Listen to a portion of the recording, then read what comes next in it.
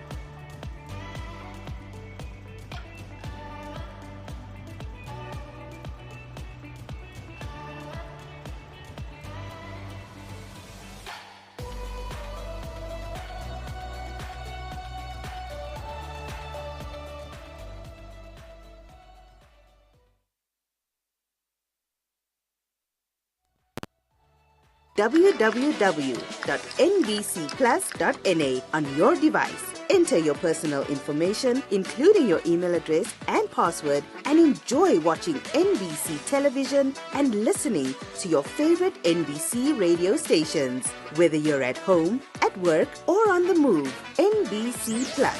It's global.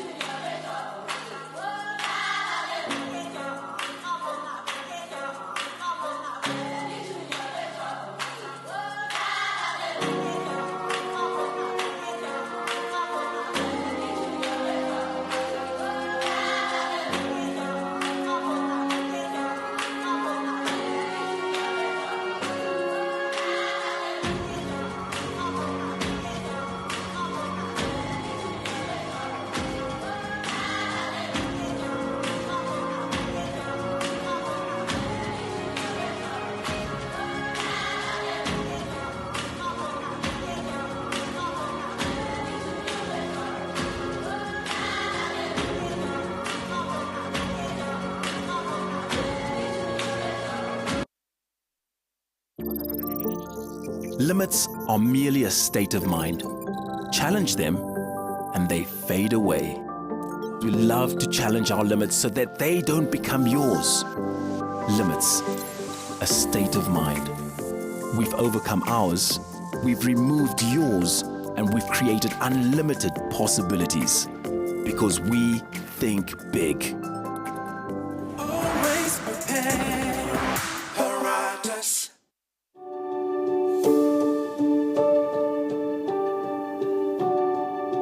Since establishing its presence in Windhoek in 2005, Huawei Namibia has been at the forefront of driving technological innovation and growth in the country.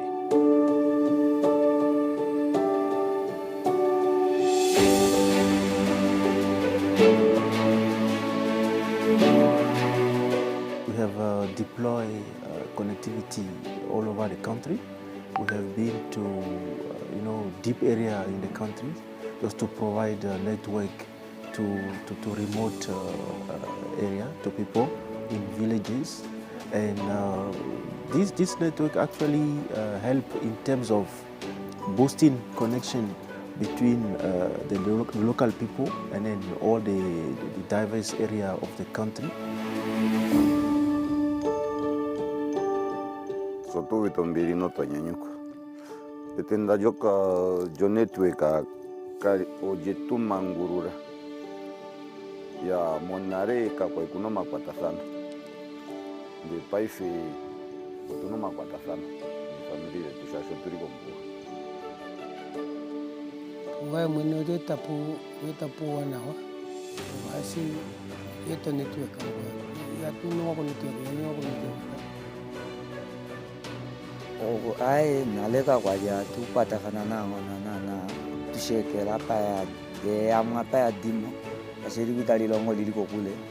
Mala pese atamangulu kalela.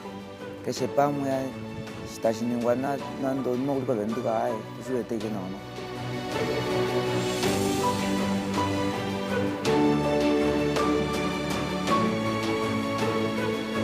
Over the past 19 years, Huawei has played a pivotal role in advancing Namibia's ICT infrastructure, contributing significantly to the nation's digital transformation. With a commitment to fostering local development, Huawei Namibia has indirectly created over 500 jobs, further strengthening the country's workforce. In 2023 alone, Huawei made a substantial economic impact by contributing more than $3 million in taxes to the Namibian economy. As we look to the future, Huawei remains dedicated to supporting Namibia's economic progress through continued investment and innovation.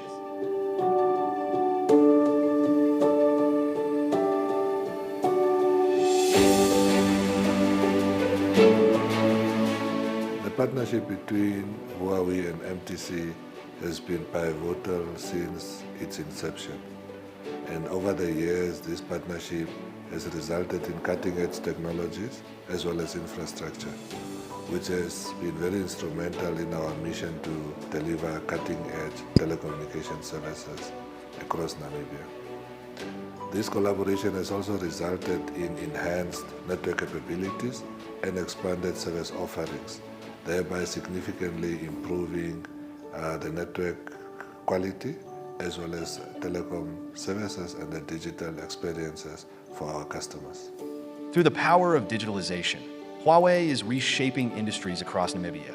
In the mining sector, our cutting-edge digital solutions have enhanced security measures and optimized production efficiency, setting new standards for operational excellence. We work with the ELT network quite closely to the move for trailers for blast repositioning of the microwave, and then of course the fiber on the remote sectors and installations, and then the overall maintenance. Keep life of the network.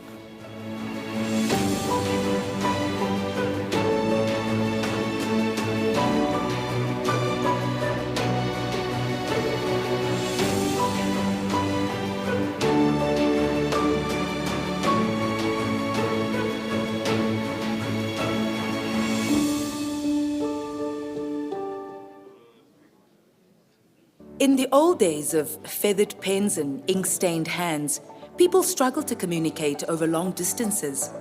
They walked miles to deliver messages or relied on letters passed hand to hand. In 1995, the Mobile Telecommunications Limited, better known as MTC, took root in Namibia with the aim to make communications easier and open Namibia to new opportunities. Today, MTC is not just a telecommunications provider, but a leader in the technology space, a digital enabler of choice with the vision to drive an inclusive Namibian digital economy.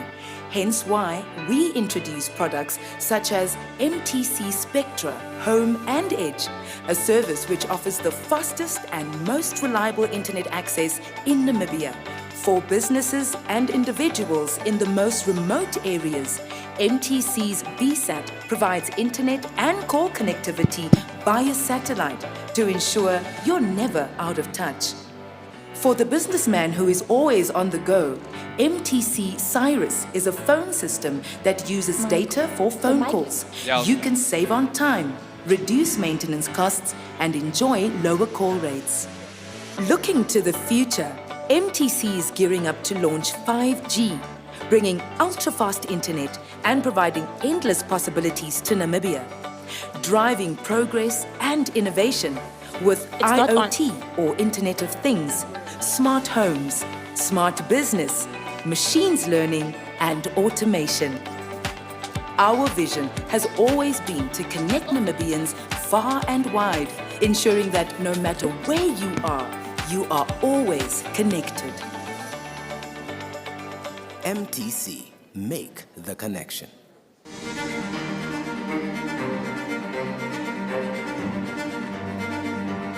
We are vibrant, we're engaging, we're current and daring. We care, we love, redefining the me family.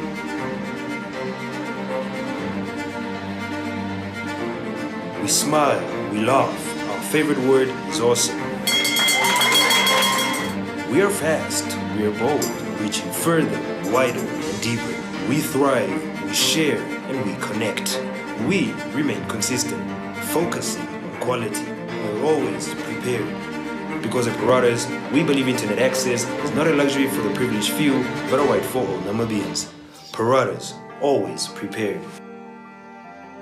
NORAD Electricity operates within the ESI industry as licensed by the regulator. We are a distributor and we distribute and supply electricity. We cover about 8 regions in the northern part of the country. That is namely from Opuo all the way to Zambezi region. For us, being a rural-based supplier, communication is key, and the leveraging of technology is the easiest and cheapest and most effective way for us to reach our customers.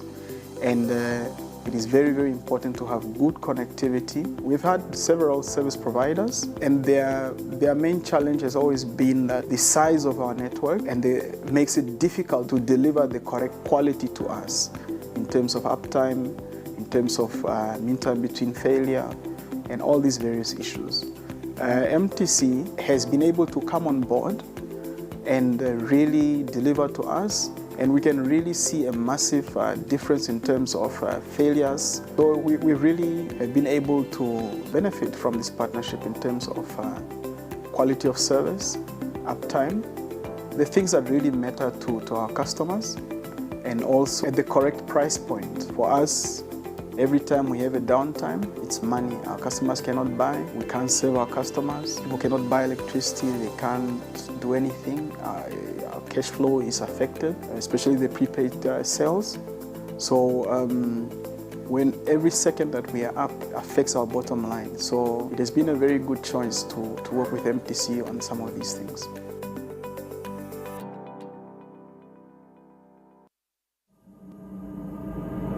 An incident has occurred and paramedics are on scene. What is the perspective of a mother covering her child's eyes from witnessing the horror? What is the perspective of an officer trying to piece the incident together?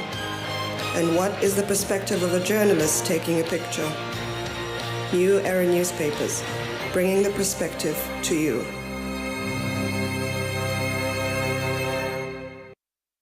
Even with the latest security technology, the increase in zero-day attacks creates perimeter security challenges. Ransomware can cripple entire infrastructures, resulting in weeks of downtime, significant financial loss, and exposure to extortion and sensitive data leaks that could harm your brand's reputation. Sooner or later, an attack will slip through. How will you protect your most valuable assets? Your data. Introducing Bullwall Ransomware Containment. Bullwall contains an active ransomware attack in seconds. It stops data encryption and exfiltration. Bullwall uses 28 sensors and machine learning to monitor file activity and identify abnormal events. When Bullwall detects malicious encryption, it stops the active attack within seconds, quarantines the infected user and device, and protects your critical IT infrastructure and data on premises and in the cloud.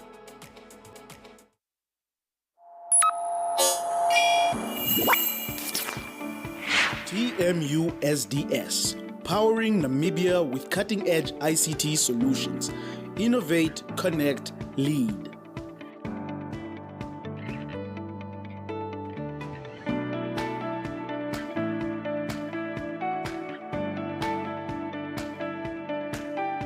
Future-proof ICT, powered by TMU.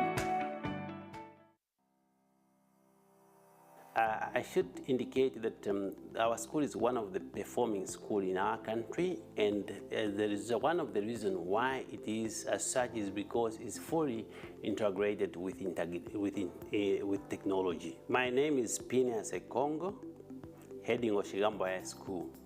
Oshigambo is an educational organization that provides education and academic services to our students. Nowadays, students are more on technology. If you want the student to pay attention to your teaching and learning, to your lesson, if you want the students to concentrate, it's only once you are integrating technology in your lesson. And that's one aspect that have to be really, really considered. Now, education nowadays is no longer about textbook and an educator or a teacher. It is about other aspects that have to be looked at. And for us to have all the resources, we have to gather all the resources only through connectivity, internet connectivity. Because you see what is happening with MTC. Now, number one is speed. Number two is reliable. Number three is stable. Number four is the team. Now, we are talking about support. Whenever we happen to experience a very little problems and then you have to give them a call, now the team will be available, and after all the problem is rectified. And that's exactly why we decided to say MTC is the best for us.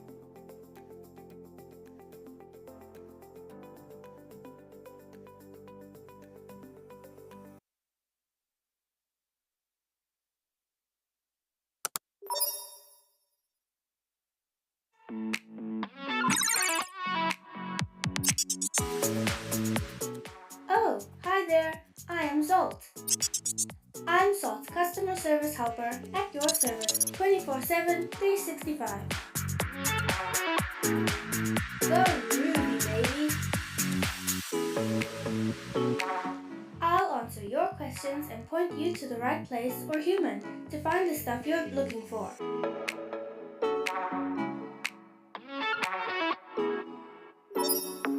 Visit Zolt.na today. 1, 2.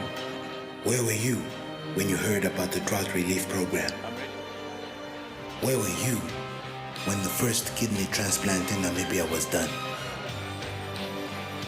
Where were you when businesses were looking for employees? Where were you when the president announced the Harambee Prosperity Plan? Wherever you were, New Era made sure that you were informed.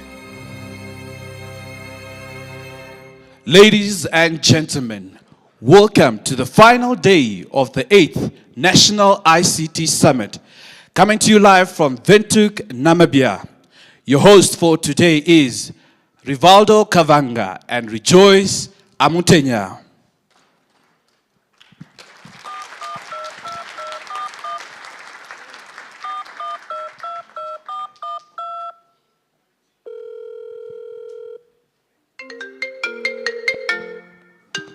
Ozala. Hi, Rivaldo. I Rejoice. How are you? I'm fine, thank you. How are you doing, Rejoice? I need your help. What's wrong? Our assignment is due tomorrow. And? Send me the answers, Mos. Aye, ChatGPT, AI. Fast. Chat what? ChatGPT. What's that? It's an artificial intelligence tool that does everything for you. You are joking, man. It can write your assignments. It can write long paragraphs to your boyfriend or your girlfriend. It does everything. So I'm sleeping on the internet? You are sleeping on the internet. Everyone in the room is using ChatGPT. Oh, wow. AI as he saw.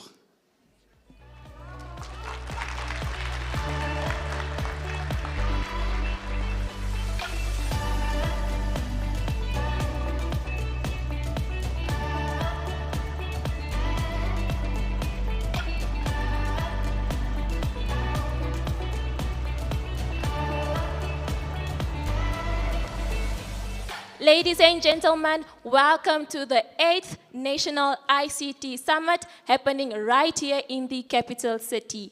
Most, if not all of you, have been here with us for the past 2 days, and for that, we just want to thank you for being a part with us, contributing, participating, and being part of the conversation on the crucial topic of AI and digital transformation. Yes, and we are here today to see how young people fit in the era of digital transformation and artificial intelligence. We want to know, what more can we use ChatGPT for? Is it just for assignments? Can we use it to type up our CVs, or can we use it to also type up very important documents that we're using? And that's why all of us are here today, to build resilience in the era of digital, to build resilience in the era of digital transformation and artificial intelligence. But Rivaldo, I think we're forgetting something very important. What's that, Rejoice? I think it's only right if the audience know who their MCs are for the day. Oh yes, definitely. So I am Rejoice Amutenya.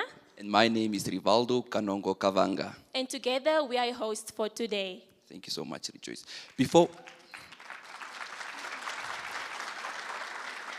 Before we start, I'd just like to acknowledge the presence of some of our important guests in this room. We are all important, but these guests, they are on another level. I'll first start with our Honorable Deputy Minister of Information Communications Technology, Honorable Modestus Ambutse, the Honorable Members of the Parliamentary Standing Committee on ICT and Innovation, members of the diplomatic community, Dr. Oran Mar, the Executive Director of the Ministry of Information and Communications Technology, captains of industries, management and staff of MICT, distinguished guests, esteemed stakeholders, members of the media, and most importantly, our young people today. Thank you so much for being in this room with us. And before we move forward with the program, I just want to remind everyone to keep your friends, colleagues, and family members in the loop. They can tune in online on the MICT's platform pages.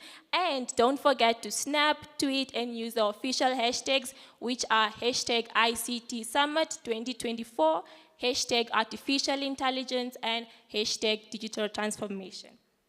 Yes, most definitely. I'd also like to remind all the young people in the room today that we're in the era of digital transformation and artificial intelligence. When Rejoice told you guys to snap and post, that's because there's something exciting that's going to happen towards the end. So I'm not going to say what it is. Might be a flight ticket to Cape Town. Rivaldo, you don't know how to keep secrets. Oh, my apologies, my apologies. All right, so now we will start with the official program. Our first speaker this morning needs no introduction, but we will do it anyway. So to officially welcome us to the last day of the summit, we have a distinguished leader with sound experience in managing complex teams, intergovernmental, public service, and non-governmental organizations. And to put the cherry on top of the cake, he holds 5 postgraduate degrees. Please put your hands together for Dr. Oran Mar, the Executive Director for the Ministry of Information and Communication Technology.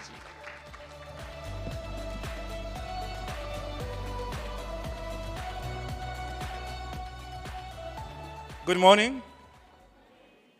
Okay, let's start with the young people first. Good morning. Good morning. Okay, let's go to the elder ones now. Good morning. Good morning. Hey, we are outnumbered here, you know, so. It looks like, Deputy Minister, we are endangered species now. When I said young people, I really meant those who are young. So please don't interfere in the elders' issues. Let's start again. Can we hear the elders? Good morning. Good morning. Okay, let's go back to the young people now. Good morning. Good morning. Okay, now this is the youth day now. Huh? That's what it means. I would like you to do a favor for me. Take out your phone, everyone else. Take a phone. Take out your phone. I suppose young people have phones, isn't it? You don't have the money to buy phones. Please take out your phone, and I'll explain to you what is going to happen. Please take a selfie of yourself. Take a selfie of yourself. Not a Kamatoka, what is this phone called? Kamatochi. Yeah, that one will not work. We need a serious phone. Please take a selfie of yourself. Okay. Now, later in the morning, we are going to display a code here. So you need to scan that and then send the picture that you have taken of yourself. We are going to run that through here on the board during the course of the day. Proof of presence that you were here. Yeah? You might have told people you came to the ICT Youth Summit and we did not see you. So that's your proof that you're actually present. Having said that, I would like to welcome you to the final day, which is a day dedicated to the youth. The youth are the pioneers in creating change in the ICT landscape. Can I hear your presses now after you've taken your pictures? This day is really dedicated to you so that we can see your creative ideas, creating content, creating solutions for the problems that do not yet exist. That is the idea of ICT.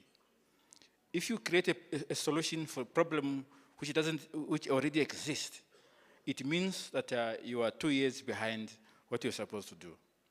Remember how COVID came? We didn't have a solution for it. So we struggled for almost 3 years because we did not think about solutions for problems that are yet to come. We create solutions for problems that are already with us, and that's not good. So I wish to challenge you throughout the day today to showcase the things that we do not know about. It's not a problem, it's not knowledge if we already know something. To pioneer knowledge is to create knowledge that we are not aware of. We want to figure out how can youth participate in creating solutions in education? How can youth create solutions in agriculture to produce crops, to rear animals? How do young people create solutions for problems in the transport industry? I said on Monday that the cellular phone will become much more important than a car. Because with a car, you can't create other solutions other than that. But if you have a cellular phone, you can actually dial a cab. So you've created a solution with a cellular phone. You can do cellular banking with your smartphone. You can do teleeducation, telemedicine with your gadgets. So how do we find solutions for all of those problems that are besieging us? So I challenge you and see how far we can go. At the end of the day, we are going to figure out who has the most creative mind among us in the room. And those solutions lies with us. Can I now conclude by seeing those who know what the slogan for Namibia is? Yes? Someone knows something here? My Namibia? Okay.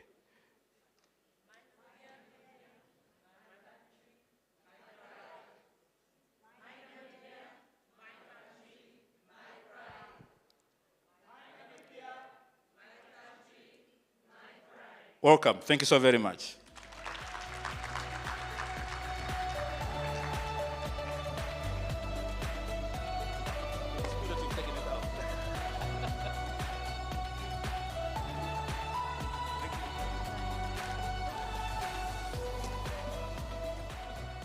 Can we give Dr. Oran Mar another round of applause, please? But I had a bit of a problem when Dr. Oran Mar was speaking, Rejoice. Just say that again, Rivaldo. I had a problem when Doctor was speaking. What's the problem? He spoke, I don't know, he asked people not to take out their Tamagotchis, and some people here in the room have Tamagotchis. So what are we going to do about that? I think, I'm not making any commitments, but the Ministry of Information and Communications Technology can do something about that. Maybe they will sponsor them, hey? Definitely. So if you have a Tamagotchi, all the people here in front, please look out for them. All right, so moving into the program, we will be launching the iSecure website, which is a cybersecurity website dedicated to encouraging young people to practice online safety, and you can also report some of the cyber cases that are going on. So let's please welcome Salt Essentials to the stage.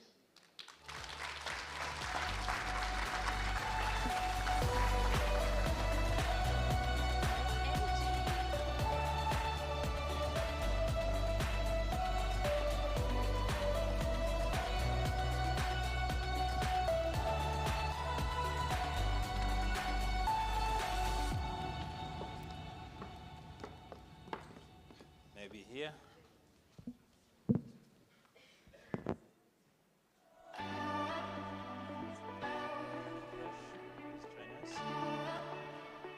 Good morning. All right, my name is Philemon Johannes. I work for the Ministry of ICT. I'm here to present to you the iSecure website with our partners. We call it Smart Partnerships. But before we get into introducing it, I just want to introduce to you how this all started. This started as an initiative of the ministry to actually do something in the space of cybersecurity. With that came the development of the National Cybersecurity Strategy. Part of the strategy is to develop the legislative frameworks and all other structures that are necessary to combat cybercrime.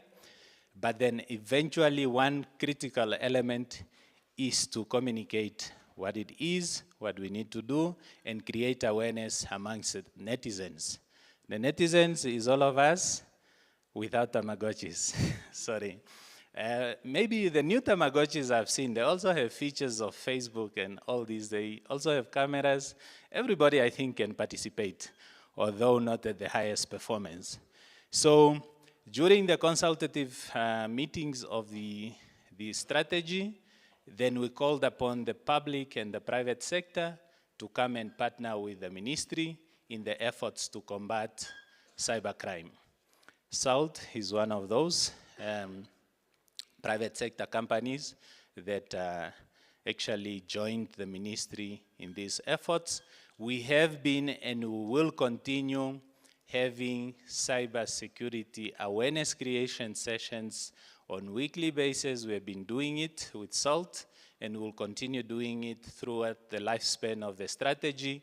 But then in addition to that, last year, those of you that were here will remember, we launched an iSecure bot. That was an AI platform built on the WhatsApp. And then that platform could actually, you can interact with it, throw in few questions, and it will eventually assist you in the best possible, provided our AI application has learned about the problem that you have. Remember, we need to teach the bots, and then they respond to it accordingly. So this year again, just before it's a year anniversary, we decided, how do we improve on that? Will everybody be on WhatsApp? No, there will be those that would want to access it from other platforms. Let's create a secure website. And then through the same website, you are still going to access the bot that we launched here last year with SALT. But let me not dilute the content of everything. Let me allow our partner to just take us through the website. Thank you. Thank you so much, Philemon. Thank you. All right, if we can have the website on the screen, please. Good morning. My name is Vanessa Maresh. I'm an empowerment specialist at SALT Essential IT. We are just going to show you around the website. You can access it by going to iSecure.na. Super easy, iSecure.na. You can also scan in the QR code. It'll also take you there. You will see that there's different components to the website, but basically the three most important components is the, just if you can just go down a little bit. There we go. We do post our cybersecurity awareness training sessions on the website, all of the recordings, so if you missed them, you can go back and review them. As Mr. Johannes said, we will be also communicating on any new sessions that we'll be doing. We do public sessions on Fridays. We're starting again in October. So all of that you'll be able to find here. Then I'm going to allow Mr. Nupresh Soni to take you through the rest of the website. This is the gentleman that actually designed the website for us.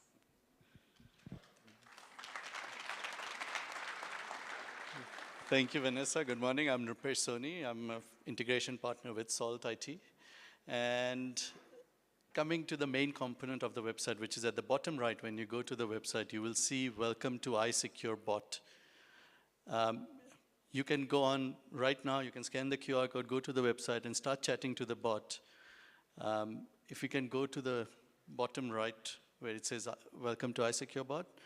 Here you can ask any questions about security, cybersecurity. If your Facebook is hacked, if you want to learn more, it can teach you about why certain things are done, what are the different types of phishing scams, for example. Or if you feel you need to protect your banking, online banking more, you can type there, please teach me some tricks or some methods to protect my banking account.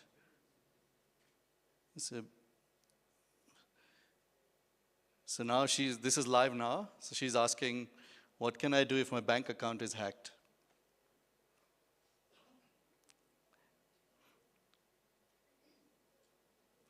And at the same time, on the website at the bottom, there's a link to the bot we launched last year on WhatsApp as well, which still works. So the same convenience of chatting to a bot is also on WhatsApp.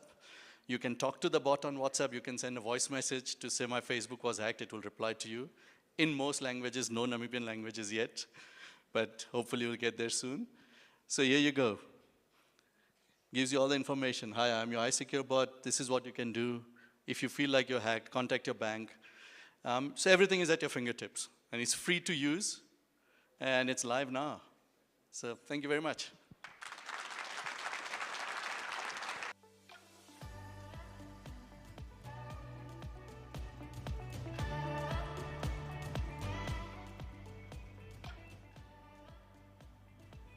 Yes, I think we are done.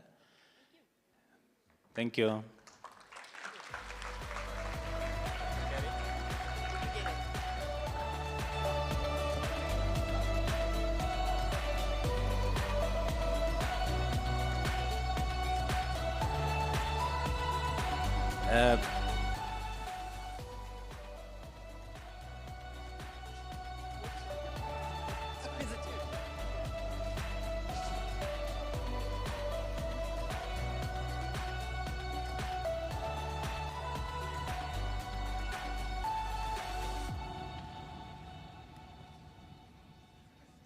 Rivaldo, Yes, Rejoice. did you hear that the website has a robot?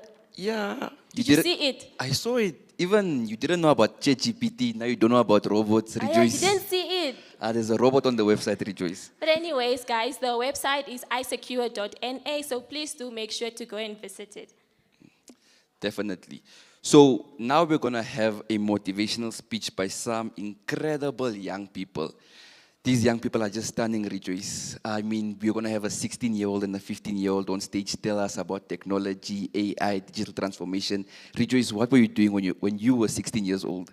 Yo, I was playing Alice. I don't know.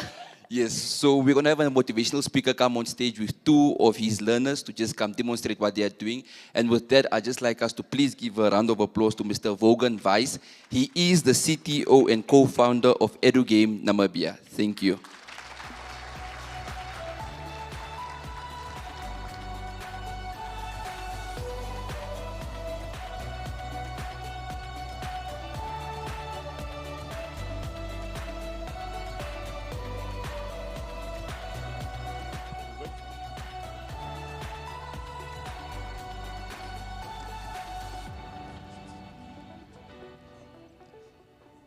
Good morning, crowd. How are you doing? So I'm just going to get started. Every day, Namibian dreams die. And they die not because of lack of potential, but because of the environment not being suitable. Not only having the necessary resources to be nurtured, but also to the point of what I'm speaking to is education and how it's not able to meet everyone's needs. Not because of the fact that people don't understand, but because of the fact that people don't look at learning disabilities that people experience, and also access to resources. And we are disadvantaged. So in an era of AI, looking at this point, how do we make sure that we are able to adapt and not die? So thank you for introducing me. My name is Vaughan Weiss again. I'm the co-founder of EduGame Namibia. I'm not going to talk too much because the focus is on the youth, not the older youth.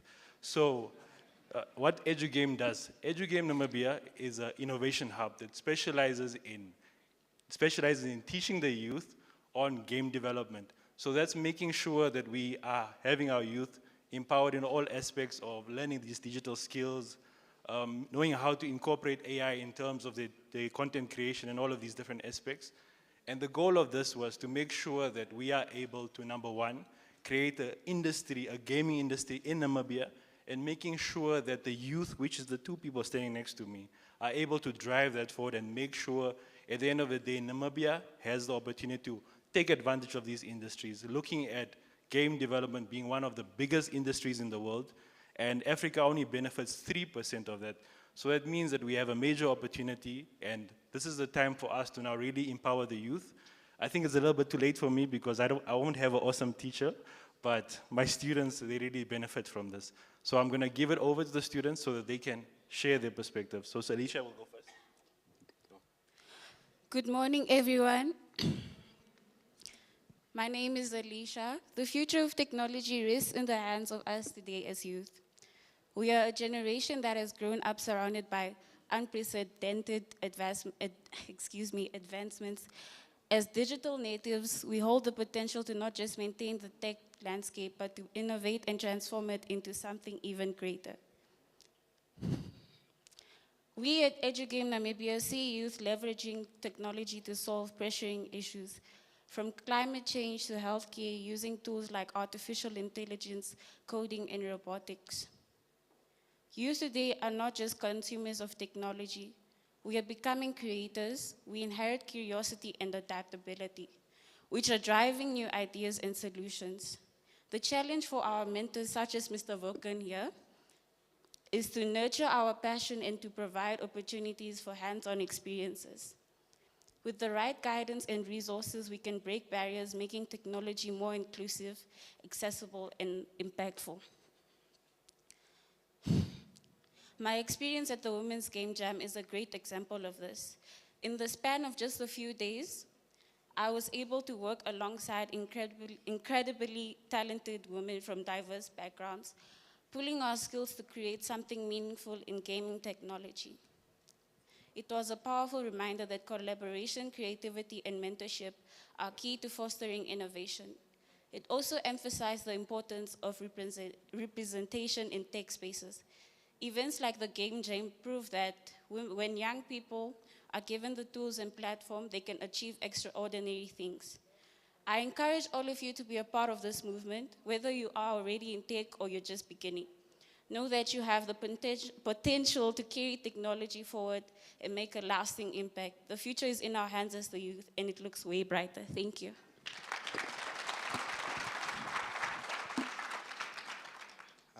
Morning, everyone. My name's Tadiwa, and if I had to just summarize everything that I've learned so far at EduGame, it's just that even if you know nothing, it's very easy to go from inexperienced to very experienced. So the way the world is looking right now, especially with AI, is that it's everywhere, no matter where you go. Farming, the medicine, no matter what you do, you're gonna find it everywhere, especially since we're now in an age where COVID has taught us that what do you do when you can't interact with people? There's only one way to interact with those people, and it's via technologies like Zoom meetings or online caucuses, stuff like that. So what I've learned at EduGame is to just be able to adapt to what the world is, the direction the world is going in. So when it comes to AI, I feel like it's very important for the youth especially to get adjusted to it, because there are currently people, like, you know, the people who made Facebook, Instagram, WhatsApp. What happens when they're gone? We're the next innovators, and we need to start now. And the only way to start now is to start giving ourselves opportunities to learn and to be able to ask questions and to just find out how to start putting ourselves in the discussion and to learn about what exactly AI is. It's not just a tool for you to go put your math homework there and then come back tomorrow and say, I'm the smartest person here. You need to be able to, A, design the structure for it and then implement ways that people can use it. So the importance of AI to the youth is empowerment. You need to be able to understand it in a way that if someone comes up to you and they asks you, hey, can you do this for me? Can you build something for me? You can say, yeah, no problem. I can make that happen. So that's all from my side.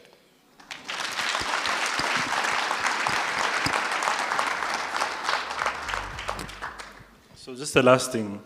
From meeting these two students and getting to see what they've done, I really have faith in the youth. And the youth just needs a platform, the opportunity, and the guidance, and they'll be able to execute amazing ideas.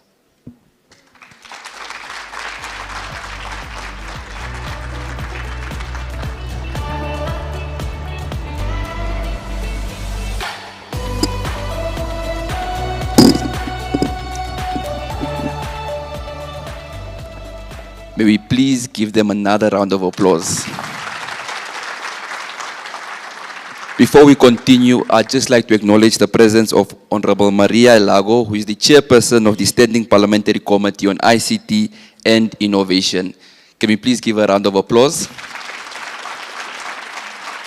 She's also one of those high-level people, if you have a Tamagotchi and you see her outside, run to her. You might get an iPhone. Yes. So reflecting on the views that were expressed here by the motivational speech, I mean, I'm just amazed. Young people at their age creating games, creating apps, and it's such an amazing thing to see because remember, Elon Musk or Mark Zuckerberg started with Facebook and no one believed in him, and here we are today all using Facebook. So who knows what one of us in this room can create today? An app that maybe delivers food or something, you know, just something that we can all use on a daily basis.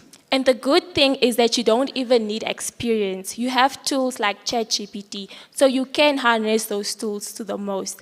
So anyways, next onto the program, we will have a QR code displayed. So remember what Dr. Mate said earlier? Did you take your selfies? You still have time? Oh, you have a Tamagotchi. Oh, I heard someone say they put on makeup now.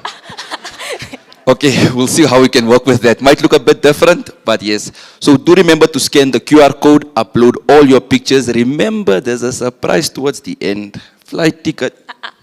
Rivaldo.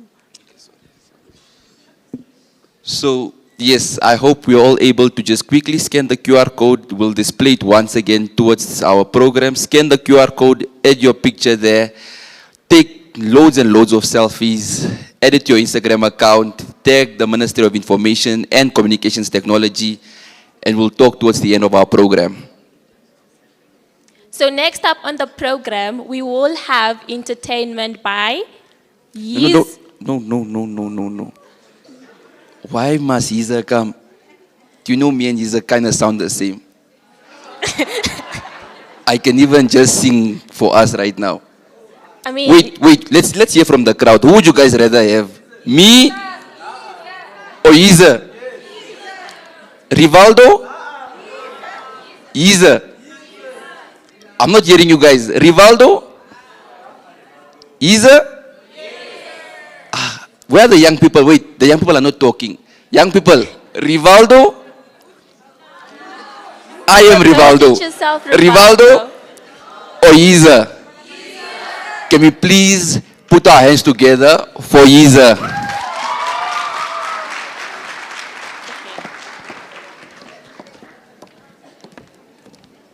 Rejoice, they don't want me to sing.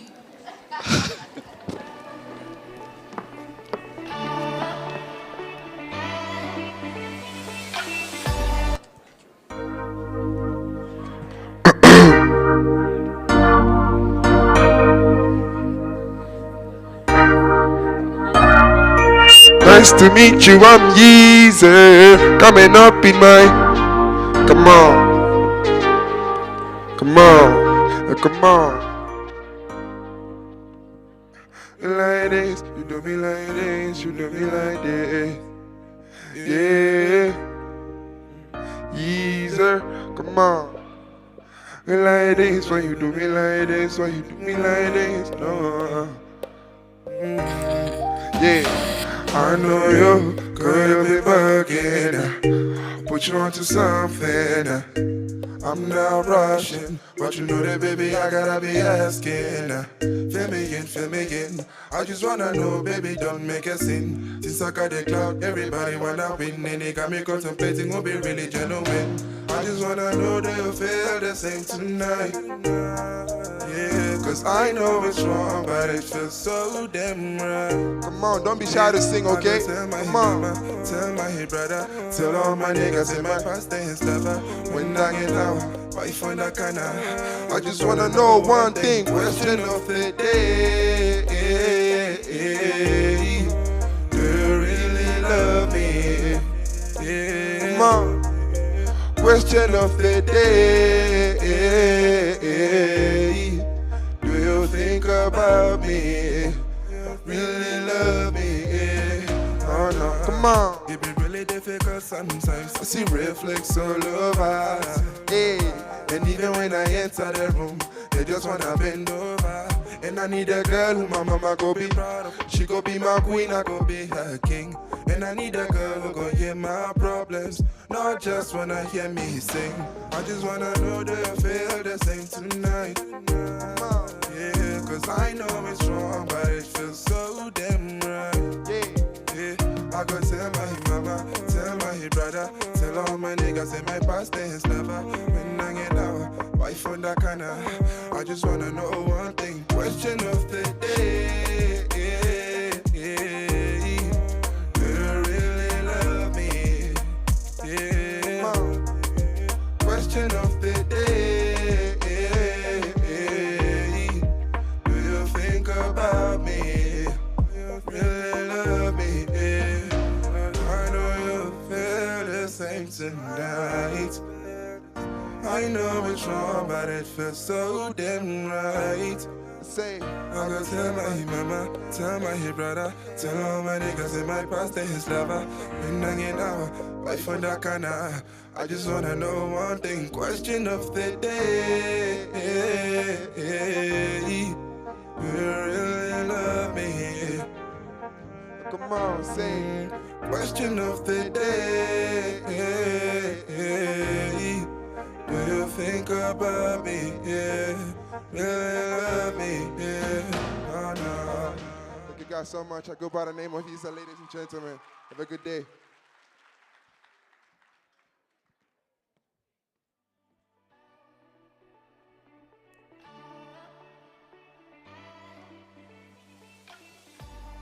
Can we give Yeezer another round of applause, please? Robaldo, are you sure you could do any better than that? I think we'll leave the singing to Yeezer and we'll leave the emceeing to me. Yeah. Yes, but up next, I'd like to introduce our next speaker, who's just going to tell us a bit more about AI and what she will be doing here today. So please give a round of applause to Ms. Linda McLeod, who is a chains of block specialist, which means she combines her knowledge and enthusiasm for entrepreneurship and technology with a collaborative and positive attitude. Her commitment to excellence, powered by her innovative thinking and communication skills, allows her to work effectively with diverse teams and deliver results that have a lasting impact. She's the acting manager of Startup Namibia and Scale at the Namibia Investment Promotion and Development Board. Can we please give a round of applause to Ms. Linda McLeod?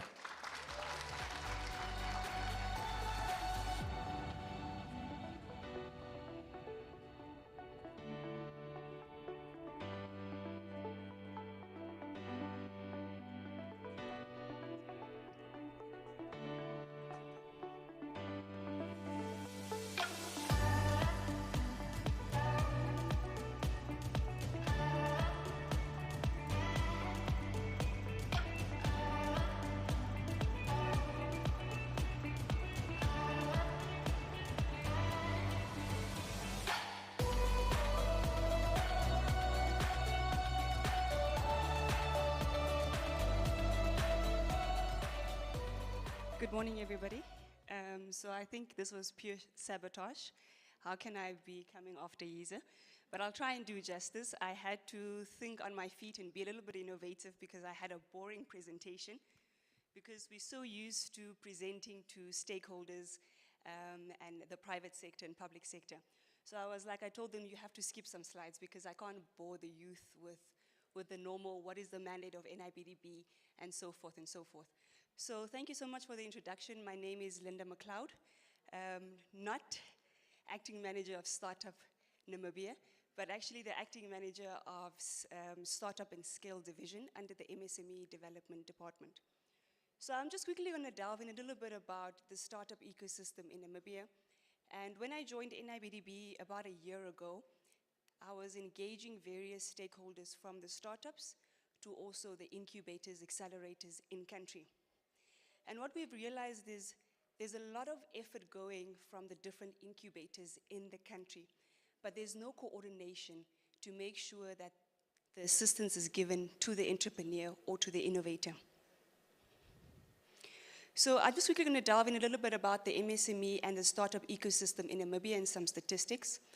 I'm going to brag a little bit about the National Digital Strategy, which also identifies the startup and creating incentives and a conducive environment, which is very important.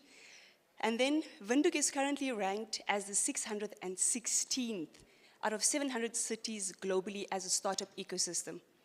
We also have the National Informal Economy, Startup and Entrepreneurship Policy. This is very important because for the first time, startups are being acknowledged in policy. And that is very, very important because for many years, there's a lot of focus on the micro, small, and medium and enterprise ecosystem. But the startup ecosystem is really a microset of that. And when we talk about this, it has a different life cycle. And what we say about this, there's a lot of prototyping, there's a lot of research that happens and piloting when you are an innovator and you are incubating and you are going through the testing and the R&D stage. That is very high risk in that time. And in Namibia currently, there's not a lot of financing models that assist the startups to go through that phase being funded. So we still have a lot of traditional banking and a lot of traditional financing in the country. So the idea here is really to sensitize the importance that we need other financing vehicles like venture capital, angel investors in the country, and we need to make it attractive. So at NIBDB, the focus areas on the MSME development is really access to capacitation, scaling, startups, building networks, policy advocacy, market access, and promotion.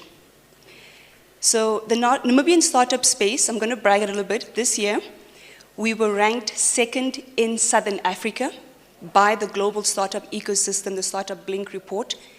We were then ranked 8th in Africa and 87th globally. That is a major achievement for a country that is seen as a nation and still emerging. So all of this work is the hackathons, it's the incubators, it's the accelerator programs that are happening, it's the Lefas of the world, it's the Pebbles, it's the Jabus. These are the guys that are really putting up those rankings for Namibia. But we need to increase this, and it's very important that we do this in a coordinated method. When you go to school, you know exactly where you want to start. You need to start at creche, pre-primary, you go to primary, you go to high school, and you go to university. It's important for an innovator to also understand, where do I need to go at which stage? If I'm an incubator, I'm prototyping, I'm proof of concept, where do I go? Same rule applies. There's a pre-primary school, there's a high school, there's a university, and so you graduate. At each stage, assistance is needed. And that is why it is important for us as public sector to understand same methodology applies. That support needs to be given to an innovator and an entrepreneur. We already have in Windhoek a lot of incubators in country, around 13 to 14. But they all are bulk really more in the incubator stage, which is early stage. There needs to be, that gap needs to be filled. Because what happens if you finish the hackathon, if you finish being incubated, you need to graduate to high school. There is no high school players, there are no university players, and also there is no stationery to assist you in that time. So that's where we need to fill the gap. So what we try to do is, obviously in Namibia, the opportunities and challenges are there. Existing challenges, limited startup funding, and infrastructure. Where can a startup just go to do a little bit of work? Where there's internet, where there's a place, where it's safe, and where there's culture and vibrancy. I had to put on my sneakers today because I knew it's the startup space, right? It's different, it's entrepreneurial. So there's a culture that comes with this startup ecosystem, and we need to cultivate that. And we need to make you feel safe. And that currently lacks. How can we take a building and transform that into a place where a startup can walk in and literally just work safely and innovate safely? Then there's the Windhoek centralized ecosystem. Everything happens in Windhoek. All the players are in Windhoek. All the activities are happening in Windhoek. So currently we have a problem where most of the startup ecosystem is really centralized in Windhoek, and we need to scale outside. We talk about scaling to the world, but we need to make sure that we're inclusive of our rural communities and other towns. Then there's insufficient skilled talent. We talk about AI, we talk about blockchain, we talk about all these things, but how many people can really work in those spaces? We know the wording, but can you really do the work in those dedicated technologies? And then there's limited risk-taking capital and culture. People are just hesitant to take the risk. So I'm not going to bore you a lot with that. What we try to do is we want to capitalize on what we do have. We have natural resources, meaning we are the perfect destination for hardware technologies. We have the resources and we can do it. Let's start thinking of not just the software startups, but also the hardware startups space. And then there is a strategic geographic location as a gateway to Southern Africa, and so forth and so forth. So, when joining NIBDB, spoke to various players, common pitfall. Everybody works in silos. So there's a commonality that players are competing for the same bag, and that's what we picked up between the incubators and accelerators. We even compete against the fellow startups because there's not a lot of risk capital in the ecosystem. So how do we want to try and solve this? We want to try and solve this with creating Scale Up Namibia solution. So Scale Up Namibia is a strategic intervention to address existing challenges and propel the growth of sustainability of Namibia's startup ecosystem. What do we want to try and do? We want to put all the 14 hubs and other hubs joining under one coordinated effort and understand who's taking up which space at which level and what support is needed. And then we'll be able to identify how many are in your cohort, how many is in your alumni, how many is in your program, and in this way we'll start tracking. We're currently working with World Bank to have a dashboard live, hopefully before the end of this year, that will be able to track and also showcase the entrepreneurship ecosystem within Namibia. So,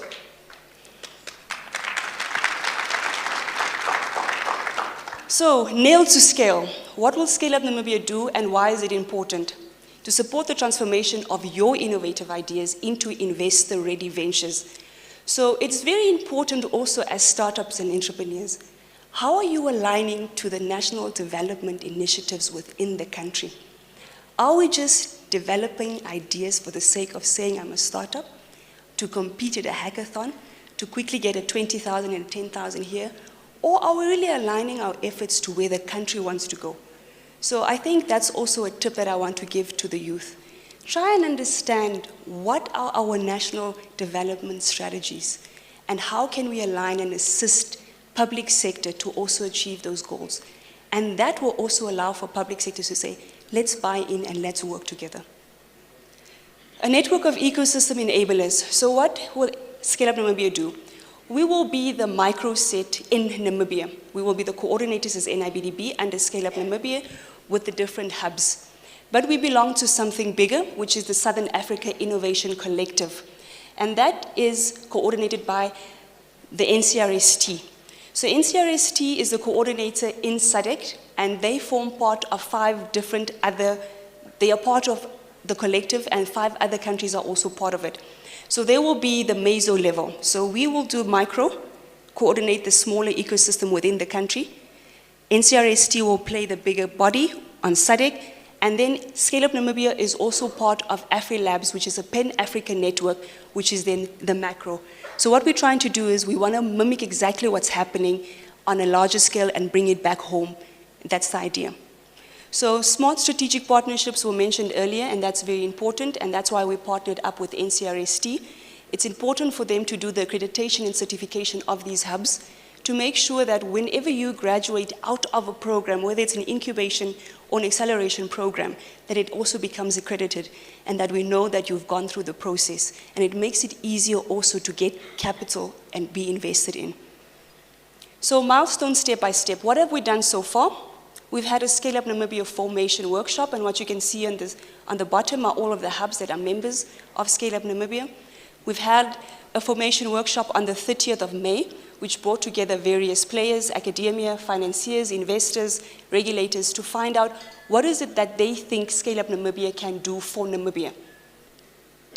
We need to promote and facilitate investment. These were the key findings. Hubs need to better showcase the benefits for corporates. That came from private sector.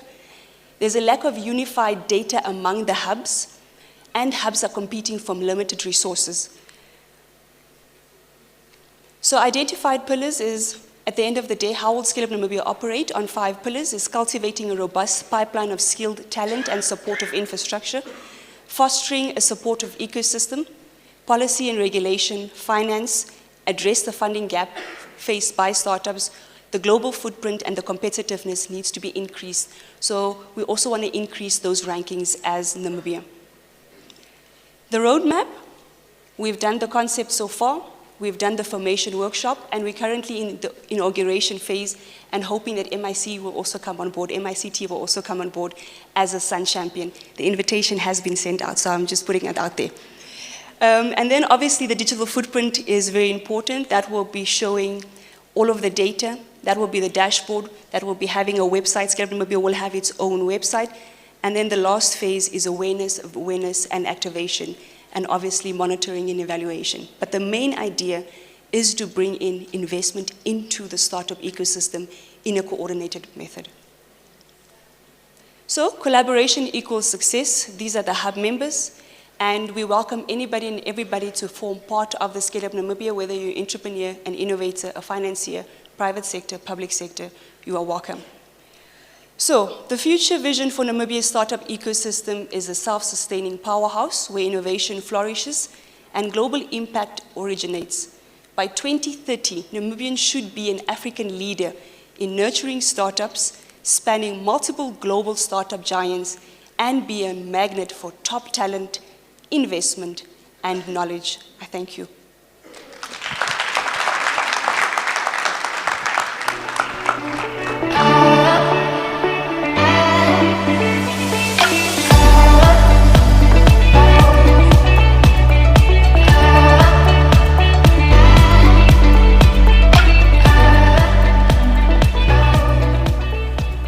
You know, Linda and I first met 2-3 years ago in South Africa. We came together to co-create solutions that are aiming to combat corruption. And just yesterday again, I was at the African Union MSME Forum that's also happening here in Windhoek, and she was co-facilitating a session. So I just want to say that the growth that Linda has embodied in her, I'm super proud of you. So can we please give Linda another round of applause, please? So Rivaldo, I'm being told that it's only Dr. Mate who uploaded a selfie when we displayed the QR code. Only Dr. Mate?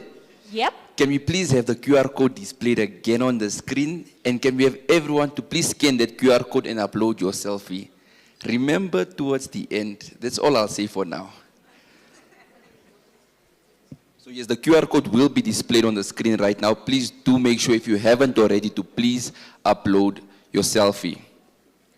All right, ladies and gentlemen, for those joining us, welcome to the third and final day of the 8th National ICT Summit. So right next, we will be diving into my favorite part of the program, which is the panel discussion, where we will know what is in it for the youth. So can we please give a round of applause to the moderator, who will also introduce her panelists, Ms. Felofelo Rampaga. Can we please give a round of applause? Okay, the panel discussion will start shortly. In the meantime, please just be briefly patient with us. We'll return shortly. Thank you. Don't forget to remember to scan the QR code. Rejoice, did we take a selfie? Oh.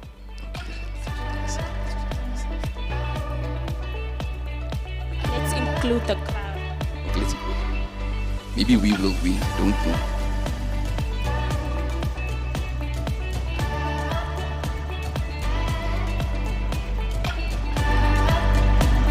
Can we all see your smile?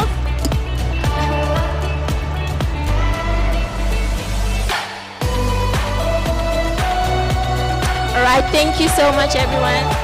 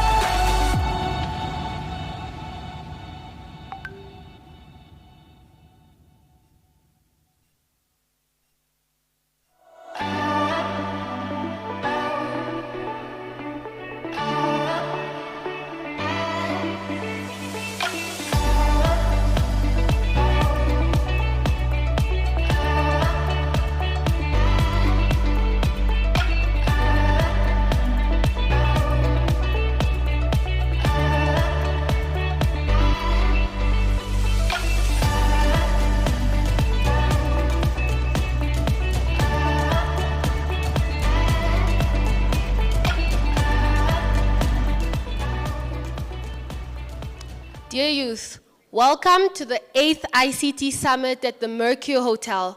Today, we're joined by 3 experts who have taken their time to come share their knowledge with us.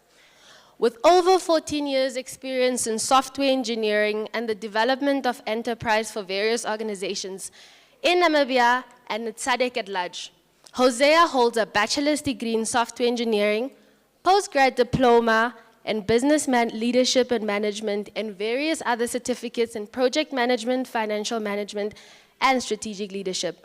Ladies and gentlemen, let us welcome Hosea Kambonde.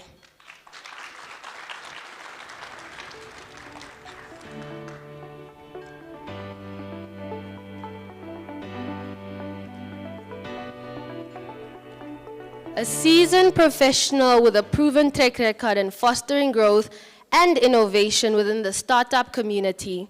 Her expertise in blockchain, climate tech, and technology, combined with her strong communication skills, make her a valuable asset in driving positive change. Linda consistently demonstrates her ability to collaborate effectively and make a meaningful impact. Let us put our hands together for Linda McLeod.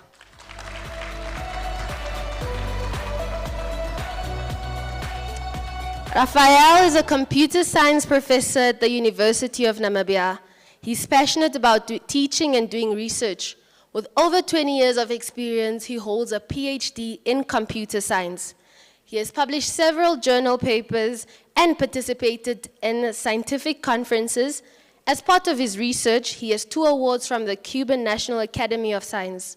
His research interests are related to graph theory. Ladies and gentlemen, let us welcome Rafael Rodriguez Puente.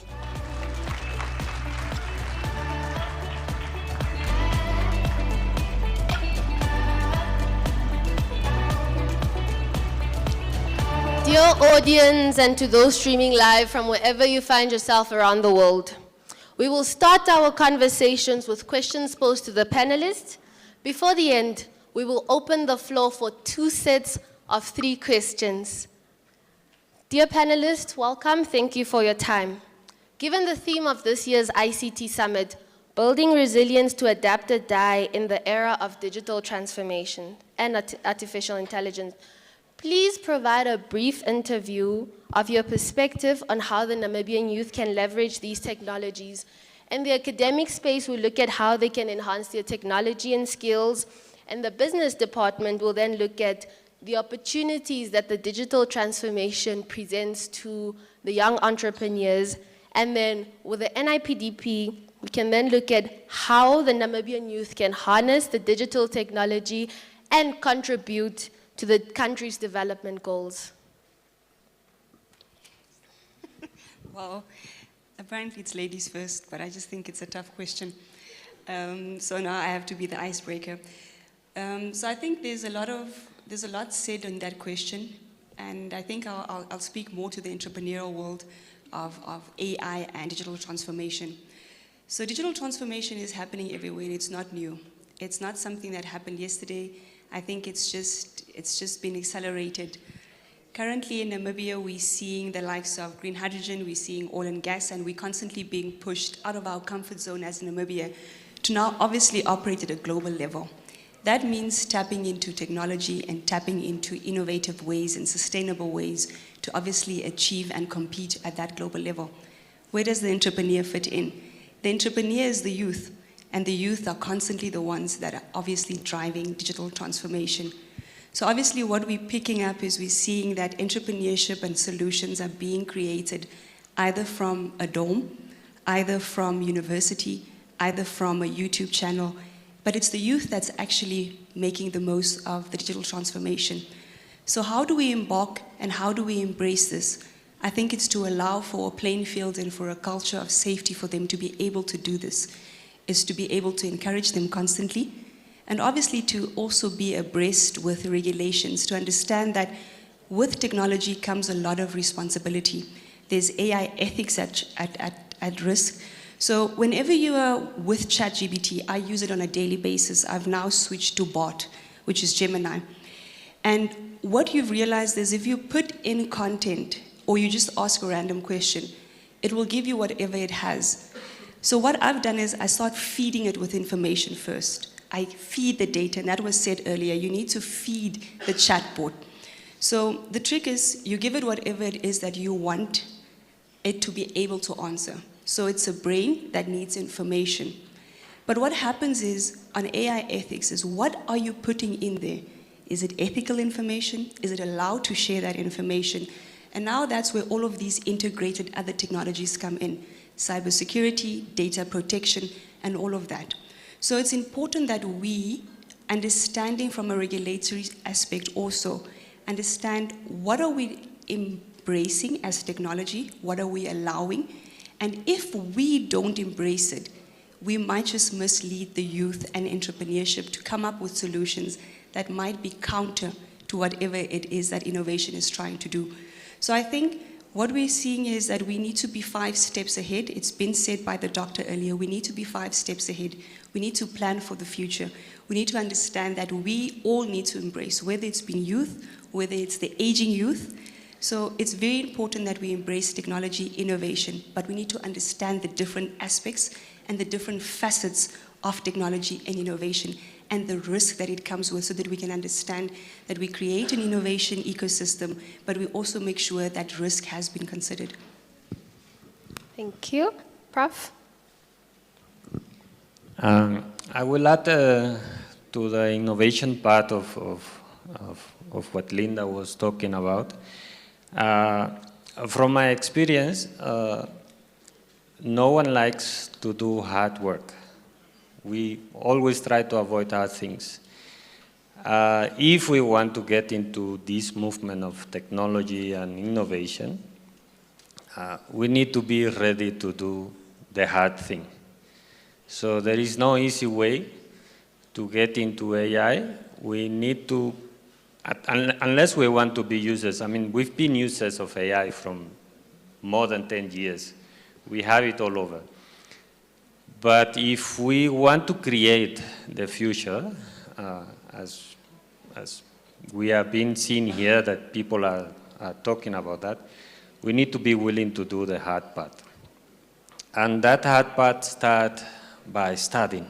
I know it's a word that most of the youth don't like, and I know it because I'm in touch every day with the youth.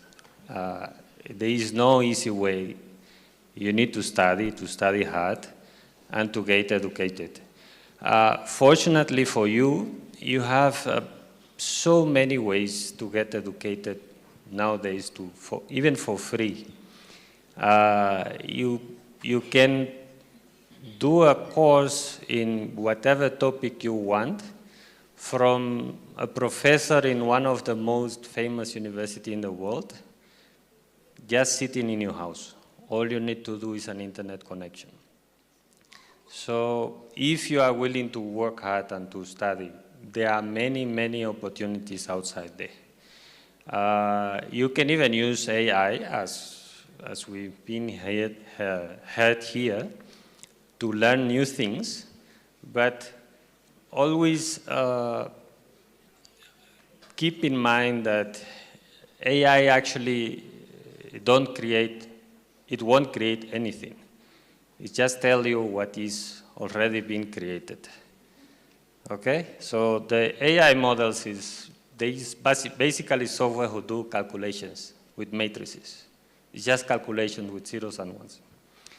So if what you are looking for is facts, AI is a great place to be. Like, for instance, we've seen the chatbot about cybersecurity. There's many documentation about,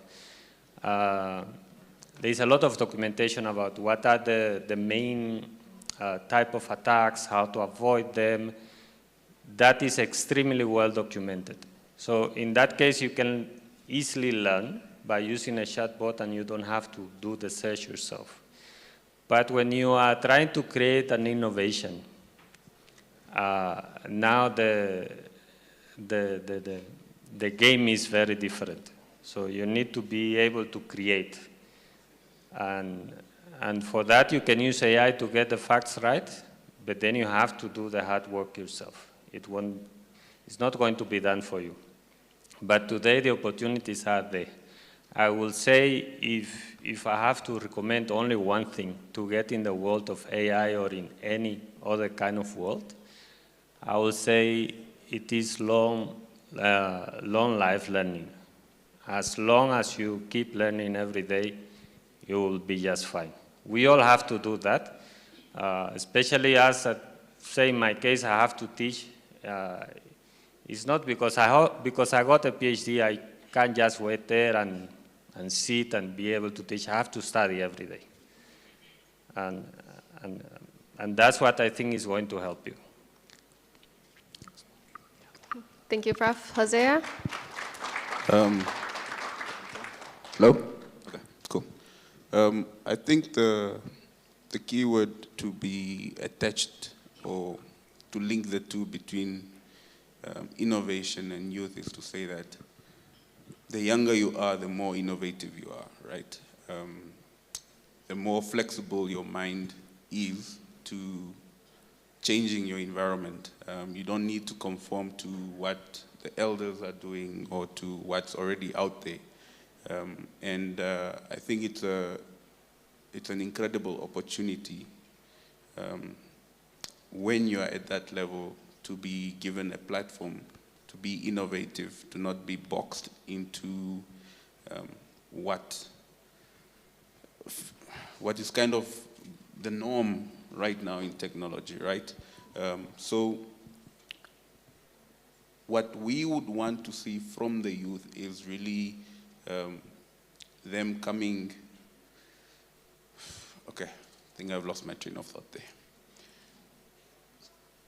I think with AI and the youth, be innovative, to not conform to what is already out there, challenge everything, do as much research such as what Prof said, and then us within the industries that have already been working on the industries.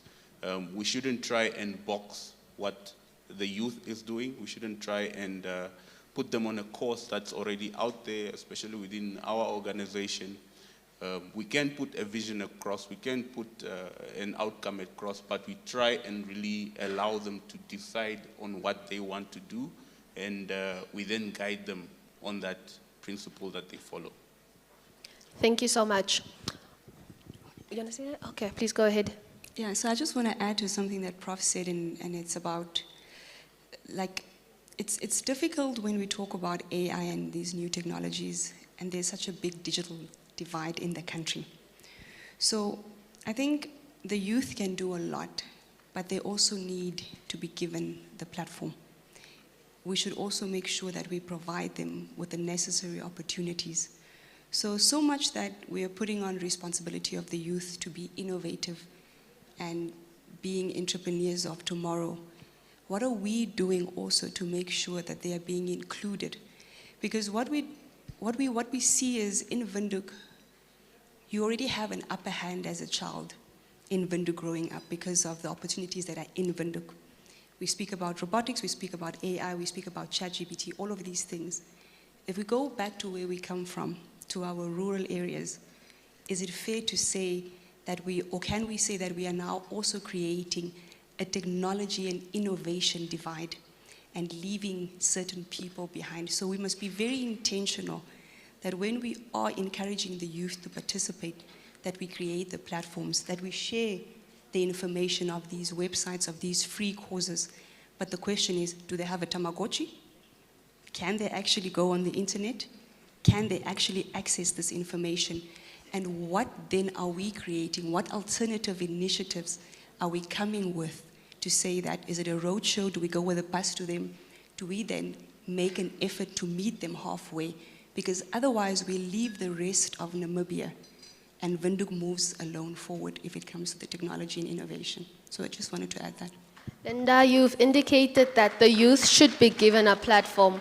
What has the NIPDP done to create this platform for the youth? How do they then approach the youth in the rural areas? And on top of that, there's this stereotype that all the youth in Namibia have access, but not everybody actually has access. How do we then ensure that all the youth in Windhoek also have the access to the information and are also communicated with and guided throughout the whole process?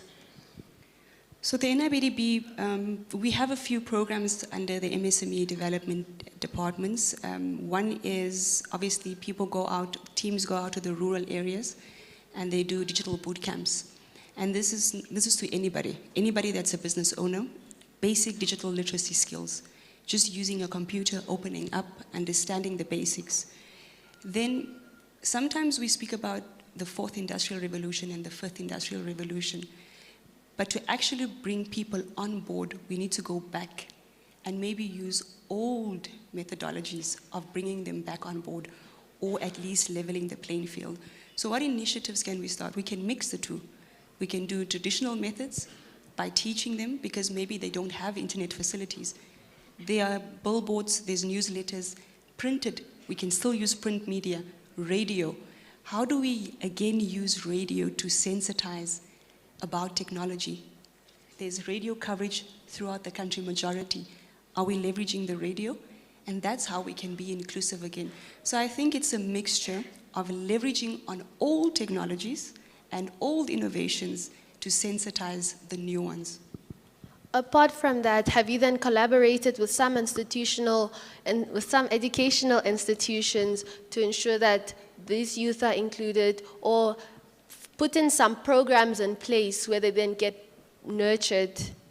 So I won't speak on all the hubs, but there are various hubs that are really trying, and they go out to the different regions and they try and do it virtually as well, if they can't have a footprint, because these ecosystem support organizations, whether it's an incubator, they also need financing, and they also need to maintain their operational costs. So once again, it is all about financing. It's the backing of everybody.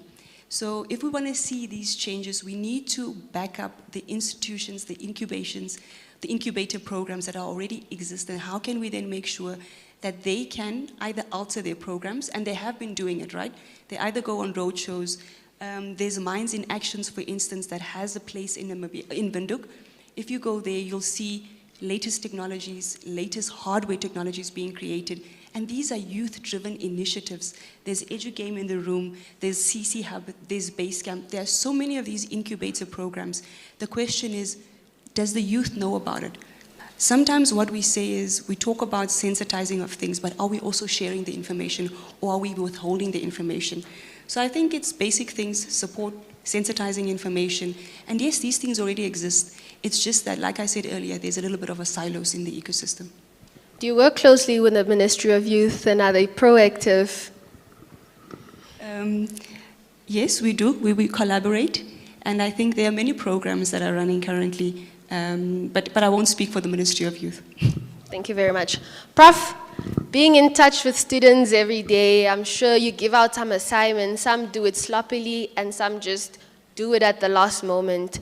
One way or another, you're able to detect that this is AI, but also then universities are implementing or AI and plagiarism detectors. How can then students utilize AI to manage academic integrity? Okay, how can the students then leverage the capabilities of ChatGPT to enhance their learning and research without compromising academic integrities?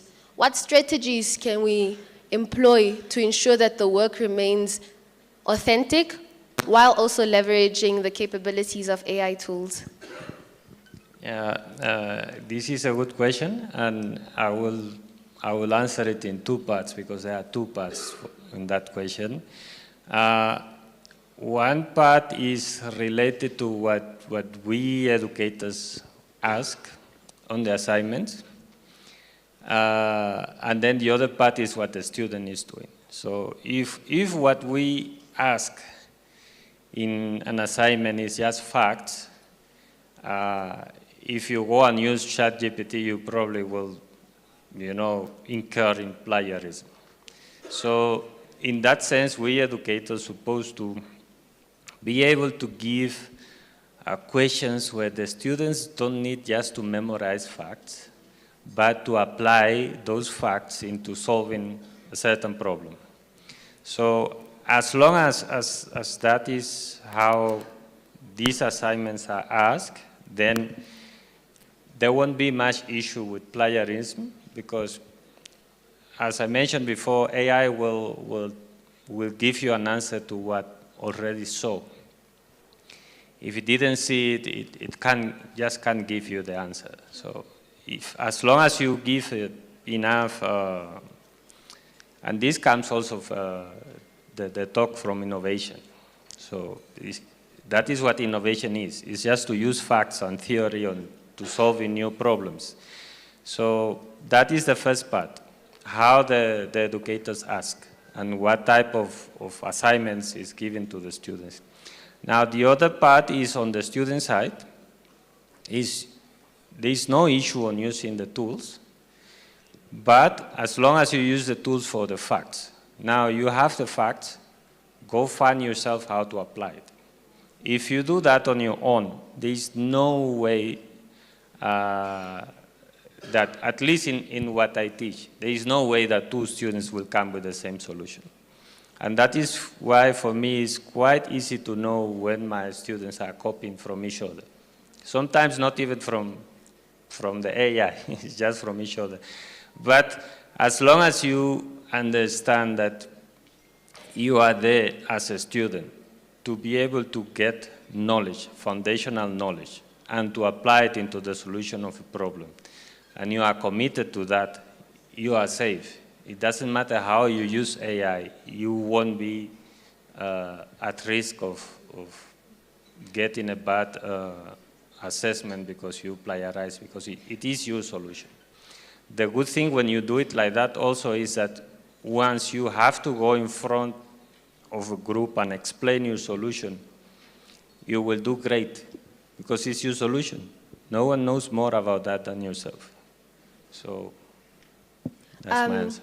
Being a computer science student myself, I've noticed that when I use these AI tools for mathematical modules, the solutions are often different and it's often harder. It doesn't always make sense. Whereas with the theoretical stuff, it is then easier. Most of the information is just given out there. How can we then use these AI tools for the mathematical modules, especially discrete math?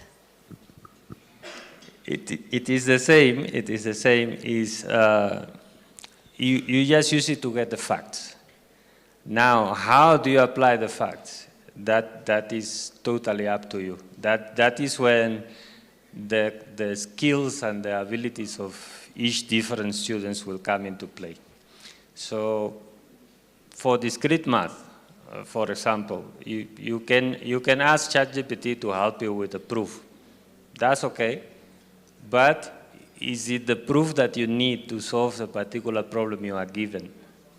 Then that you have to know it yourself. Because now with the development of large language model, you can interact with the bot like you are interacting with a person, but the problem is that is only the interaction, the way of communicate, that is purely grammar. Now, the knowledge that you are going to get out of the chatbot is based on how the chatbot was trained. And it's based on the fact that we used it. That's why one of the main issues with the artificial intelligence is that sometimes the answers you get are not correct. Now, if you get the facts right, you will be able to assess whether the answer you are getting is correct or not. But you need to know the facts.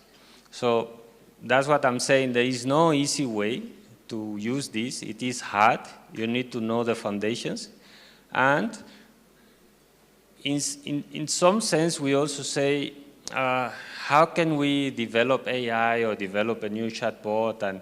And we just talk about AI, but we forget that to go there, we first need to talk about mathematics. We then need to talk about programming. We then need to talk about algorithms. So there are a lot of things that comes first. And I think it's also a good moment to take on what Linda said about the numbers of the industrial revolutions. You cannot aspire to be in the 5th industrial revolution if you are not in the 4th. It's like trying to start building a house from the roof down. So it just doesn't work. Thank you, Prof. Hosea, as Namibians, we are the biggest consumers of technology. How can we position ourselves as innovators and competitors on the global stage? Okay, I think before we go to global, we first need to start nationally. And then it's something that Linda also mentioned.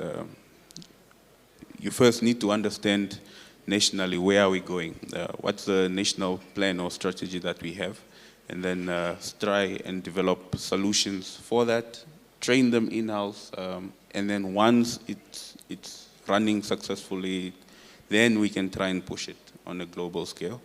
I think it's about time we really start to, as a country, identify certain areas where we can come up with our own software products or any ICT products that might help nationally, but have an opportunity on the global stage as well. So I think that would be the first step towards that.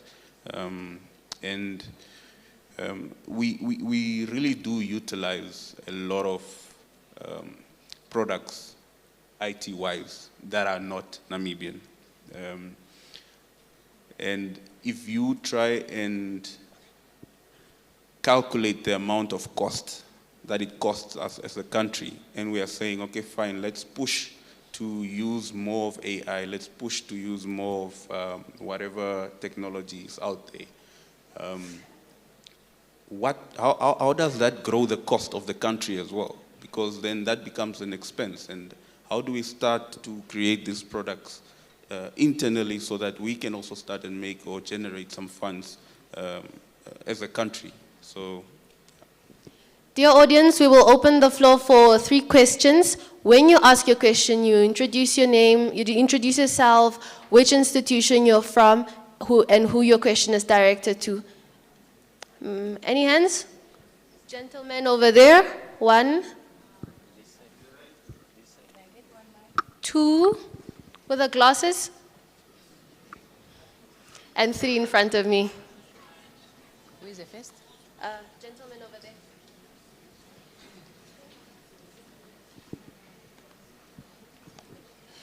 Morning.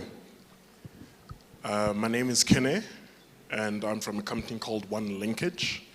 We are an AWS Advanced Tier partner, and we primarily work in the ESD space, that's the Enterprise and Supply Development space.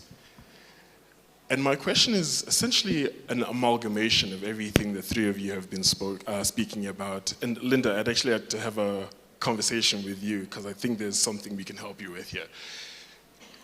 But in being here for a moment, I think the last 3 days, when we talk about digital transformation and AI, and then compared to the rest of the world, you start to see a chasm of a difference between where Namibia is and where the rest of the world sort of is. So I think my question is this then. When we talk about AI, we're leaving a lot of the sort of basic principles behind. Data being the fundamentals of LLMs and AI. So what is Namibia doing in terms of data and data analytics and cloud technology? Because you can't really talk about AI without cloud technology. You can't talk about AI without LLMs. You can't, we're not there. And ChatGPT is not the limitation of AI. It's there. But I think we're limited in our thinking and thinking that ChatGPT and Copilot are the epitome of it. What is Namibia doing in that regard?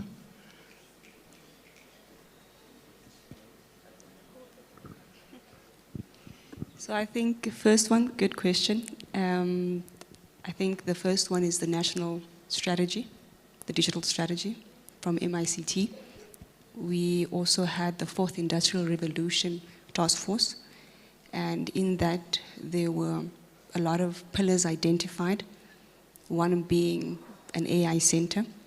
So I think the country has good strategies in place. I think it's now the onboarding of either private sector, investors, other stakeholders to make this happen. Very good point is data. And yes, ChatGPT is but a buzzword, and it's just the surface. But Namibia is rich with resources and land. We went to Mauritius somewhere in the year, and they're an island, but they have mastered ICT and the financial industry, fintech. They've capitalized on being very specialized and focused. And I think what we can do as Namibia is maybe not what we're doing, but what we can aspire to is even green data centers, right? Because we are going as an energy hub, we are moving into the green space. So there's a lot that we can do. The question is also we need partnerships to be able to do that. AWS being one of them and can be one of them. So it's also the appetite of partnership collaboration. And the biggest deficit is skills. So when we start having institutions, then there will be a demand. And the moment you have a data center, you'll start needing people to service that data center. Meaning then all of a sudden, you'll need to employ people.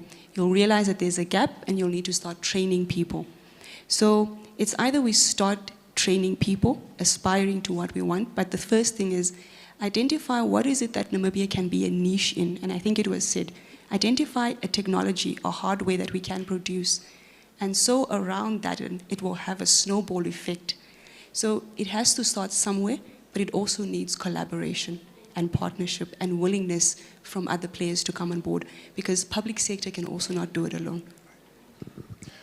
And I'd just like to add to that. So in addition to us being an AWS partner, what we also do is run accelerators for startups based on AWS, or who would like to build their solutions on AWS.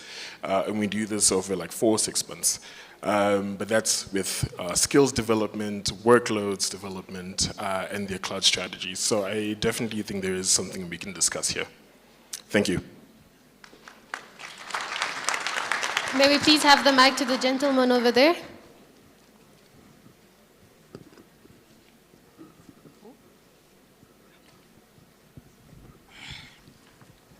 All right, thank you. My name is Eddie Ngonga, and from the fintech space with a company called Mula Finance. Well, my question is 2 in 1, so you'd have to forgive me for that one. The first one goes to all the panelists. Basically, Linda did allude to it. She spoke about the digital divide gap. Well, we all know we're in the digital era where everything is now digital and technological, but however, we're in Namibia. And as you may know, with any other African countries, these are emerging technologies, emerging economies, which means the majority of the users and the populations actually do not have access to these digital technologies. The digital divide gap is actually high. You may find a random 42-year-old person who doesn't know how to navigate their way around a mobile app, for example, a banking app, for example, or maybe a young person who doesn't know the way around the internet.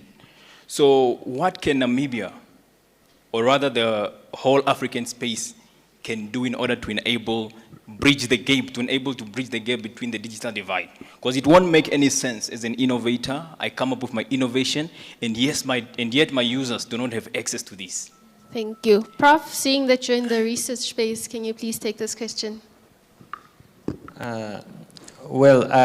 It's not because it's my job, but I will say we start with education. But the country is involved in a project to bring connectivity to the whole Namibia. I can't remember what is the name of the project, but I know that that there is a project trying to address that.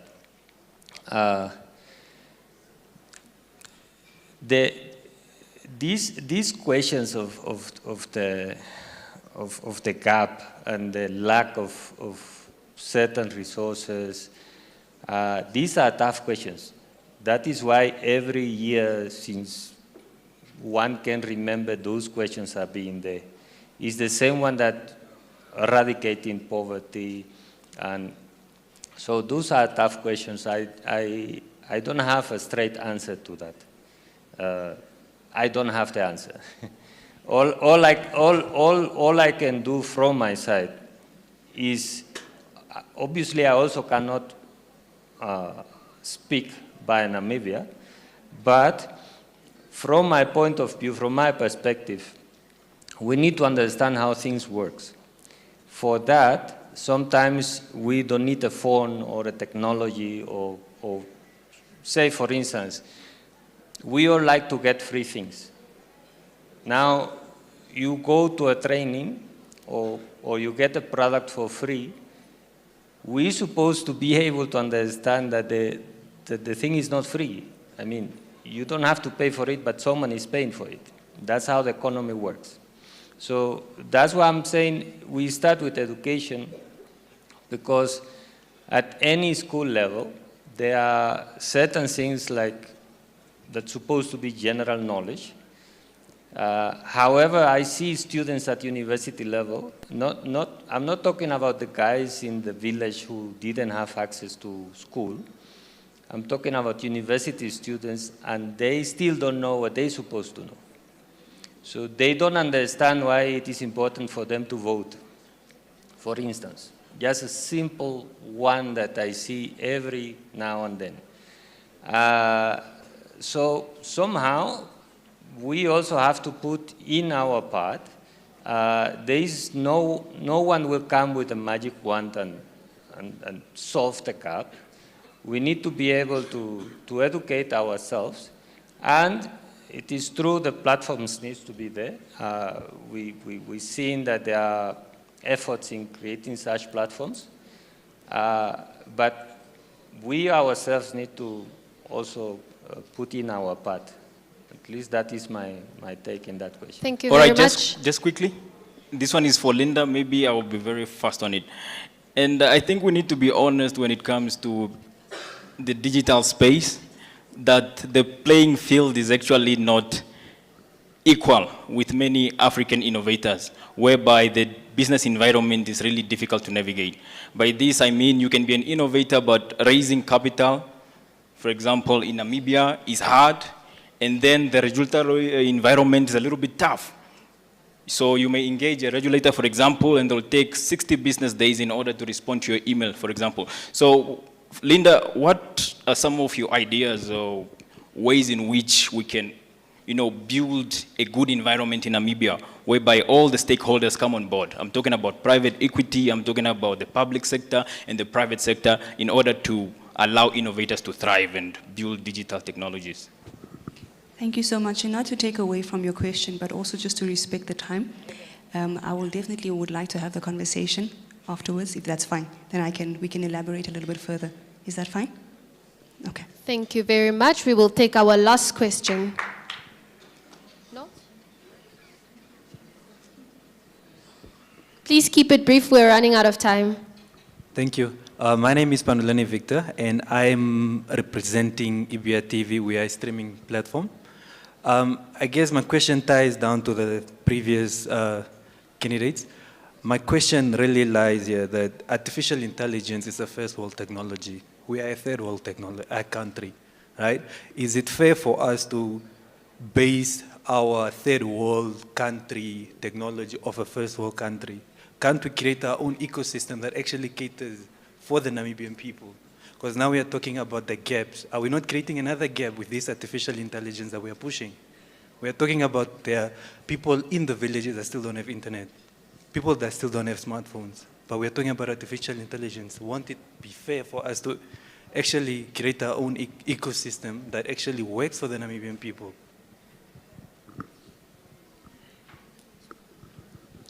Yeah, that's a good question. But I think you also need to understand that you cannot be left behind, right? You cannot be left behind. So while you are at this stage right now with AI, you can still try and catch up with what we've basically missed out. I know the integration of data in the country, we're still struggling with that. I know we still have infrastructure that's not running on 4G in some rural areas. But it's also like what Prof mentioned, some of the stuff really are more of improving the social welfare of people. No one was put through school on how to use a phone. No one was put through school on how to chat on WhatsApp and stuff. So all of those things come with experience. And the only way we can improve that is the baseline, which is basically improving the social welfare of people on the ground. And they will then be able to buy their own technology, such as a phone, and use it on that ground. So, yeah. Thank you very much. We have come to the end of our panel discussion. I'll just give each panelist 30 seconds to give any concluding remarks. Prof, 30 seconds. Start now. All I will say, the youth is, please make an effort. You can really make Namibia greater than what already is. Educate yourself and just go ahead. Thank you.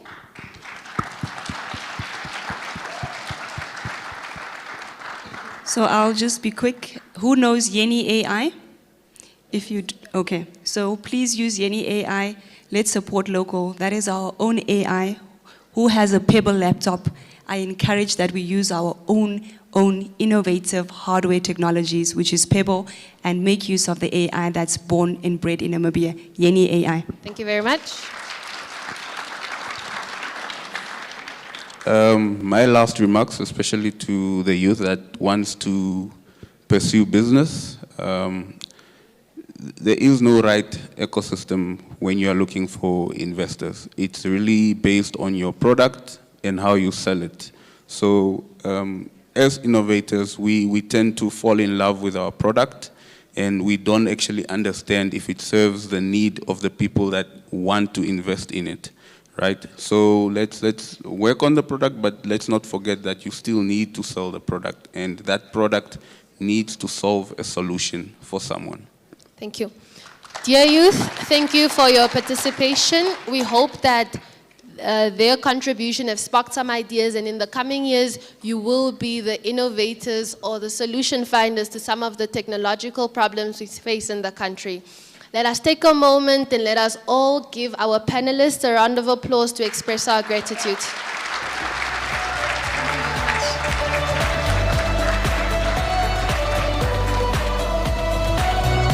We just want to give the panelists a token of appreciation.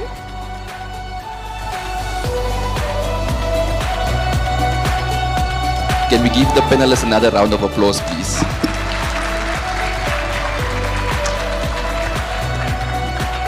Rejoice, are the laptops in there? Of course! Allah. Oh, smartphones.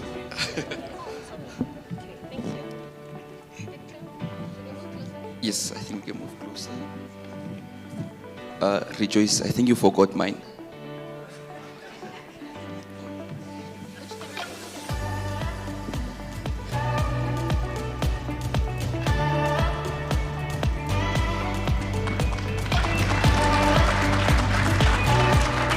Thank you so much for staying tuned. Now we'll just quickly take a 5-minute break, and when we're back, there's someone very special going to talk to you guys. I wouldn't miss it in the world for anything, Rejoice. Same here. Can you take a guess who it is?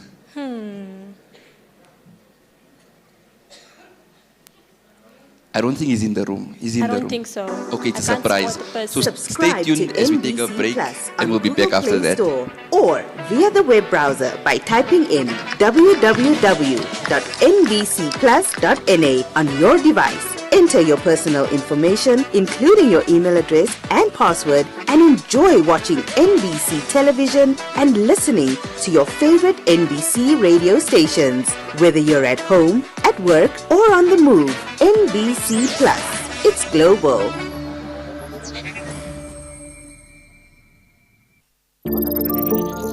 Limits are merely a state of mind. It's not, ladies Challenge and them, gentlemen, and they please fade make your away. way back inside the room. We will start shortly. We will have the tea break. We've overcome ours, we've removed yours, and we've created unlimited possibilities. Because we think big.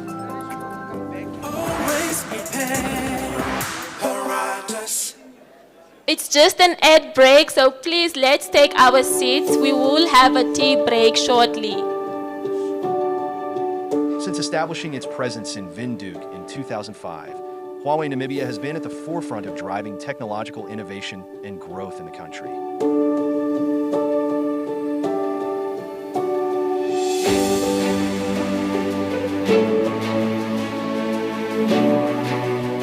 We have deployed.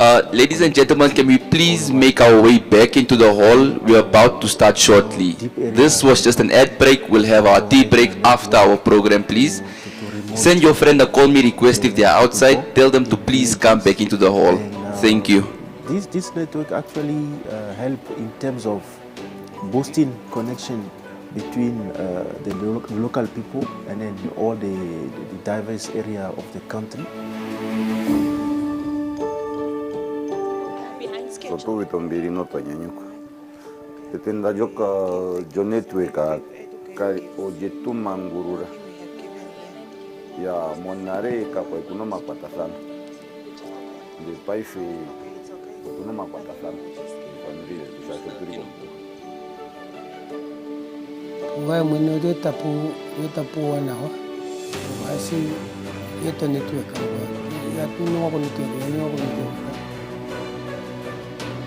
Ogo ai nalega kwa ya tu patakana na tushekela pa ya amwa pa ya dimu asiri vitali longo liliko kule mara pese aka mangu kalela keshe pamu ya stashinywa na ndo no kuliko vendika ai tuwe teke na mama.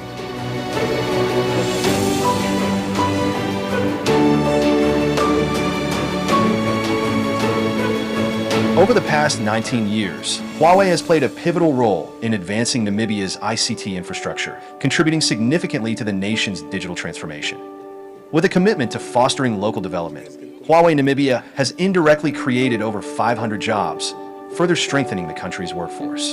In 2023 alone, Huawei made a substantial economic impact by contributing more than $3 million in taxes to the Namibian economy. As we look to the future, Huawei remains dedicated to supporting Namibia's economic progress through continued investment and innovation.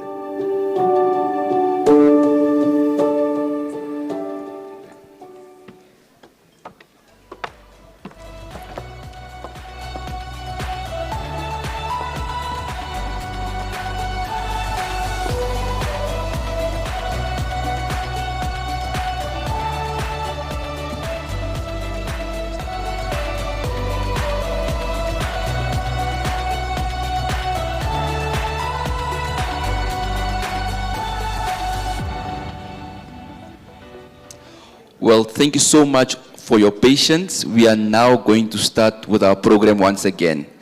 Firstly, may we all please take our seats. May we all take our seats. We'll have time after this during lunch to just network, share context, and all of that. But now we have we have reached a very, very important part of our speech. Rejoice, as I mentioned, there's someone very important coming to talk to us. Can you take a guess who it is?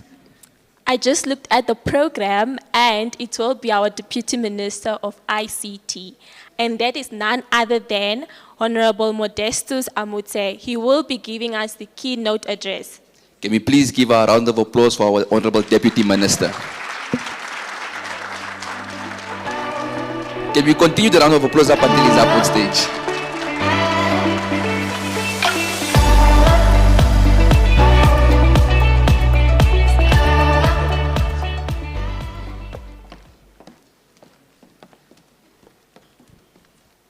A very good morning to you all. Are you happy, like myself? I'm very happy to look at you, as young as you are, because then I know that the future of Namibia will be in good hands.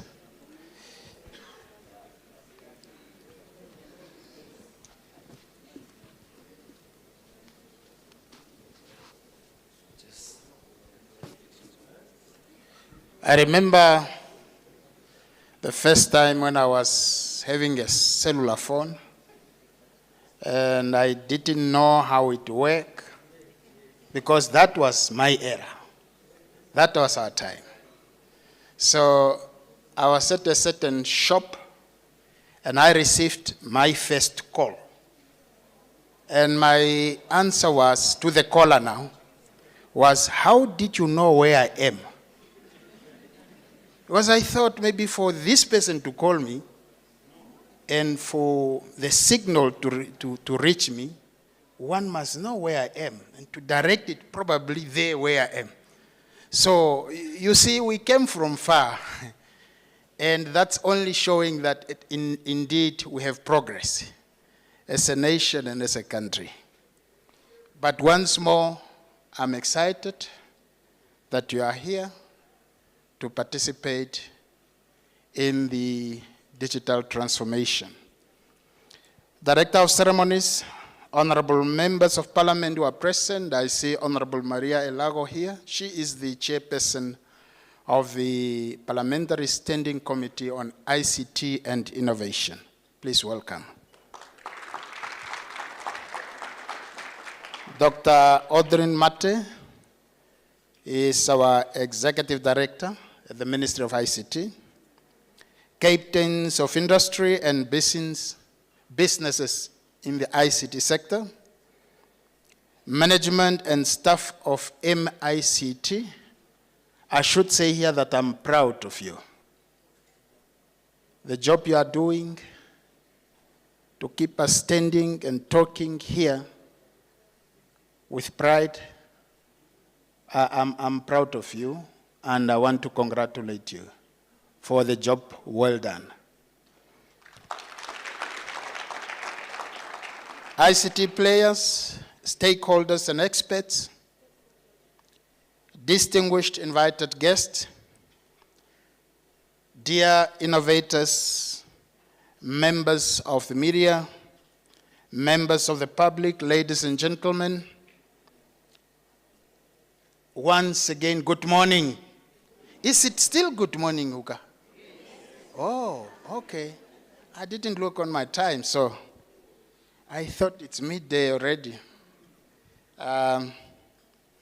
It is an honor to be here today in this room filled with young people, ICT policymakers, experts, innovators, and enthusiasts. And today we dedicate our focus to young people and the role they have to play in the ICT space.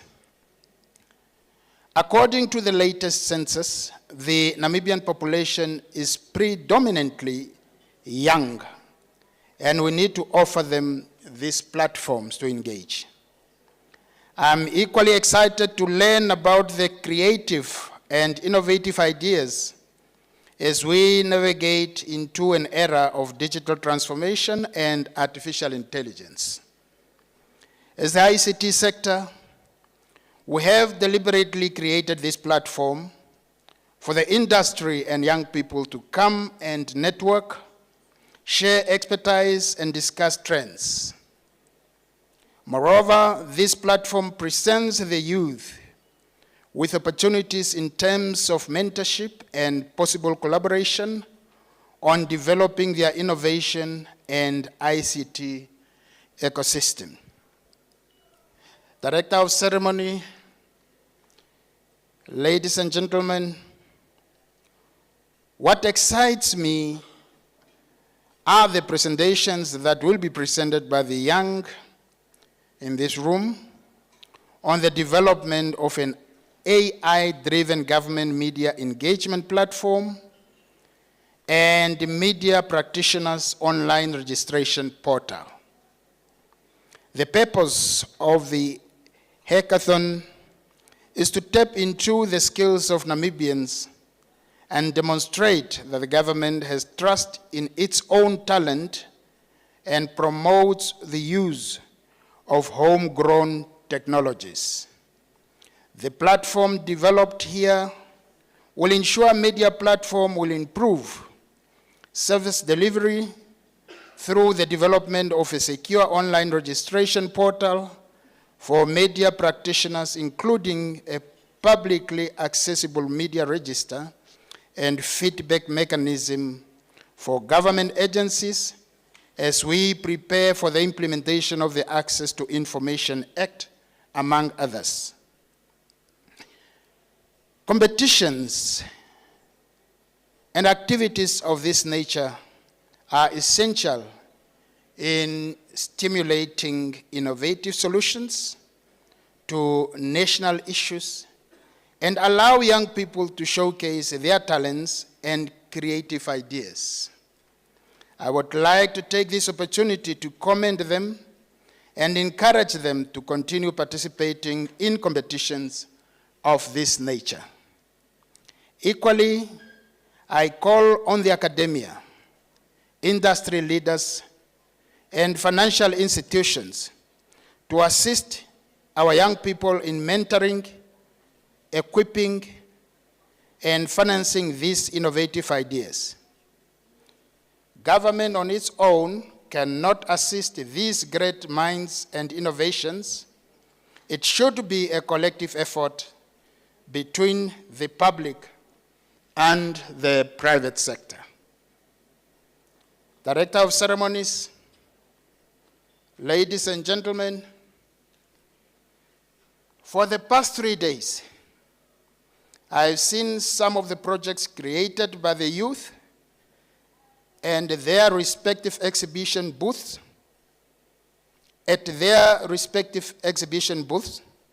and I was genuinely impressed by their innovations. It gives me great comfort to know that our ICT sector will be well looked after.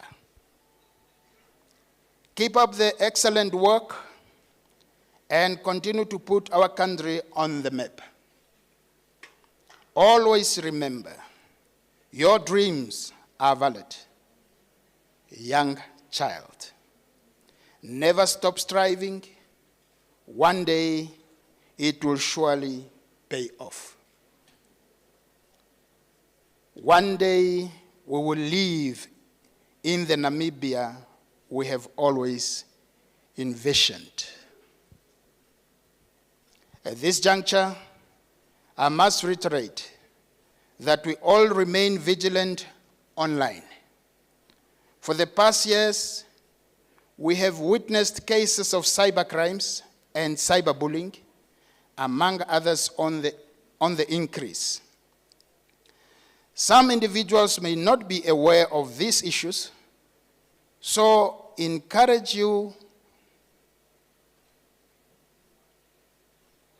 I want to encourage the public to participate in our cybersecurity awareness sessions. Organizations can reach out to the Ministry of ICT and our partners to participate in these cybersecurity awareness sessions to equip your staff members with the skills on how they can protect themselves online. In this digital era, everyone ought to have these skills to protect themselves from potential cyber threats. Ladies and gentlemen, today marks the final day of our 8th National ICT Summit. We had 3 days of insightful and robust conversations on how we can shape our digital space. It has been a fantastic 3 days. We have learned and networked. We learned a lot during the summit with our primary focus on digital transformation and artificial intelligence. I take this opportunity to inform you, as measures of our commitment to advance Namibia's digitalization journey, that the Minister of Information and Communication Technology, Honorable Emma Theophilus, on the 10th of July 2024, broke the ground for the Ikumwe Tower and towers in Nakabolerwa and Motikila, as well as in other areas of the Great Zambezi region. Today, the Ikumwe Tower is complete.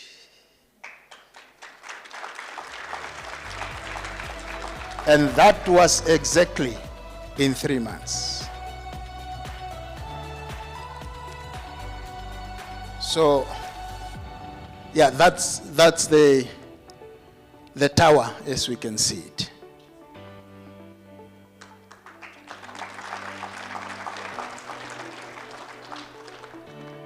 This is a clear demonstration that the government of the Republic of Namibia is resolute in connecting the last mile, and that our investment in network infrastructure will position Namibia to adapt and not to die. So that is in the era of digital transformation and artificial intelligence. To this end, we have a considerable amount of work to do to keep pace with the rest of the world in terms of technology, but initiatives such as this summit demonstrates that we are heading in the right direction. We can achieve this as long as we work together. Thank you for being part of the summit, and having all our delegates here and virtually is an honor as you all shape our ICT sector. And I thank you so much.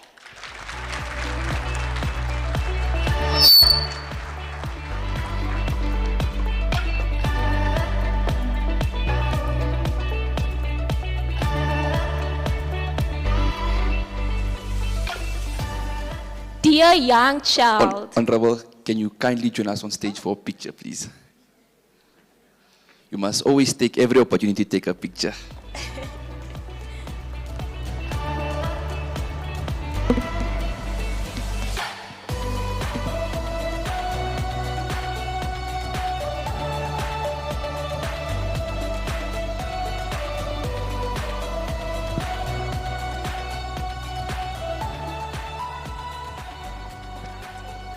The high table can make their way on the stage.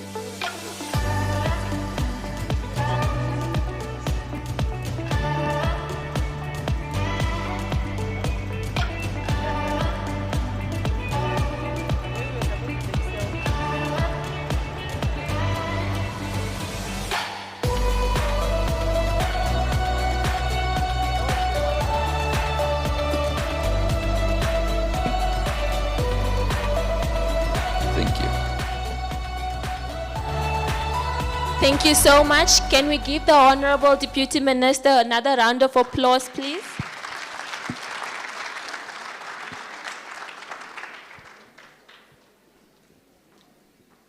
Rivaldo, what was your first cell phone?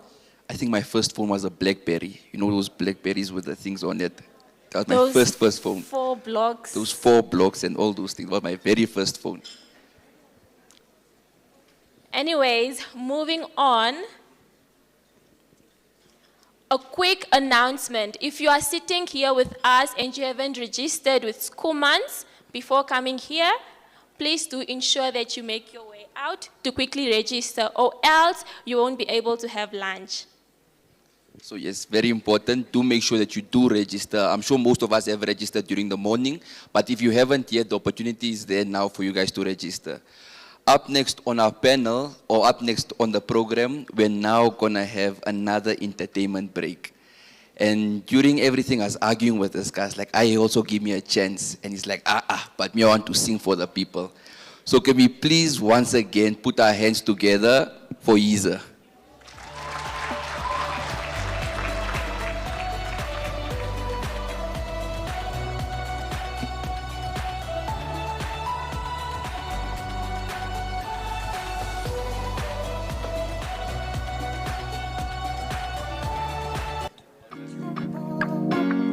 Oh no, yeah, sorry. Come on,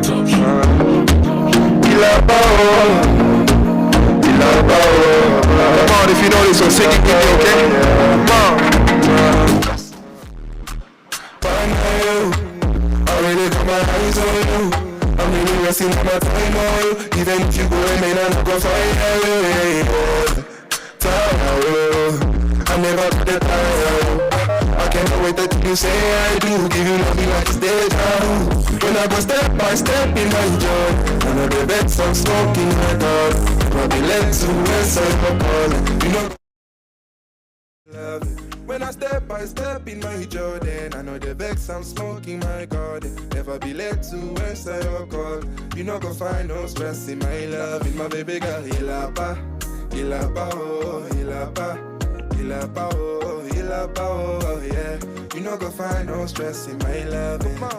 Ilapa, oh, Ilapa. Fine girl from Canada, oh, yeah. You know go find no stress in my love. Ilapa, oh, Ilapa, oh, Ilapa, oh, Ilapa, oh, Ilapa. The fine girl from Canada, oh, yeah. You know go find no stress in my love. Oh, nice to meet you, I'm Yeezer. Coming up in my Beamer. From time to time that I've seen you, you just feel nice with your ginger. Oh. Say she feeling like Sabrina, cause you my princess, you wanna go ninja. Oh. Yeah. Oh my leacher, she go chop my hood like a beef. When I go step by step in my journey, I know the vex I'm smoking my garden. Never be led to answer your calling. You know go find no stress in my love. When I step by step in my Jordan, I know the vex I'm smoking my garden. Never be led to answer your call. You know go find no stress in my love. In my baby girl, hilapa, oh, hilapa, oh, oh, yeah. You know go find no stress in my love. Hilapa, oh, hilapa. Fine girl from Canada, oh yeah. You know go find no stress in my love. Hilapa, oh, hilapa,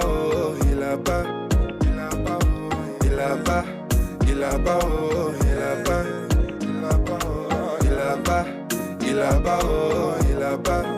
A fine girl from Canada, oh yeah. You know go find no stress in my love. Nice to meet you, I'm easy. Coming up in my beam. Come on, say nice to meet you, I'm easy. Coming up in my beam. Yeah. You guys sound amazing. Make some noise for yourselves. Come on. Pretty vibes only.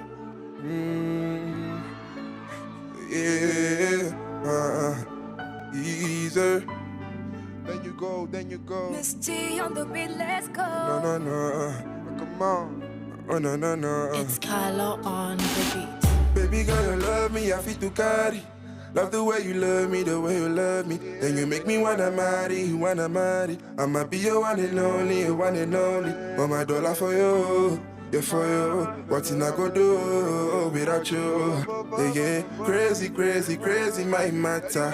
Crazy, my matter. Love me? Do you really need me?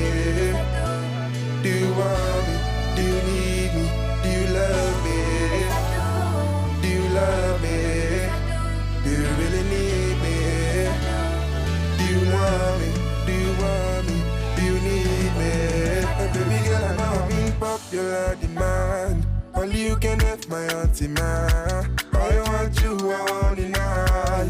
Cause of you, I'm a better man. I know I'm in popular demand. Only you can have my auntie man. I want you, I want it now. Cause of you, I'm a better man. Pretty vibes. Pretty vibes.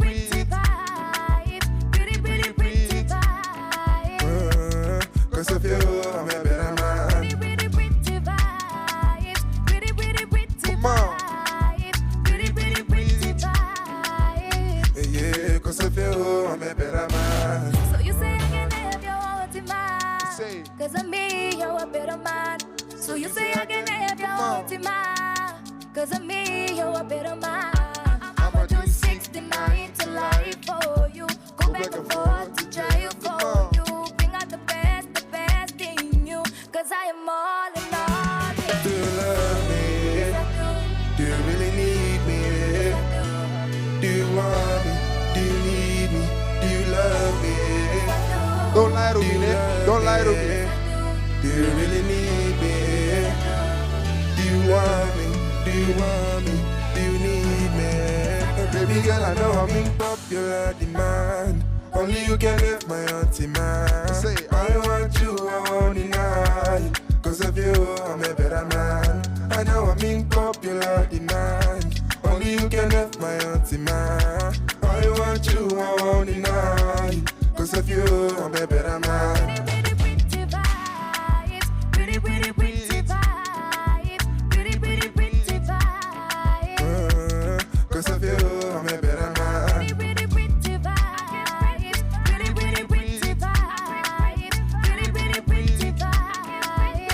Yeah, cause of you, I'm a better man. Come on, come on, yeah. Cause of you, I'm a better man.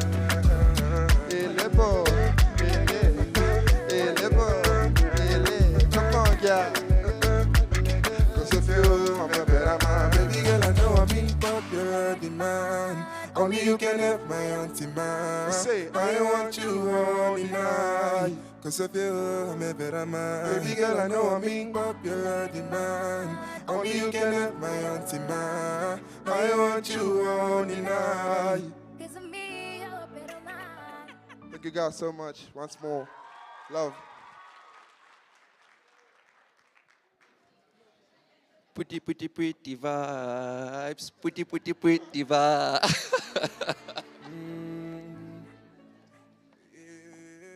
I mean, I don't know why people are reacting in the crowd. Me and Yiza are basically one person.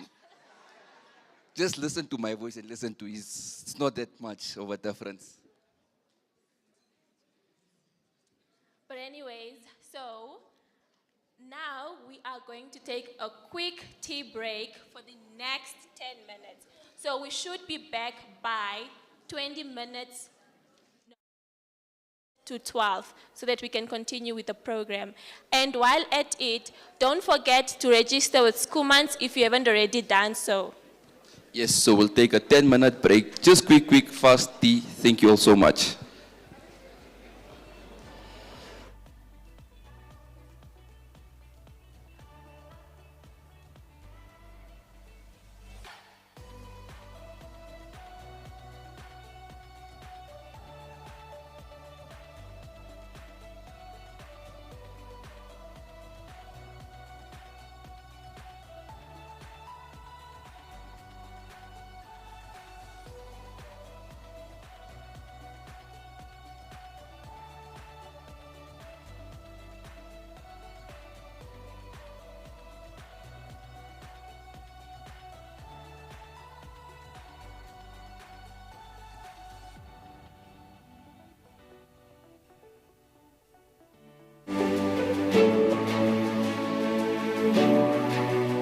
We have deep connectivity all over the country.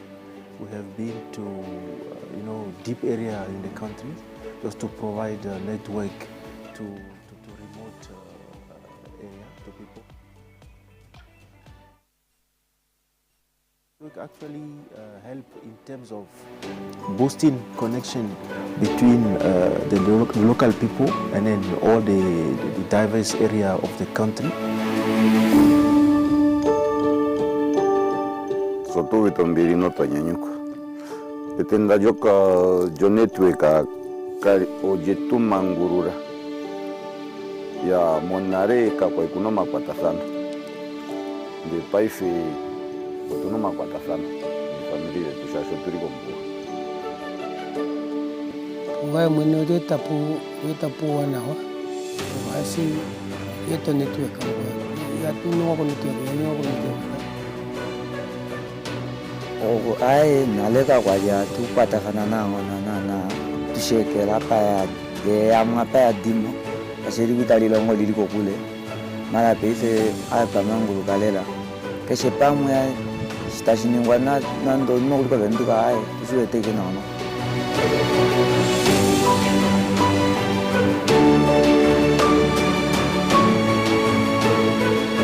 Over the past 19 years, Huawei has played a pivotal role in advancing Namibia's ICT infrastructure, contributing significantly to the nation's digital transformation. With a commitment to fostering local development, Huawei Namibia has indirectly created over 500 jobs, further strengthening the country's workforce. In 2023 alone, Huawei made a substantial economic impact by contributing more than $3 million in taxes to the Namibian economy. As we look to the future, Huawei remains dedicated to supporting Namibia's economic progress through continued investment and innovation.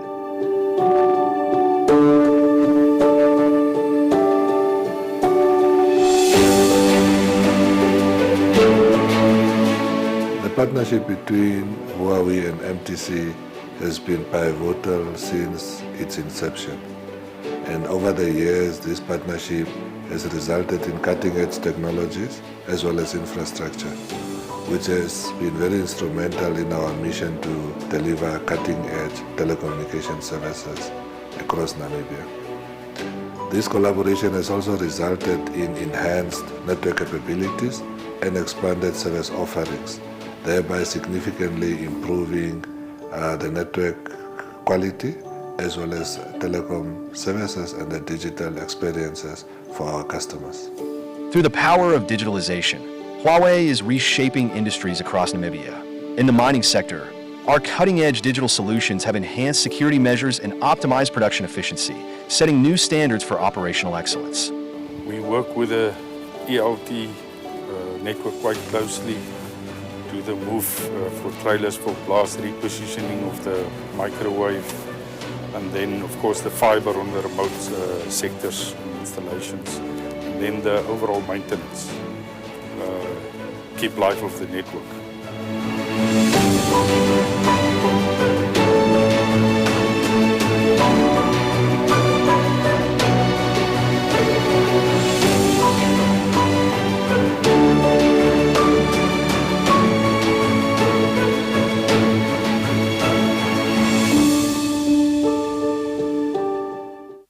In the old days of feathered pens and ink-stained hands, people struggled to communicate over long distances.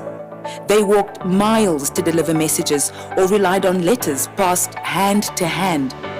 In 1995, the Mobile Telecommunications Limited, better known as MTC, took root in Namibia with the aim to make communications easier and open Namibia to new opportunities. Today, MTC is not just a telecommunications provider, but a leader in the technology space, a digital enabler of choice with the vision to drive an inclusive Namibian digital economy.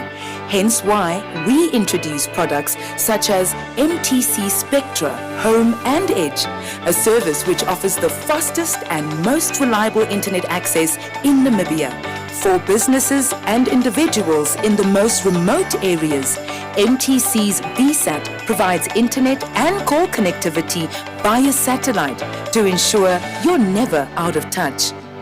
For the businessman who is always on the go, MTC Cyrus is a phone system that uses data for phone calls. You can save on time, reduce maintenance costs, and enjoy lower call rates. Looking to the future, MTC is gearing up to launch 5G, bringing ultra-fast internet and providing endless possibilities to Namibia, driving progress and innovation with IoT or Internet of Things, smart homes, smart business, machines learning and automation. Our vision has always been to connect Namibians far and wide, ensuring that no matter where you are always connected. MTC, make the connection.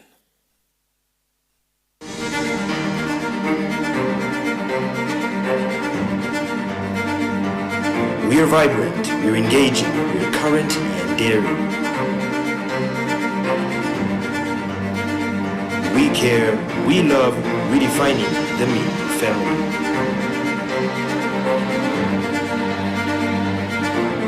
We smile, we laugh, our favorite word is awesome. We are fast, we are bold, reaching further, wider and deeper. We thrive, we share and we connect. We remain consistent, focusing on quality. We're always prepared. Because at Paradas, we believe internet access is not a luxury for the privileged few, but a right for all Namibians. Paradas, always prepared. NORAD Electricity operates within the ESI industry as licensed by the regulator. We are a distributor and we distribute and supply electricity. We cover about 8 regions in the northern part of the country. That is namely from Opuo all the way to Zambezi region. For us, being a rural-based supplier, communication is key, and the leveraging of technology is the easiest and cheapest and most effective way for us to reach our customers. And it is very, very important to have good connectivity. We've had several service providers, and their main challenge has always been the size of our network, and it makes it difficult to deliver the correct quality to us in terms of uptime, in terms of mean time between failure, and all these various issues. MTC has been able to come on board and really deliver to us, and we can really see a massive difference in terms of failures. So we really have been able to benefit from this partnership in terms of quality of service, uptime, the things that really matter to our customers, and also at the correct price point. For us, every time we have a downtime, it's money. Our customers cannot buy, we can't serve our customers. People cannot buy electricity, they can't do anything. Our cash flow is affected, especially the prepaid sales. So when every second that we are up affects our bottom line. So it has been a very good choice to work with MTC on some of these things.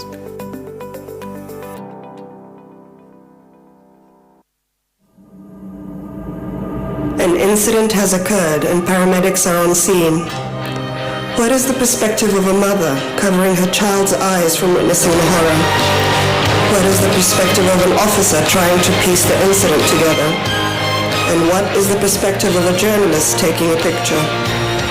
New Era Newspapers, bringing the perspective to you.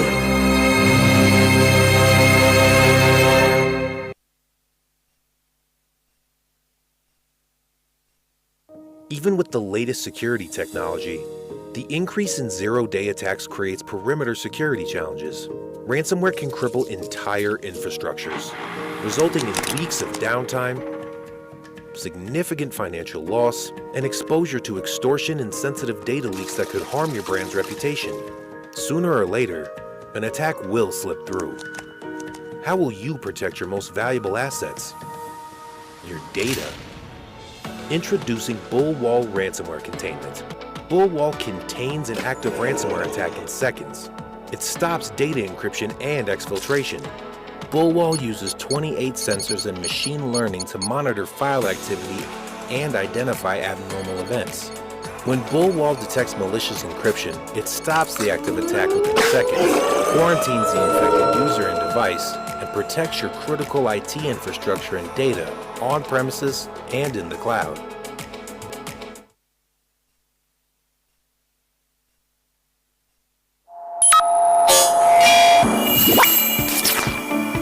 TMU SDS, powering Namibia with cutting-edge ICT solutions. Innovate, connect, lead.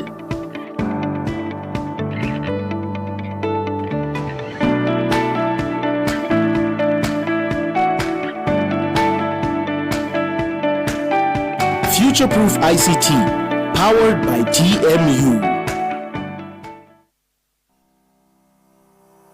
I should indicate that our school is one of the performing schools in our country, and there is one of the reasons why it is as such is because it's fully integrated with technology. My name is Phineas Ekongo, heading Oshigambo High School.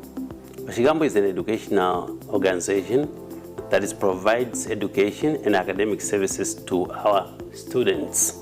Nowadays, students are more on technology.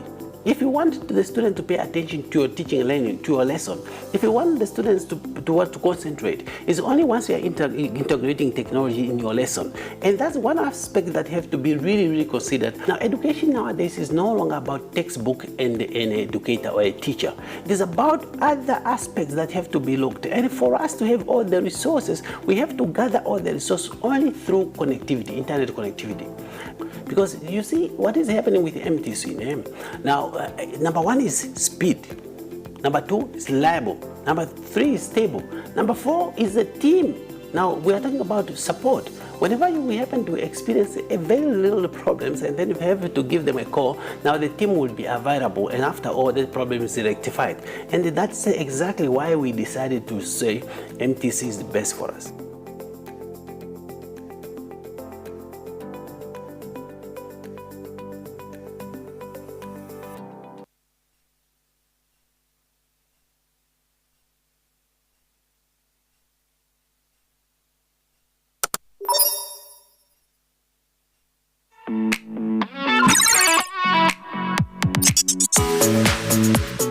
Oh, hi there. I am Zolt.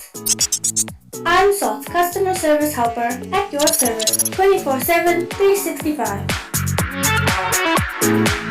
Oh, groovy, baby. I'll answer your questions and point you to the right place or human to find the stuff you're looking for.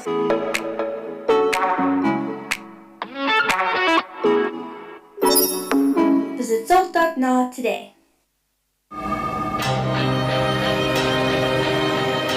Where were you when you heard about the drought relief program?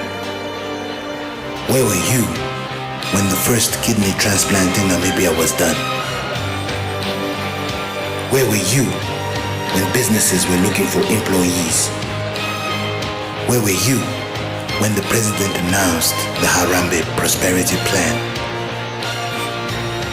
Wherever you were, New Era made sure that you were informed.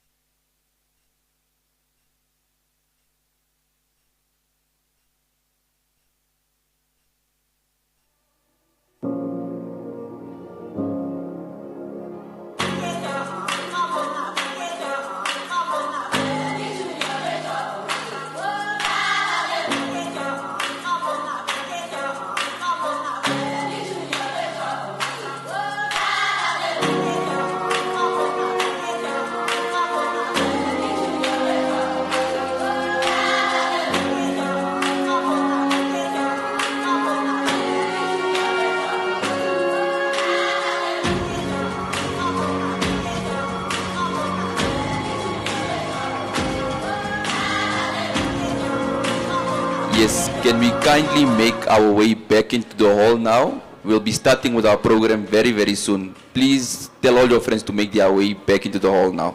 Thank you.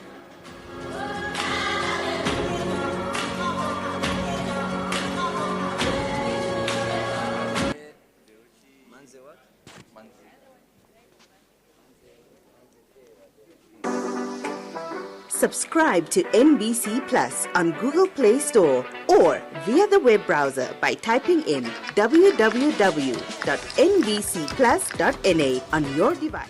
Enter your personal information, including your email address and password, and enjoy watching NBC television and listening to your favorite NBC radio stations. Whether you're at home, at work, or on the move, NBC Plus. It's global.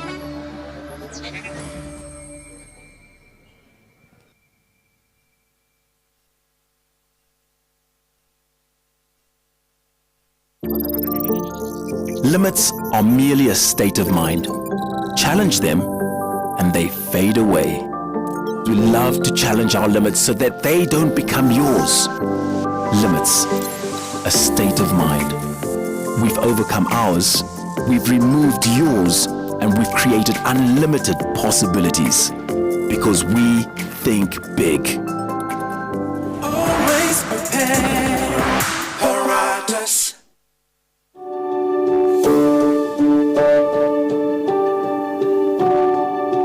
Since establishing its presence in Windhoek in 2005, Huawei Namibia has been at the forefront of driving technological innovation and growth in the country.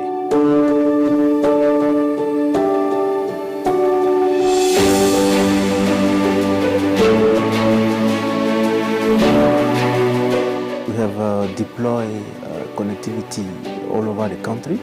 We have been to deep area in the country just to provide a network to remote area, to people in villages. And this network actually help in terms of boosting connection between the local people and then all the diverse area of the country. Soto vitombiri no tanyanyuko.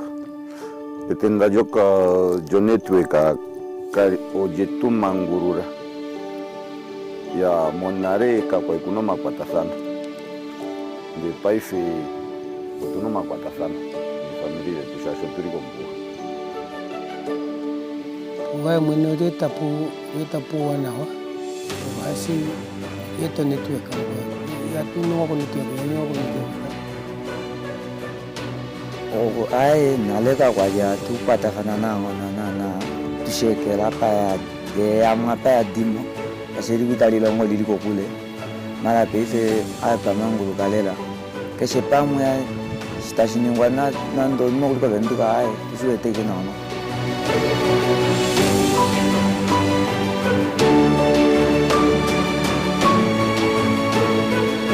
Over the past 19 years, Huawei has played a pivotal role in advancing Namibia's ICT infrastructure, contributing significantly to the nation's digital transformation. With a commitment to fostering local development, Huawei Namibia has indirectly created over 500 jobs, further strengthening the country's workforce. In 2023 alone, Huawei made a substantial economic impact by contributing more than $3 million in taxes to the Namibian economy. As we look to the future, Huawei remains dedicated to supporting Namibia's economic progress through continued investment and innovation.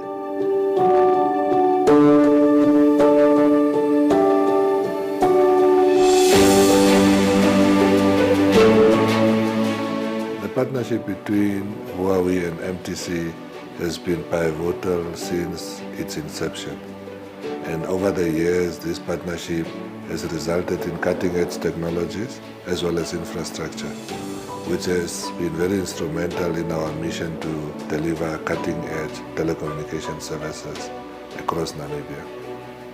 This collaboration has also resulted in enhanced network capabilities and expanded service offerings, thereby significantly improving the network quality as well as telecom services and the digital experiences for our customers.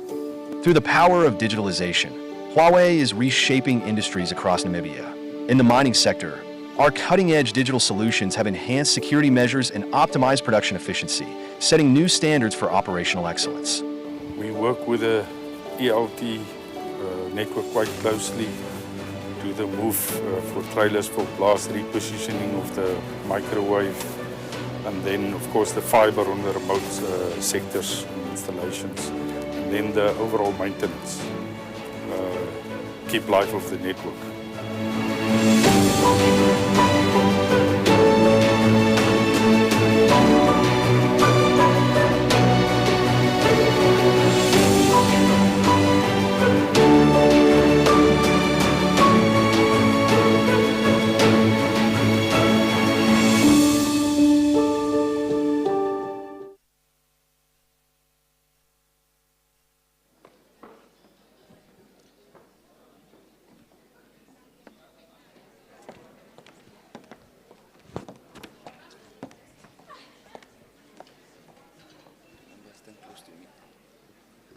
Yes, thank you all so much for making it back in time. If some of your friends are not here in the hall, please do send them a call me request and inform them to come back into the hall.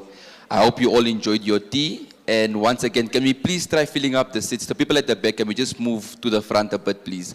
We'd greatly appreciate that. Thank you. Rivaldo, I think it's a little bit tense in the room. I think we need to spice things up a little bit. Spice things up, how Rejoice? Small dance, Nyana. Small dance? Yes. Maybe you can show us your moves.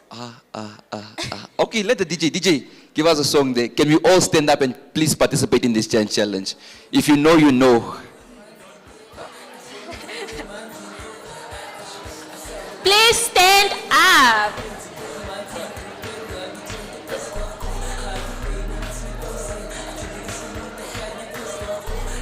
Stand up. Yes, in your youth.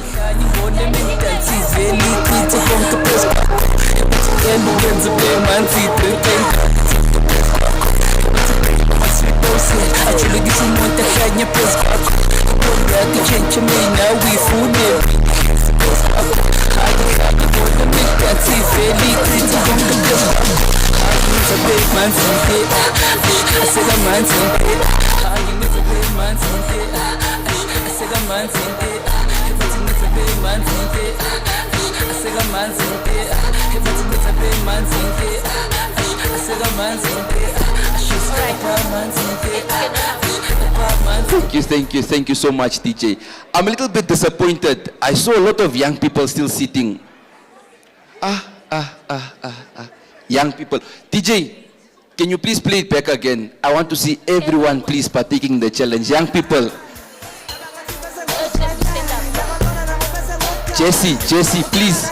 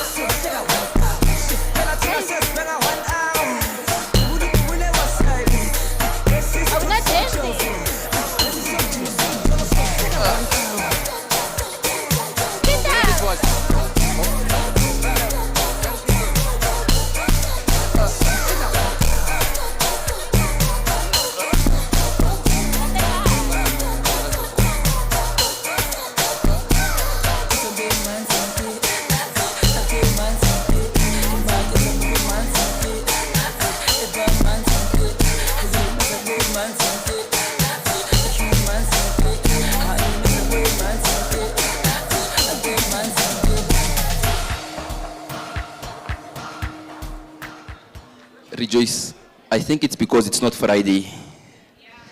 Our young people are not here. We can tell. All right, so moving on with our program, we will be inviting Mr. Ephraim Vilo from CC Hub Namibia, who will be giving us a speech on the youth exhibition, or rather an overview. Can we give a round of applause to Mr. Ephraim Vilo, please?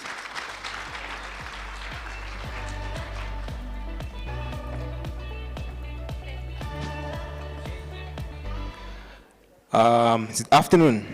Good afternoon, everyone. Good afternoon, everyone. Come on, you guys are young. Amazing, amazing. Thank you, Mr. and Ms. MC. So as introduced, my name is Ephraim Vilo, and I am from the Co-Creation Hub. So the Co-Creation Hub, for those who are hearing it for the first time, we are Africa's leading innovation hub, and we are present in four African countries, namely Nigeria, Kenya, Rwanda, and recently have launched our hub in Namibia about a year ago. So if you've never been to our space, I would advise that you guys come there. We have PlayStation and free popcorn and coffee as well, so do make your way there. So, being in this space for almost 3 years now, the innovation space, I can attest that I have seen the trajectory rise, because about 3 years ago, AI was just a buzzword, but now innovation is also part of AI is also part of the innovation that we are seeing today.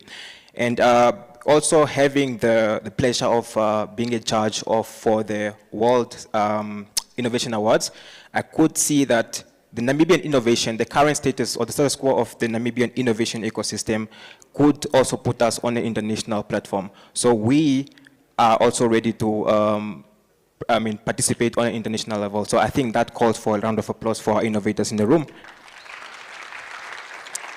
So we were actually tasked by the MICT with, I would say, quite a difficult task. And I'm saying difficult because we have to deal with people's emotions. And this for us to get 30 innovators from all over Namibia.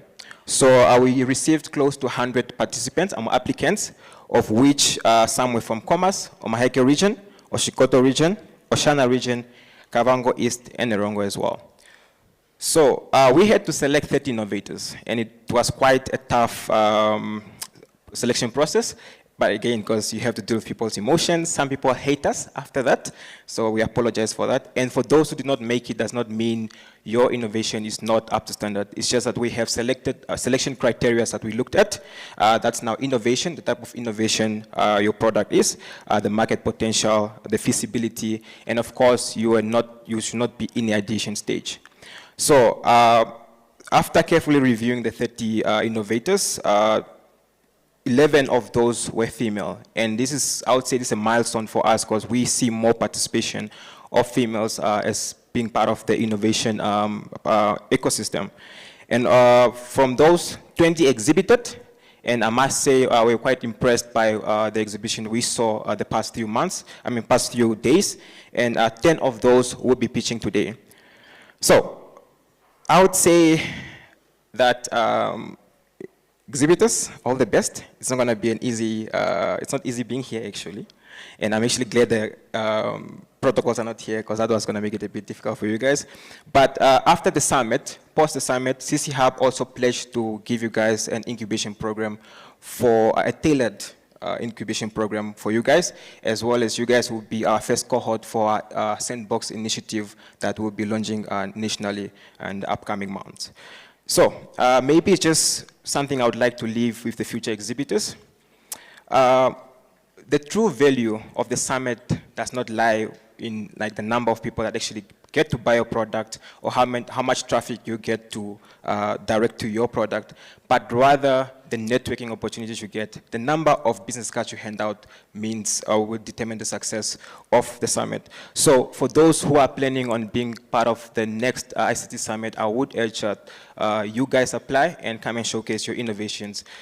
So, and I would just like to leave you guys with this. Innovation can never happen in isolation, and it's platforms such as this that will bring us together to collaborate and to make Namibia the next best Silicon Valley. So for that, exhibitors, judges, good luck. Thank you.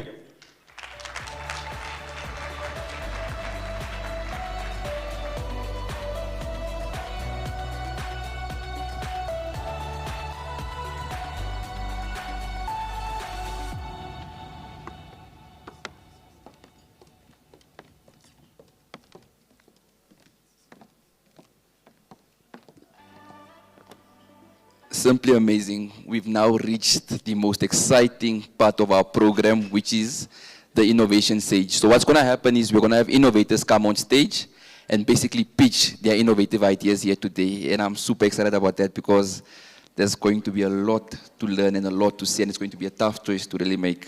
Definitely, definitely. But before we get into that, I just want us to acknowledge our judges that are seated right here. So when I call your name, just please stand up so that the rest of the audience can see you. So the first judge is Mr. Nupresh Soni, the CEO and founder of Facilitate. Can we give him a round of applause, please? Next, we have Prof. Atli Gumnandi, an associate professor of cybersecurity at the Namibia University of Science and Technology. Yes, we also have Mr. Presley Van Niel. He's a technology center manager at Salt IT Essentials. And last but certainly not least, we have Dr. Anastasia Shipepe. She's a lecturer at the best university in Namibia, that is the University of Namibia. Right, now the interesting part, Rejoice. So now we will be calling the innovators up on stage, but because we are running a little bit behind schedule, the innovators will only spend 5 minutes pitching and then 3 minutes for questions, and then before we call up the next innovator. Yes, so firstly, we'll have an innovator from the company Okali by Augustinet Technology Group CC. Can we please give them a round of applause?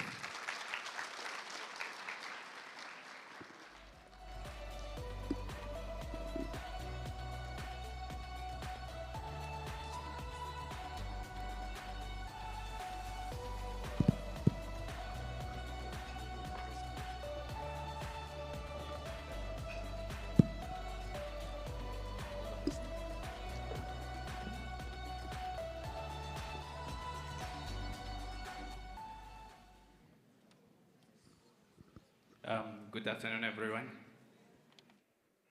Yes, my name is Wilbert Lazarus. I am coming from Okali. Possibly most of us know what it means. So I'm going to tell you a short story. There is a young boy from a certain village called Omalungola, and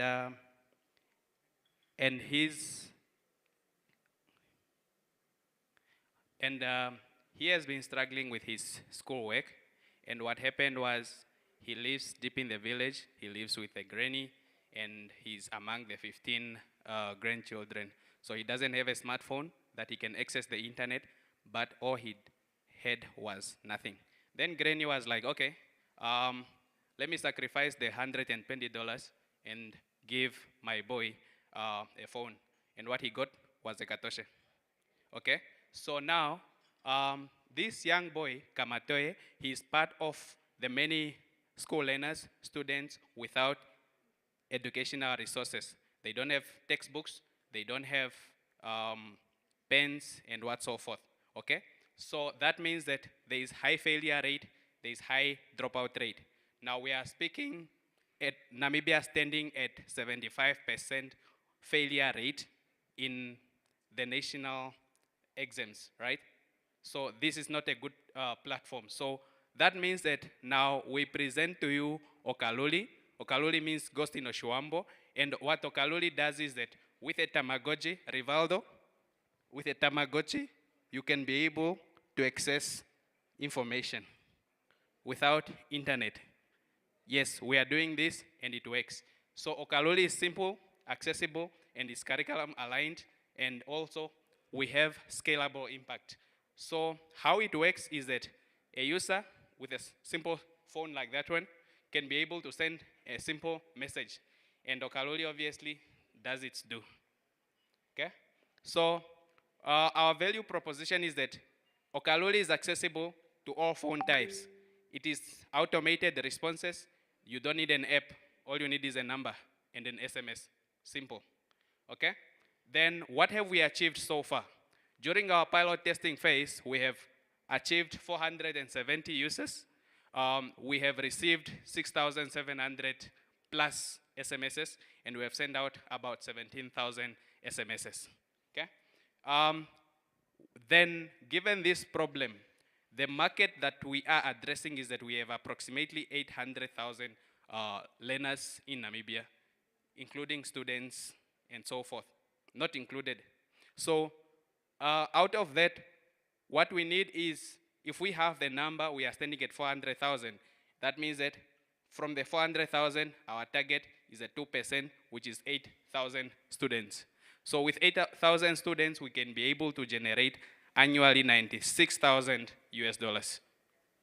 Our business model, how we are going to sell this platform, or bulk subscription from schools, and also users can be able to subscribe individually, and we can also tailor-make Okali for any institution in Namibia and beyond. Okay? So how do we then reach the people? We will visit schools, we'll have online campaigns, we'll go to the radios, we'll have sales agents. So that means that job creation for the Namibian child. Okay? So our competitive landscape lies that Okali is accessible on any phone, it's offline. That means that all the other competitors are online, which means it's either WhatsApp or Telegram. Okay?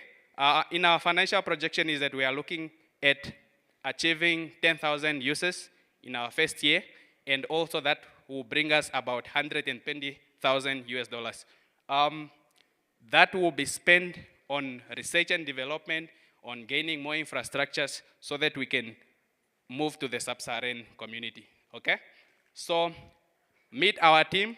I am Wilbert Lazarus, managing member. We have Tangeni Matthews, who is the technology head. We have Ithete Lazarus, we have Katambo Petrus, who is our business analyst. Our ask is an investment of 80,000 US dollars to be able to make this platform reachable and usable by any learner in Namibia and beyond Namibia. So, does it work? To our judges, you can test it. Those are the numbers. You can text on any of the numbers and it should give you a response. So that marks the end of my presentation. Thank you.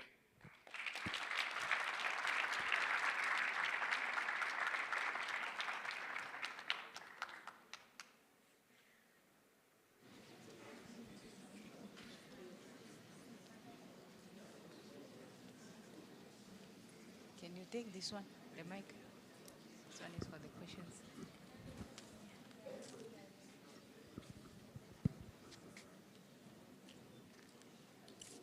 We'll now have questions from the judges.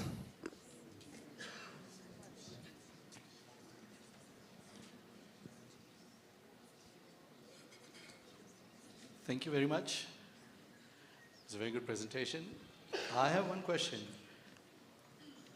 How will you get the students to know about the solution? What are your plans around that? Because if they don't have technology, how will they use social media or any other avenues? Yes, on that one, most of us come from the villages. And yes, we understand that the kids there do not have access to their smartphones. So that means that through our digital marketing, when you see the advert, definitely you would say that, okay, let me refer this to my boy at home. And also at the same time, most of the children are with grannies and so forth. So with radio interviews, we can be able to market this, and the parents will definitely push their children to use this platform. My question is, what kind of information does your application provide the youth with? Yes. Throughout our pilot phase, what we have discovered is that we have school learners who are using it, and the good thing is that we have the Namibian curriculum on board. All the syllabuses are loaded, ranging from primary school until AS level. Okay? And also another thing is that we have on the students, the information is still fresh because we haven't approached the universities on how we can incorporate their content, but they have been using it to get answers on the questions that they have. And also another good thing with Okali is that you can ask it to give you a quiz on a certain topic, and it will give you a quiz. Just through an SMS, you'll be able to interact with it, you get your gradings, and if you need to study harder, study harder.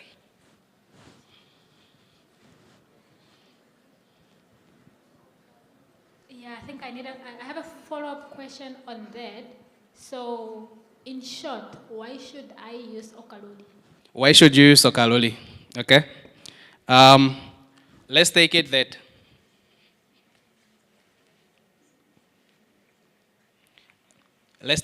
this is your phone, right?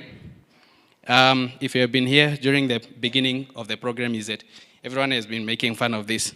Why? Because it does nothing. But now with Okali, you can be able to do something productive, right?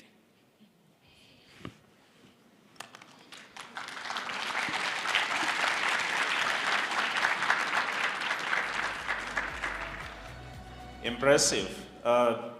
I'm just curious, how did you do your research in terms of the regulatory framework, in terms of where you're operating in the education sector? Which policies affect the business that you're trying to get into, and how are you maneuvering? In regards to the policies, we are still under development and we are still pushing our research on that.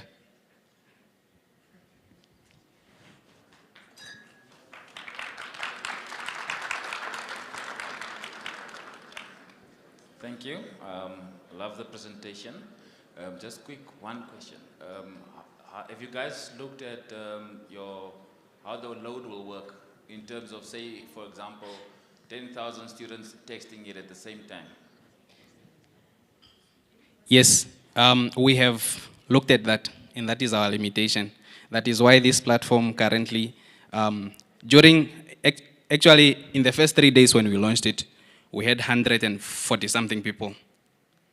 And we noticed that we have to stop marketing, we have to stop pushing the advertisements because we cannot handle.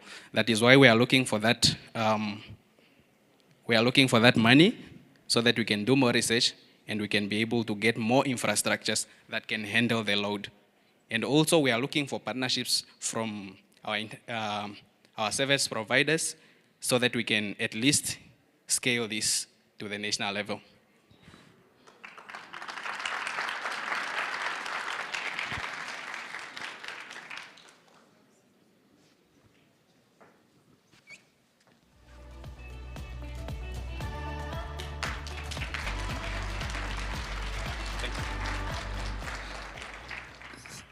Thank you. I wasn't supposed to make any comment, but it's just quite brilliant seeing how the innovations are starting off, and I can only look forward to more. Up next, we have the DNI Innovations, my apologies. DNI Innovations, can we please give them a round of applause? Also, the innovators are reminded that they have 5 minutes to present, and the judges are reminded that they have only 3 minutes to ask questions. Thank you.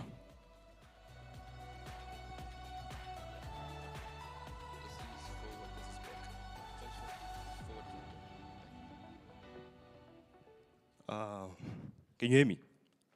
Okay. Good morning, ladies and gentlemen. My name is Austin Haingura. I'm the founder of DNI. DNI is in North Transnational Institute, DNI Innovations. We are a software solutions provider. I'll be walking you through 2 of our major projects, CyberSafe AI 24 and the IoT Manager. So, just a brief overview of DNI Innovations. Purpose of DNI.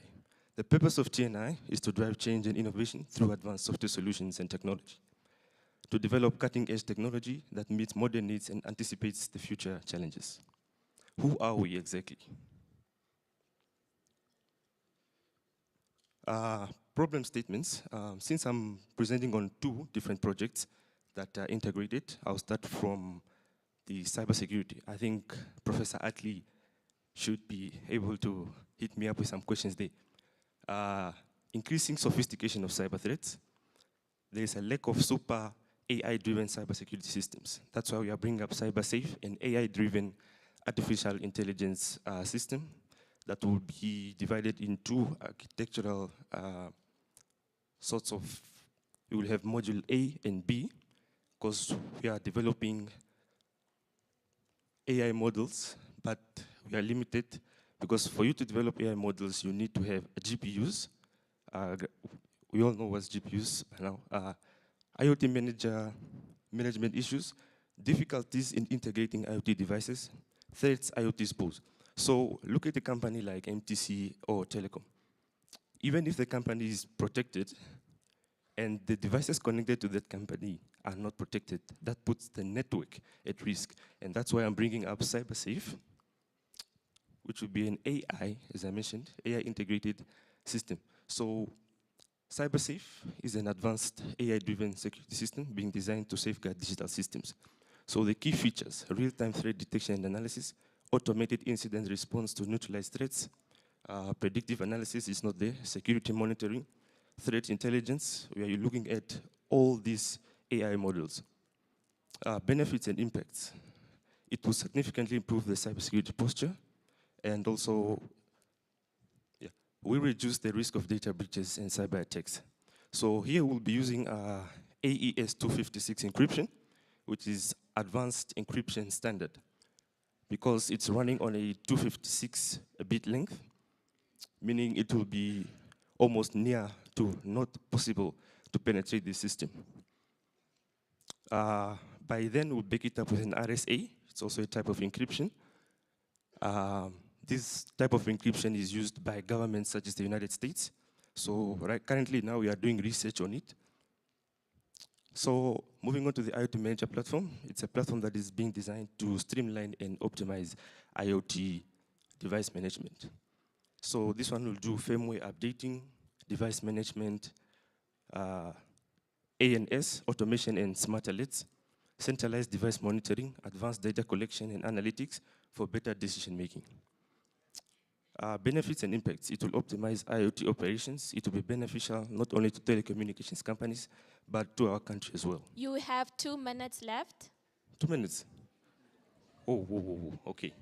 Time management is lacking there. So that's how the IoT Manager look like. That's the interface.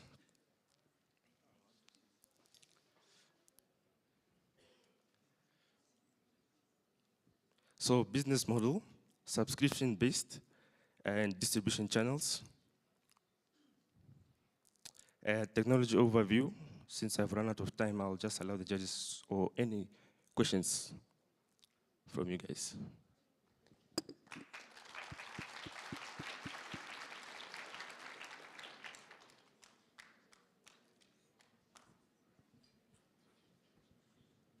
What is the market appetite for this solution?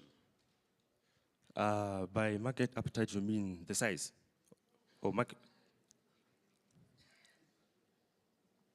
Why would someone need a solution like this at this point in time? Thank you, Mr. Atley. Having a solution like this, or why would you need a solution like this? Because it's advanced and it's the first of its kind. It doesn't exist currently in the world. We are the first. Not even CrowdStrike has it. You ask me now to go deeper into the technical. If you're saying you're first in the world, the NIST framework, the ISO 2701, are they not in the same realm of trying to address some of these challenges in the IoT cybersecurity space? Yes, but the thing is, they don't, they're not incorporating separate. We are looking at 9 AI models specifically designed for cybersecurity. And I believe there's no system in the world that has 9 individual AI models, specifically, like I mentioned, for threat detection, security monitoring, predictive analysis, all that packed as one, and just for cybersecurity.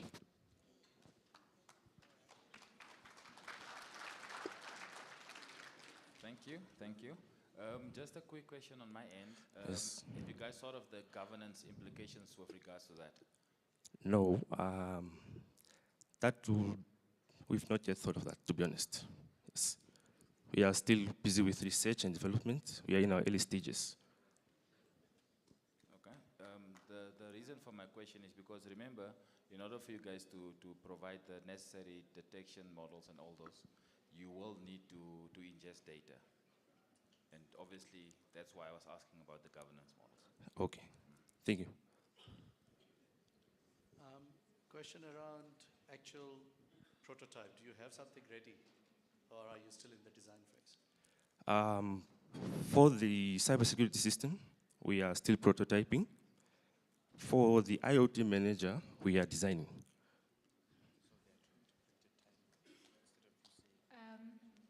What are the ethical considerations that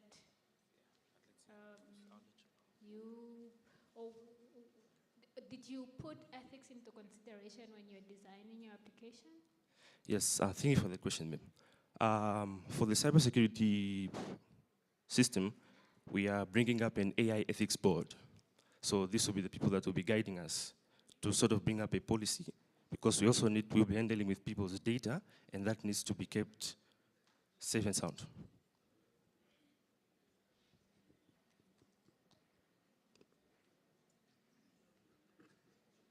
All right, let's give it up for DNI Innovations.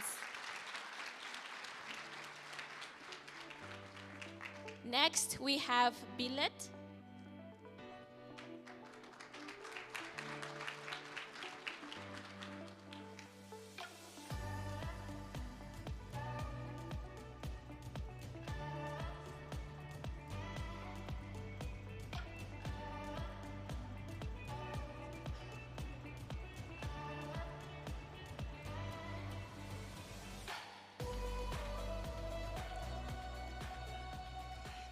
Good morning, everyone. Afternoon, rather. I'm Emerita, and this is Magnaim, and we are the co-founders of an edtech startup called Billet. African tech talent and companies in Europe and America face a critical challenge. By 2035, Africa's working age population will grow by 450 million, but only 100 million new jobs are expected. Meanwhile, companies abroad face tech talent shortages due to smaller workforces and skills mismatches. The solution seems to be sourcing African talent for international companies, but a critical issue remains: work experience. This is where Billet comes in. Our platform bridges the gap between education and industry through project-based learning, ensuring African tech talent meets international skills and experience standards. Users access our platform by taking on real-world projects vetted by industry experts. They then complete certain tasks and stick to certain deadlines. Upon project completion, select users enter a talent pool, which acts as a pre-screened talent pool for companies to hire from. Companies can either onboard external talent and companies can onboard external talent for technical assessments or access our pre-vetted and pre-screened talent for hiring purposes. This streamlines the entire hiring process. Our current focus is acquiring tech talent in our obtainable market in Namibia and Nigeria, valued at $1.8 million. We are penetrating these markets by leveraging various online tech communities, word of mouth, and events. We incorporate a freemium business model for aspiring tech professionals with 2 tiers, free and a monthly subscription. As we expand our operations, we'll enhance our business model to cater to companies and higher educational institutions. Unlike our competitors, we focus on software developers. Users benefit from detailed performance reports to understand their strengths and weaknesses, career readiness assets, and demo days to showcase their skills to prospective employers. Companies also benefit from our platform by accessing talent screenings for hiring purposes.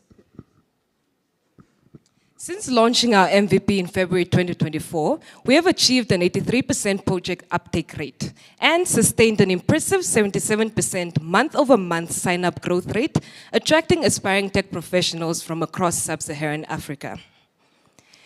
In July, we launched a product development sprint In July, we launched the product development sprint, securing 107 leads across sub-Saharan Africa and our first paying customer.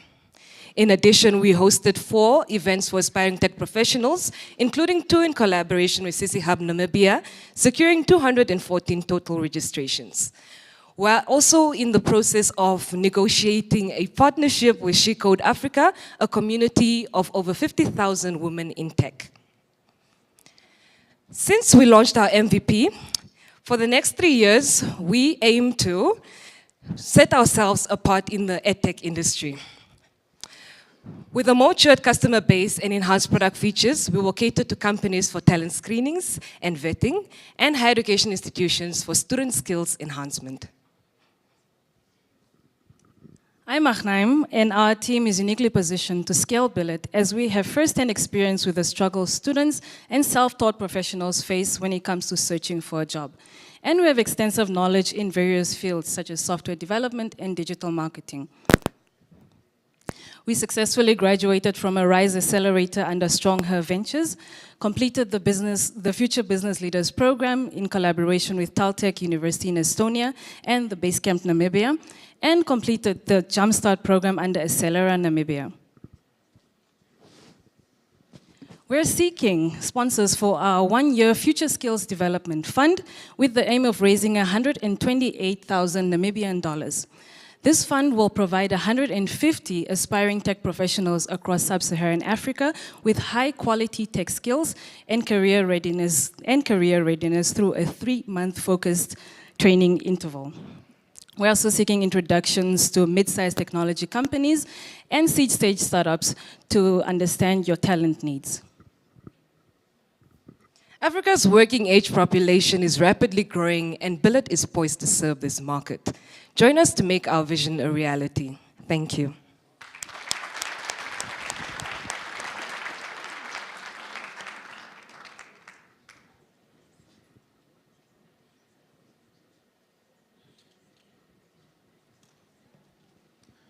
Thank you so much. Impressive. I'm sold, actually. I just want to find out which specific domains are you focusing on in terms of the skills development that you are targeting, especially if you're looking at the tech upskilling, for example? Okay, considering that we focus on computer science students, we train for 6 roles, and we're currently focusing on front-end development, back-end development, full stack, data analysis, UX, and UI design.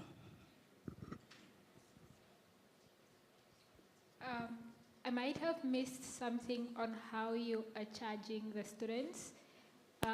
Is this platform free for them to use? Thank you for the question. For Tech Talent, we have 2. For Tech Talent, we incorporate a freemium business model, which consists of a free tier and a monthly subscription. The monthly subscription is $15, which roughly translates to around about 250 Namibian dollars per month.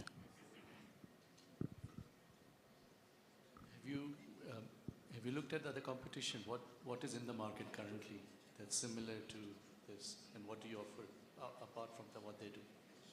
Okay, so we have 4 competitors, including Bag. Bag is the closest competitor in Rwanda. The other 3 are in the US and Canada. What we offer differently from these people is that we have detailed performance reports that we offer our users. We also have an AI assistant that we offer to guide users throughout their projects. And we plan to host demo days as well, in person and virtually, so users on the platform can showcase their creations to prospective employers. Just to add on, most of the platforms do focus on different fields as well, and we've narrowed down our platform to focus specifically on computer science, software development. Thank you, guys. It definitely is impressive. My question relates more to how are you guys planning to, the word has escaped me now, but how are you guys planning to roll out, as well as looking at what everyone else is doing? With related to your competitors and what we already have in the Namibian market. what are you guys' plans around that? Okay. Thank you for your question. So we have launched our MVP already, so we are already in the market. And as far as we know, there aren't any competitors within the Namibian market that are doing something similar to what we're doing. Okay, just add-on question then. Okay, I just want to know if I understand correctly. How does the project management work? Does it happen from your end, or does the subscribers themselves do the project management as well? Or how does it work? Thank you for the question. Okay, so within the platform, we've developed projects that students can take on. And projects are usually in a set duration of 1 month, being beginner projects, 2 months, which is intermediate projects, and 3 months, which is expert projects. Yes, these projects are developed in-house, but we work with industry experts to make sure that they align with industry standards. So users come onto the platform and they take on a project, and then they can essentially access every task and deliverable necessary for this project within our built-in project management workspace. Before I get too excited, I just want to understand if your scope covers internship for students, especially if you're talking of these projects in the span of 1 to 3 months, for example. Is it something that you're covering, or it's out of your scope? It's out of our scope. So we are not an internship platform. We are mainly there for our users to gain experience in key skills that are needed within the industry through project-based learning.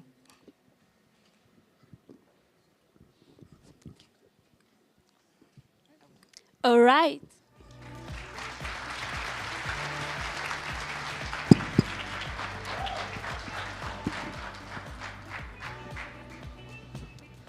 Next up, we have African Yamani Investment.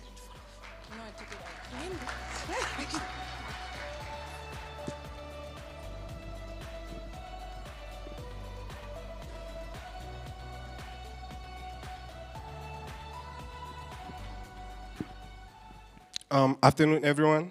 My name is Chafa Chimwandi, and I'm representing African Yamani Investment. I'm here to showcase an app that will digitize policies and governance where every person in Namibia can partake. So our vision is actually to make sure that all people are represented in policy making and governance. And our mission is to create a single platform that involves people's contribution in policy making and governance. The problems, we based our startup on these problems. Since not all people are well represented in parliaments, and not everyone has full representation of the laws being passed, which leads to conflicts and endless community problems.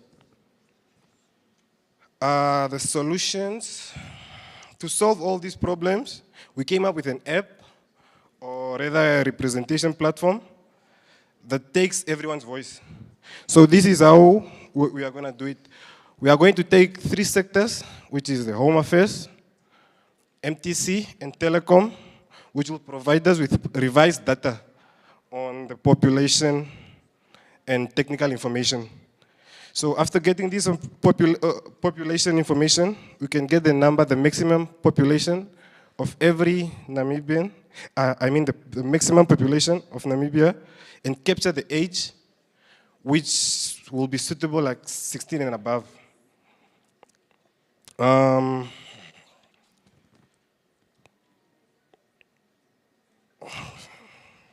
We'll make sure that everyone is registered on this app and it's engageable. So this app itself will display the laws and policies and their definitions. And we came up with a chatbot on the app. This chatbot will work in this way. When a new law is passed, first of all, people will have a commentary box, where people comment on the new law that is passed. Then we'll have a suggestion box, and everyone can suggest on how it can be done. or if the law is suitable or not, and then we'll have a feedback option box where the options are given on what can be done with reasons based on the clustered suggestions. And then finally, we'll have a voting box.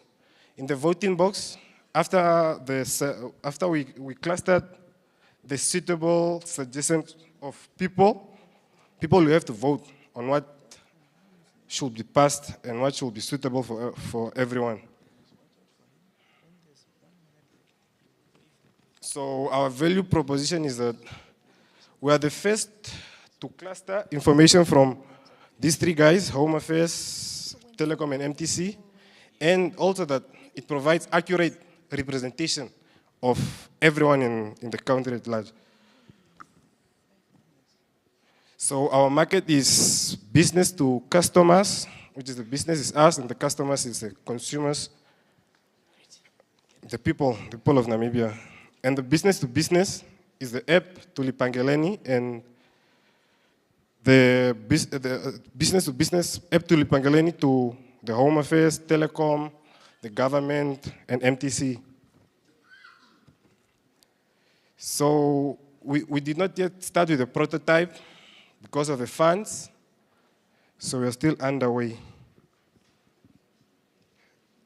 The team is made up of Shimbali Ephraim, he's the founder, Aitafa Chimwandi, the sales manager, and Apollos David is the app developer.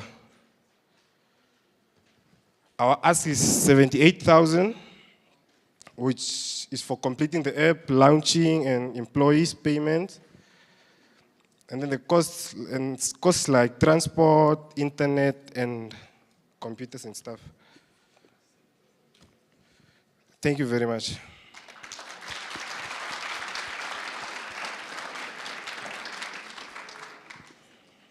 Thank you for the presentation.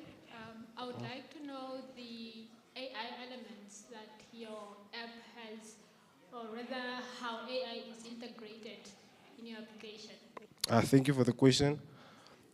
Due to, we don't have enough information on that because of our research. We didn't go deep down because of the funds and stuff. Thank you. What about people who don't have smartphones? The people who don't have smartphones will try, they will receive messages from people that have the app. Since everyone is registered on the app with the information you got from MTC, Telecom, so you receive a short message with a link that you can maybe use later on in a specific time frame. Noting that you are dealing with a lot of personally identifiable information, what are the strategies in place for data protection and privacy and security? Thank you for the question. The information will be encrypted.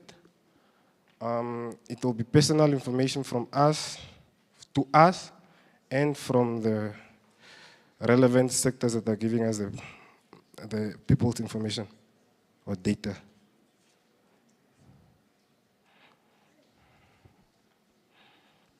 Okay, thank you. Just one question on my end as well. How do you guys plan on making the decisions? Because from what I understand, that you'll give everyone a voice. Yeah. How are you guys going to apply that voice? Meaning 20 million people say 20 million different things. How are you guys planning to narrow that down? Like I said before in the presentation, we have a chat box. It starts with a commentary box when the new law is passed. Commentary box where people comment on the new law that is passed. And then there's a suggestion box with the second phase. People suggest on the law that is passed. And then we cluster all these suggestions that are put like separately. And then there's feedbacks and options. The feedbacks and options, we give feedbacks on the suggestions that people have done. And then lastly, there's a voting box where people vote for the suitable law that can be passed. Let's say death penalty. People want death penalty. So when the law is passed, people have to comment on it, and then they give suggestions such as the person must be deported, increased fine, increased jail time, and then people will have to pick the most relevant ones. For, let's say we picked jail time and what? And the fines. The other one is not relevant because you can't deport a person which is illegal to other countries and stuff. And then people will have to vote between the increased fine and the jail time. So basically it's that. Oh, thank you. Thank you so much, Shimbali Ephraim.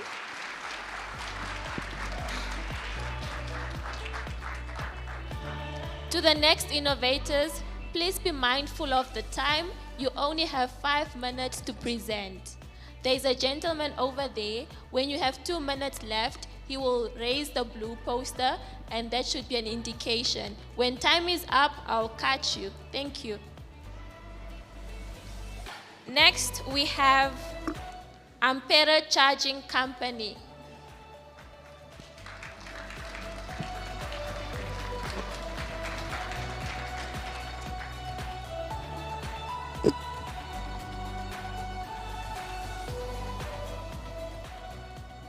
Good afternoon, ladies and gentlemen. My name is Tangeni Kapashe, and I'm representing Emperor Charging Company. Namibia's EV market has a significant challenge. There's a lack of accessible charging infrastructures for electric vehicles.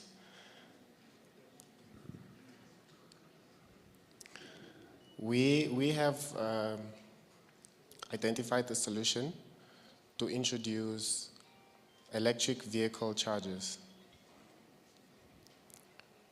Our solution is a countrywide network that would allow people that, the people that have access to, or owners of electric vehicles, to charge easily and always have battery power.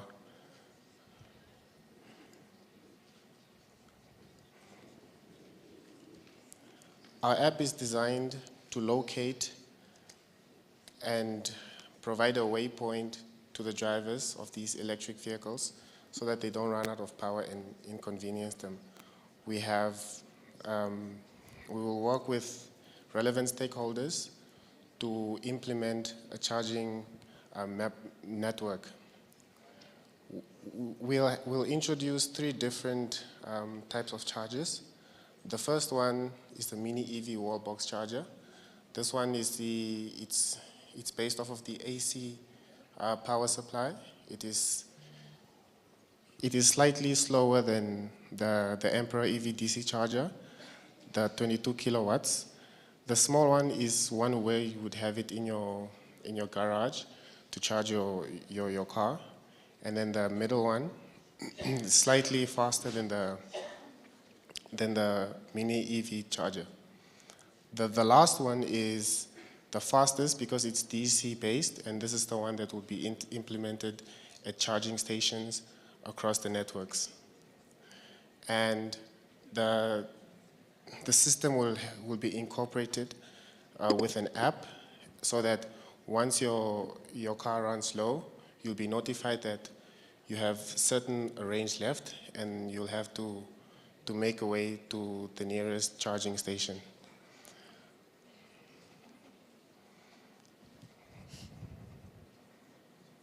The Namibian EV market is set for growth, driven by the ever-increasing prices of fuel, and also the move to a sustainable transportation industry. We aim to generate revenue by having subscriptions to the user of the system, and as well as a pay-per-charge system, where if you go to a supercharging station, you'll be charged a small fee, depending on the power that you require. We have been invited to pitch our idea at a Smart Mobility Africa Summit, and it's the biggest event in Africa, the biggest mobility event in Africa happening in Joburg in October. And we are in advanced talk with strategic partners for key locations and will engage stakeholders for the implementation of our system. I am the marketing lead, and our team is led by Jacopina Juniors, the founding partner, and the EV and drivetrain expert, Juniors Erasmus. We are seeking an investment of 32.4 million.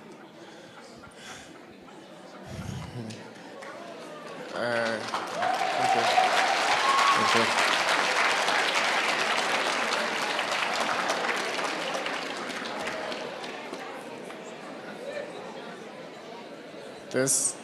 This will be used to Silence.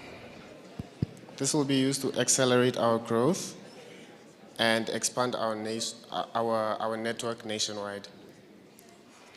Thank you.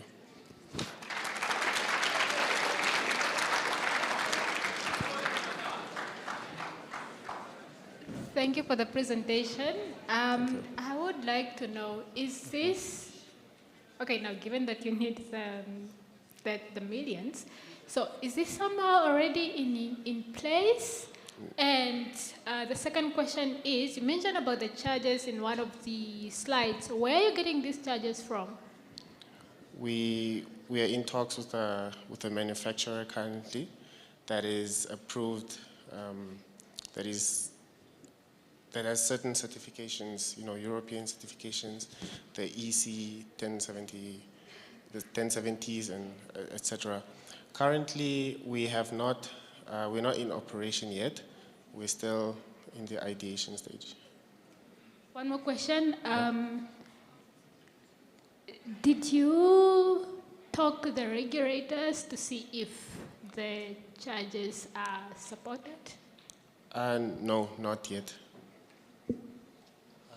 I have a question around the app. How do you make sure your app works with all kinds of electric vehicles? Okay, so the app is connected to the charging stations and to the electric vehicles, to your electric vehicle. So if you're running low, the app automatically notifies you on the phone that you are running low on mileage. But then you need to make sure your app works with all vehicle types, models, makes. Yes. Yeah, that's Okay, thank you. My question is more related to, have you guys looked at the Namibian market? How many electrical vehicles are in the Namibian market? We're still conducting research, but we haven't really concluded how big the market is, but there's a great potential to sort of influence the adoption of electric vehicles. Okay, thank you. One more question from me. How is your solution relevant to the theme of this summit? Well, the app, it incorporates AI to keep track of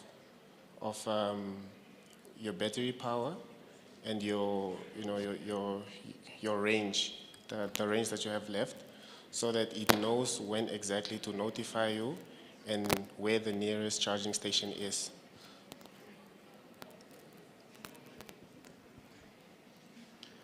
Maybe help me just understand the solution here. So you are mostly focusing on the upside, so that at least I can know how to contextualize my question. Just maybe respond that first part for me.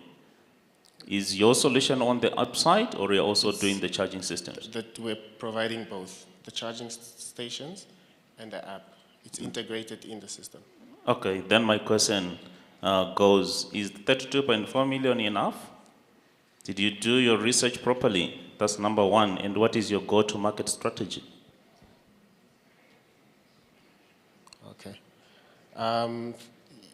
32 million is, I wouldn't say it's exactly enough, but we believe that it would be a great start to sort of start introducing the charging systems. And our go-to-market strategy is to sell these chargers to the public sector, the private individuals, so that if you have an electric vehicle, you can sort of buy the plug-and-go charger, and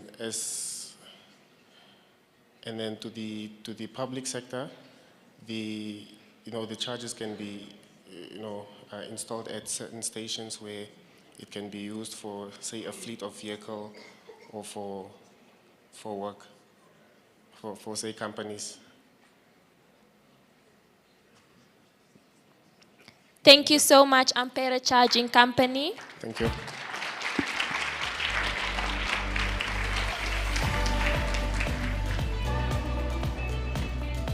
Up next, we have HydroWatch Investment CC.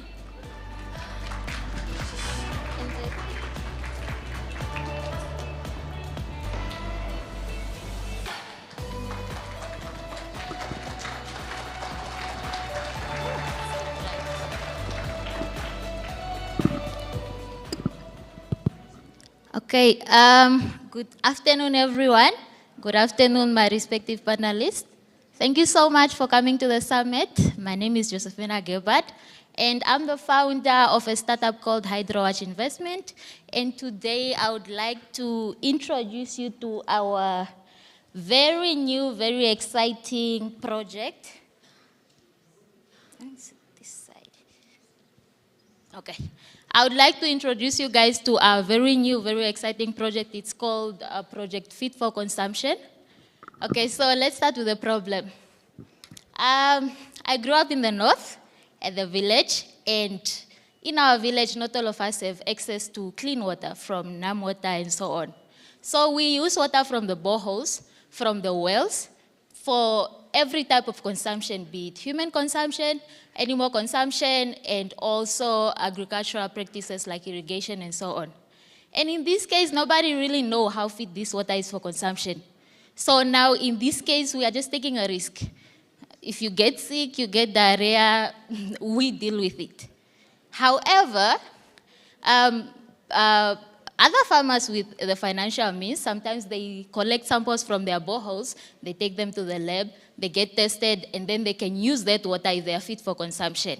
And this whole traditional method is very time-consuming. It involves human intervention, so that means that it's prone to human errors, therefore making it very, very unreliable. Okay, in addition to this, organizations in Namibia, companies in Namibia with effluent plants and other treatment plants, they also use this same traditional method, and it's also very inefficient and very ineffective. So this is where our solution comes in. Our solution is a smart water quality monitoring system. So it's completely automated. It has various sensors depending on what you want to measure. Let's say if the farmer is just interested in just making sure that the water is clear and it has no mud, then it just monitors, it just has one sensor now monitoring the turbidity.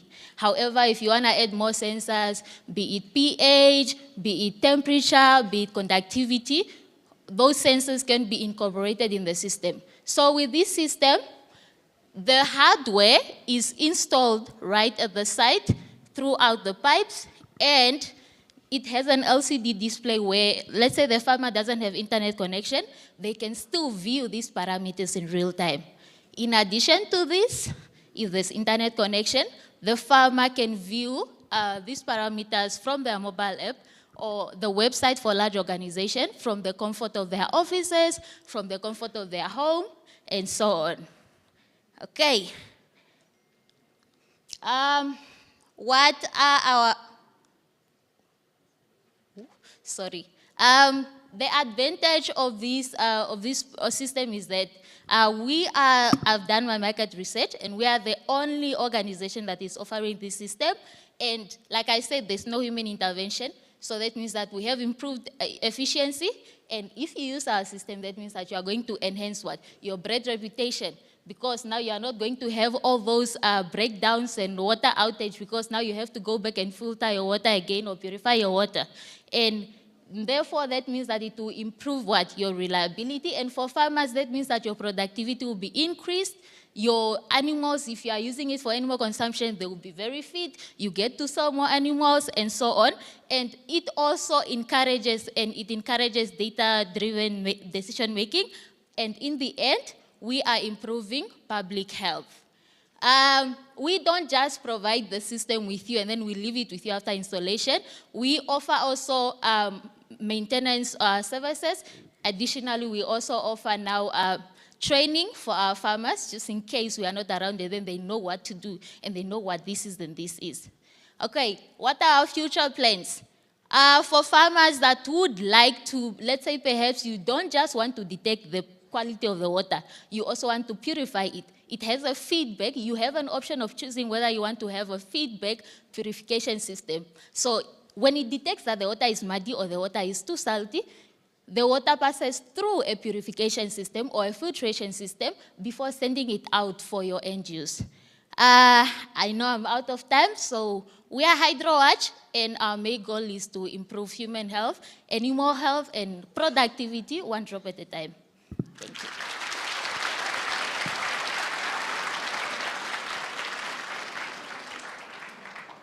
Thank you very much for the presentation. One question, do you have working units or are you still in the design phase? We have a system that monitors 3 parameters: stability, temperature, and conductivity. We are going to have, actually, we are very excited. We just met our client at the summit. We are going to have our first trial installation in 2 months, most probably. We still have to do some discussion.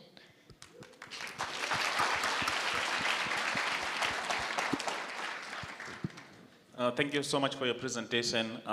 Just curious, you're only monitoring water that is moving in pipes, or you also have the capability of working, let's say, with reservoirs, for instance? So far, we are monitoring water that has to move in pipes because the way our current system is created, the sensors have to be passing through the pipes. There are holes installed like in the pipes. However, we are open to enlarging our organization, and for organization with treatment plans, we are going to be able to do that in the future. Thank you.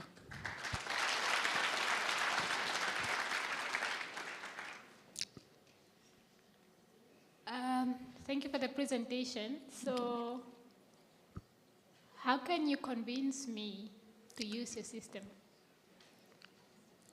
Okay. All right. Okay. First, I'll start off by telling you how serious water pollution is and how dangerous it is when you drink contaminated water.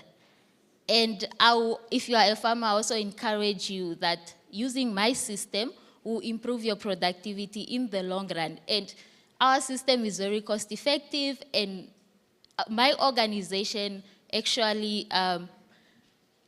we value long-term relationships. So that doesn't mean that after I give you a system, I'm going to run away and so on. I want to be with you at every step of the way. So how much will you charge me? The price depends. Like I said, this system is so easy to customize. So the price depends on how many parameters you are willing to determine. So if you are just using it for agricultural use and animal consumption, that means that I'm guessing you're only going to use 3 sensors: pH, turbidity, and perhaps temperature if you don't want to use hot water. So that means that the price range for that is plus minus 10,000 Namibian dollars, excluding maintenance. Okay, thank you for the presentation. My question is more related to integration with current working applications. Mm-hmm. Yes, sir? Okay, do you guys have worked out integration with the current systems? At the moment, the only monitoring, water quality monitoring system that we are familiar with is SCADA. And yes, we are busy trying to work around with it and research on it. Thank you. Okay. Thank you so much, Hydro Watch Investment CC.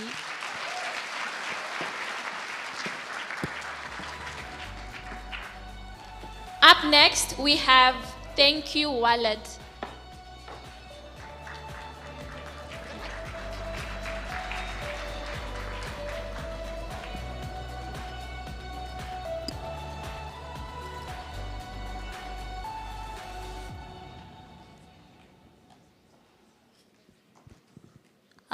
Good day, everyone. My name is Stacy Licando, and I'll take you through my innovation called Thank You Wallet. So, Thank You Wallet is a mobile payment platform designed to address financial challenges faced by communities with limited ATMs and banking services, particularly in rural areas like Maheke region. Let's say in the Maheke, we have 7 constituencies, right? So in those 7 constituencies, there's only 3 ATMs in them. So people from villages, if they come to a small town like Shinene, Standard Bank gets overcrowded and connection becomes very low, and these people become depressed because now they are supposed to buy food and go back home. But because of this issue that they are facing, they can't access their funds to buy their goods. And also FNB tried including the small POS machine whereby you can withdraw your e-wallet at ShopRite or service station, but that also is a problem because it depends on cash flows in the store. So if the cash flow in ShopRite is not strong enough, you don't get your money or you don't get to purchase goods, meaning that, yeah, you don't get anything at all. So Thank You Wallet will create this mobile payment application whereby it enables users to send funds directly to the stores or service stations, providing a cashless, convenient solution, eliminating the middleman, which is the ATM, and cash dependency. So these people will feel really glad to walk into the store without looking for an ATM or looking for a ShopRite or service station to withdraw these funds. They can just be included in this digital era whereby they can just go into the store, get their goods, come to the ATM, and then get an option of Thank You Wallet, pay their goods, and then they move forward. So this is our market opportunity. So our total addressable market is 3 million, and our serviceable addressable market is 1.5, and our serviceable obtainable market is 600K. Okay, there's nothing to do there. This is our forecast. So right now, I was busy trying to connect with, partnering with commercial stores and local stores whereby they have to be integrated into the Thank You Wallet app for people to have an opportunity to choose from these stores whereby like the users can choose ShopRite and money can be sent to ShopRite and then the beneficiary goes directly to ShopRite. That's what we are trying to do right now. The next step is to finalize our prototype. Our prototype, we are still busy developing it, and growth plan. We are planning on not just only targeting Khobabes or Maheke region, but different rural communities that are facing this similar situation. This is how, this is our product ideation. This is when you download the app, you can create your account, and then from the main account, the main screen shows different retail stores or takeaways or service stations whereby you click on which one you want to send the money to, and then from there the beneficiary will get a notification and he or she can just go to that retail stores where the money was sent to. And we have a search bar whereby if the person is located, let's say in Aminos Corridor 13, that search bar will tell you. Time is up. Oh, okay. That's basically it, yeah.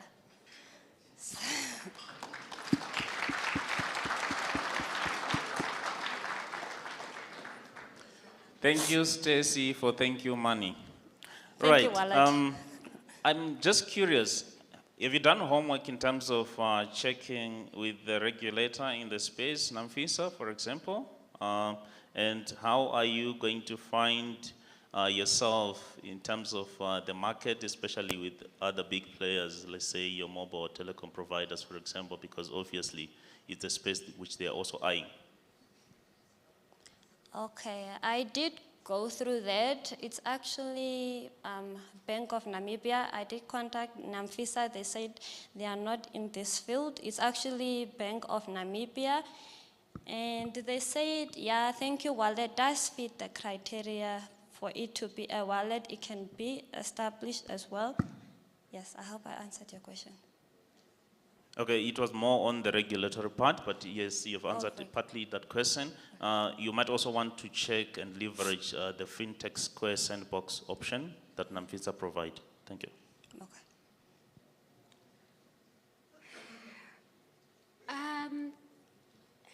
I would like to know the payment gateway that you're going to be using, or your system doesn't include one? Currently, we're thinking of using PayPal's gateway. So if I wanted to top up money into it, how would I do that? Oh, you link in your credit card into the system in order for the deductions to be made from your credit card. It's a link. And can I not use the card at the shop? What is the convenience? The thing is, it's targeting unbanked and underbanked communities, whereby, let's say, if you are in town and you want to send, let's say, funds to someone that can access it in the rural areas or stores, it's easier for them to just go to the store instead of looking for an ATM. Yeah, they can just have that direct access, like them using a credit card. Yes. Okay, thank you. My question is more related to, say for example, I want to send my grandmother on the farm money, but obviously the farm now being, for example, Karasburg, and now she goes to the stores, but she doesn't have a mobile phone. How will she, have you guys thought of those practicalities around that? Yes, I did see those. It's actually the users don't need to have a smartphone. The notification would be of the PIN and then the store that you are supposed to go purchase your goods. And then from when you come to the cash register, once you get your goods, you just tell them like, it's thank you wallet, and then there's an option, it's a different system that is being integrated in that POS, point of sale. So you just click thank you wallet, and then it will require you to, they'll ask you for a PIN, and then you give them the PIN, and then the funds will be deducted from there. Thank you. Yeah. All right, thank you so much, Stacy Likando.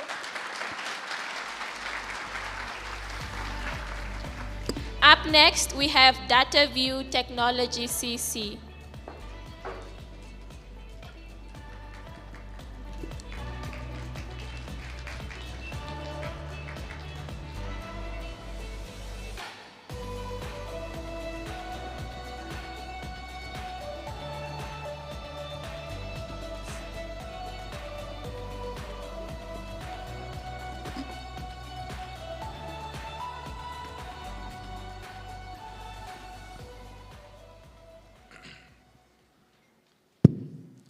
Good afternoon, everyone.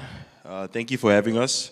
So I am Tyrone from DataView, and today I'll be presenting Guardian AI.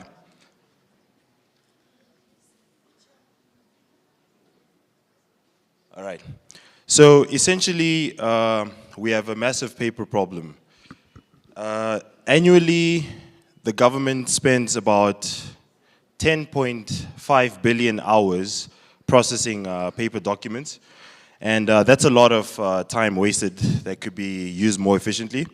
And let's not even talk about the environmental impact that paper-dependent workflows cause on our climate, such as deforestation, etc.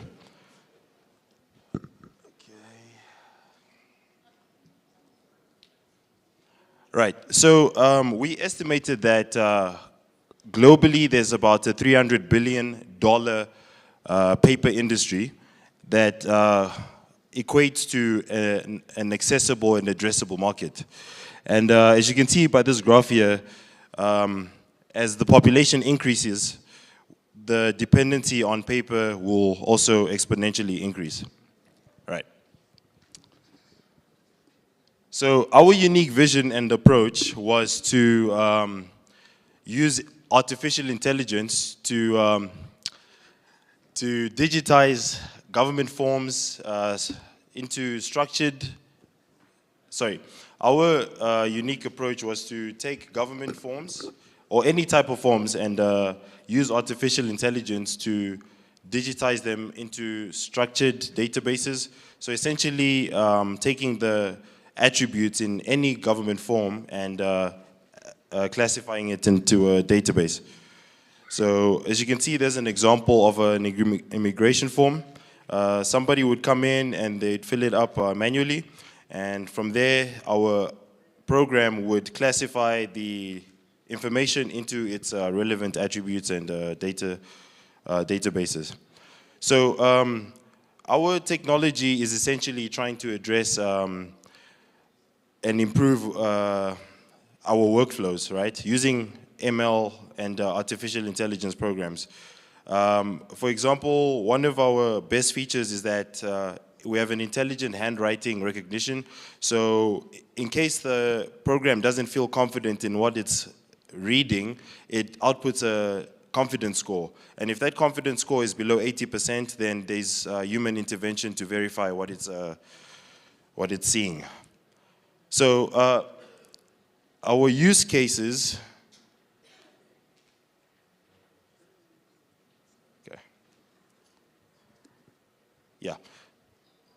our use cases are actually very varied. So in the legal field, there's a lot of case files that are probably sitting in rooms and piled up. So we could extract all that information and making it easier to manage case files. Financial services have statements, bank statements that are processed for loan applications, government applications, and etc. So I will move on to our prototype, which we will demo shortly. So on the screen is a FNB bank statement that we're using as a sample. So say you are a financial institution that's trying to determine whether this person is eligible for a loan. Instead of having to manually look through the transactions, it will extract everything and give you all the information as my partner will demonstrate.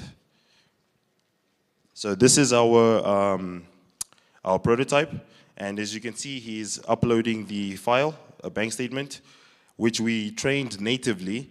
And if I may add, this can be trained to fit whatever field or use case, so financial, legal. This is just an example. So as you can see, all the information has been extracted into its CSV format, which makes it easy to integrate into existing CRM systems or existing workflows that, or legacy workflows that the organizations have. Yeah, so if you press to download, then it exports a CSV file that can be routed to whichever department needs it and where it's necessary. So, yeah, we are DataView, and that is Guardian AI. Oh, sorry, we actually have more goodies for you. So another use case that we have... Time is up. Okay, never mind. All right, we will limit it to 2 questions only, judges. Thank you. Okay, thank you. Data privacy. If I'm uploading all my private documents, even if it's a closed-loop AI system, how is it treating my data? Wait, could you ask that again, just so I can understand? The concern with AI systems is using private data to Yes. train itself. Yes. How is your system using my data Is it training more from it? Is it learning more from it? Or is it No. So it's, thank you for the question, by the way. So we have already trained it, and we would train it for like whatever use case it's needed. So all it will do is identify that, okay, this is a application form, and just extract the information. So we have done the pre-training and the pre-configuring. All it will do is just intelligently attribute whatever information that it is being fed or ingested. Okay. My question is more an add-on to what Nrupesh asked. Regarding the metadata, how are you guys planning on securing that as well? The metadata. Could you please elaborate on which metadata you are referring? Okay, remember you're working with documents. All of the documents, they create metadata. Yes. So the question is, how are you guys planning to secure that metadata? That is a good question. So I think as far as security goes, we have systems in place that like the documents are not accessed by any other system, or will just go through the processes that they need to be, and the metadata just stays as it was. And I mean, unless it's been altered or tampered with before uploading the documents, then it'll just remain the same way it was. It won't really affect any operations or be like an operational risk for the functionality, I think, if that answers your question. Thank you so much, Data View Technology CC. Up next, we have Autonomy.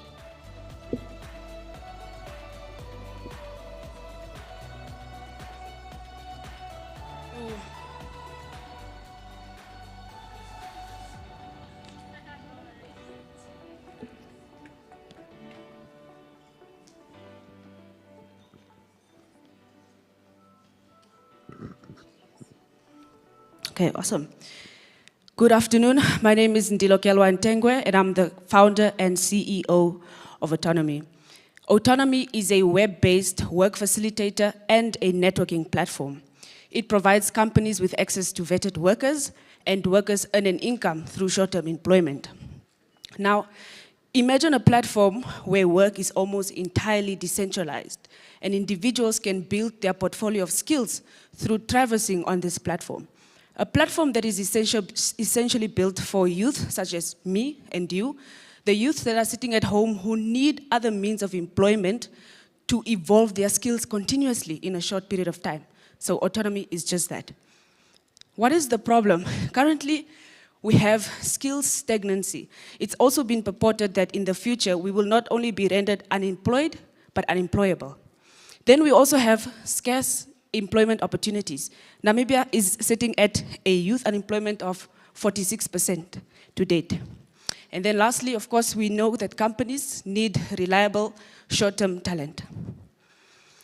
Enter Autonomy. This platform was built against national development plans for Vision 2030 to alleviate poverty through reducing unemployment. And the idea here is that a single individual has traversed across the platform using their different skills, and then in the end, they get validated, and then they get hired from the companies. So how does the platform work? Once you go onto the platform, you have the company and the job seeker. Essentially look at it like Airbnb, you have the host and the visitor.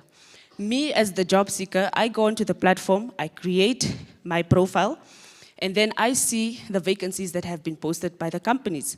Now, this innovation works in such a way that once a company posts a job, you can see how much money you're gonna make, how long you're gonna be working for, where, and all those essential details. So essentially, you will be able to know where and how much money you're going to be making in a single given time.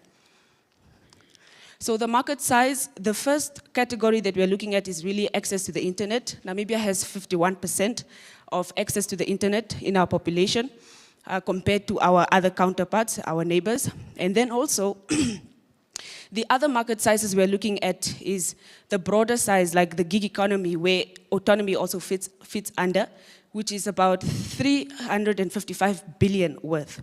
And then, of course, we're also looking at a population under that is 70% under the age of 35. So these are also the other market sizes that we're looking at. Our competitors analysis, I'm not going to go into that into detail because we already know that there are so many other recruitment platforms, but they are just not like Autonomy. Okay, and so you would see then a single user has worked at a company over a period of time, or a company has hired over a period of time.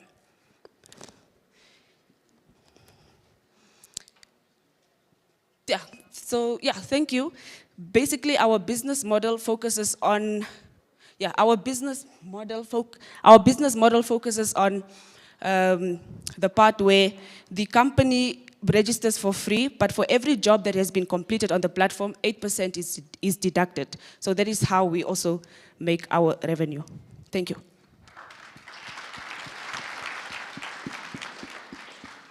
Thank you for the presentation. And how is your solution still different from your competitors? You ran away from that. Yes, I ran away from that because of time. So Potentia has been working in Namibia since '98. What they do essentially is they get you a job, but you have to pay over a portion of your salary. They don't tell you how much actually they are going to be taking and for how long. And then with Infinity Recruitments, for example, they work in the similar way as Potentia, but they specialize only in building and construction. So that is what makes us different to our competitors. Is this solution already in use? Yes, so this solution actually was founded in 2018 when I was studying in Cape Town, and then we launched it in 2019 in Windhoek. And since then, we've had over 230 job seekers and registrations on the platform. The downside of that is that companies have not necessarily adopted the platform yet, and that is particularly also because of the gaps. We don't know if it's because there are no jobs or also because they use traditional models of HR systems, which of course ours is a different innovation. Okay, you got my attention when you mentioned that you presented it in Cape Town, in Cape Town. Launched it in Cape Town. Yes. So who owns the data? Where is it hosted? So when it was launched in Cape Town, it was just my graduation project for my final year. And so since it was viable, it won the best business startup and all of that stuff, I said I want to come back to Namibia and I want to launch it. And so we are the ones, or I own sort of the processes, yeah. Thank you so much, Autonomy.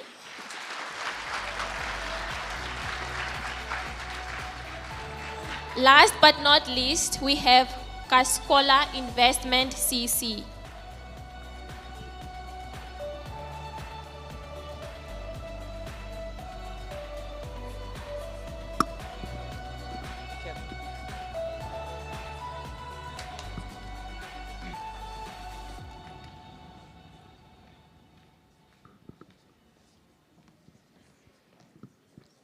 Good afternoon.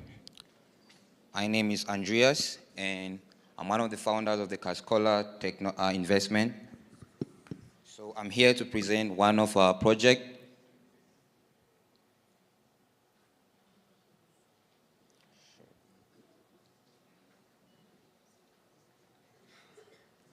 One of our projects we're working on is called the Nomad Visa application. A Nomad Visa application is a process whereby people that want to work remotely apply for, and they have to come in the country.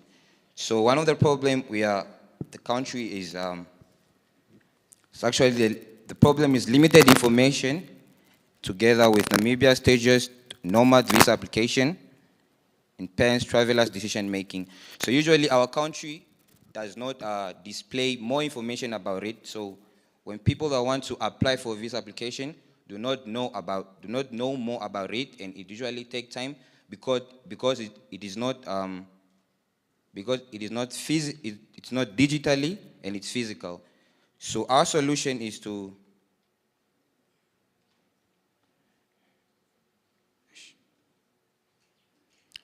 our solution is we aim to streamline the Nomad Visa application and enhance accessibility to information about our country through various strategies in terms of digitalizing the Nomad Visa application and to market our country.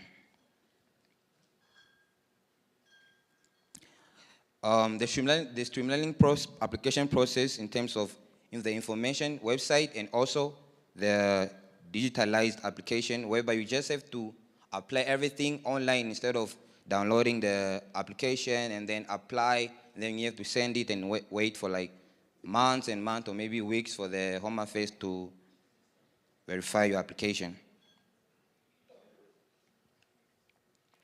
Marketing strategies we are going to use is for influencer marketing, targeted advertising, search engine optimization, and government partnerships. When I talk about government partnership, this is already a project by NIPD, so we are just coming in to actually digitalize everything. So we're going to maybe partnership with the government such as Home Affairs and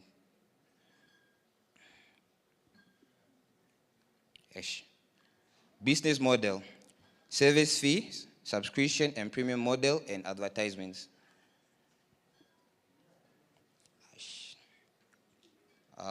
Sorry. And that's our team. I'm actually part of the founders, computer science student at the University of Science and Technology. And I'm very sorry, this is my first time presenting. I'm usually used to performing, so as you can see, I'm already shivering. Very sorry. Thank you.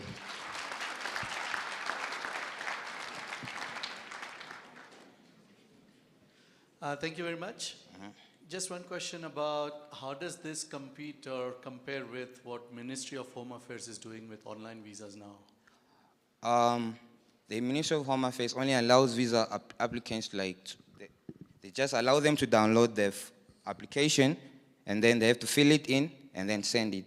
We solve the solution by digitalizing the application whereby they can just apply online and then save it and then send it to Home Affairs and then they can just verify everything. Given that the digital normal visa is supposed to reach out to the world, what is your go-to-market strategy in terms of reaching out to the intended recipients of this solution of yours? Marketing. We use content creators, which means people that take pictures and we partnership. Hold on. Influencer marketing, targeted advertising, whereby we use email marketing to people that are working digitally, which means people that are working like in the computer science industry, mostly because they are the ones that are usually travel a lot and come and work in other countries remotely. Sorry if I answered your question. So that's it. Thank you so much. Damn, wow.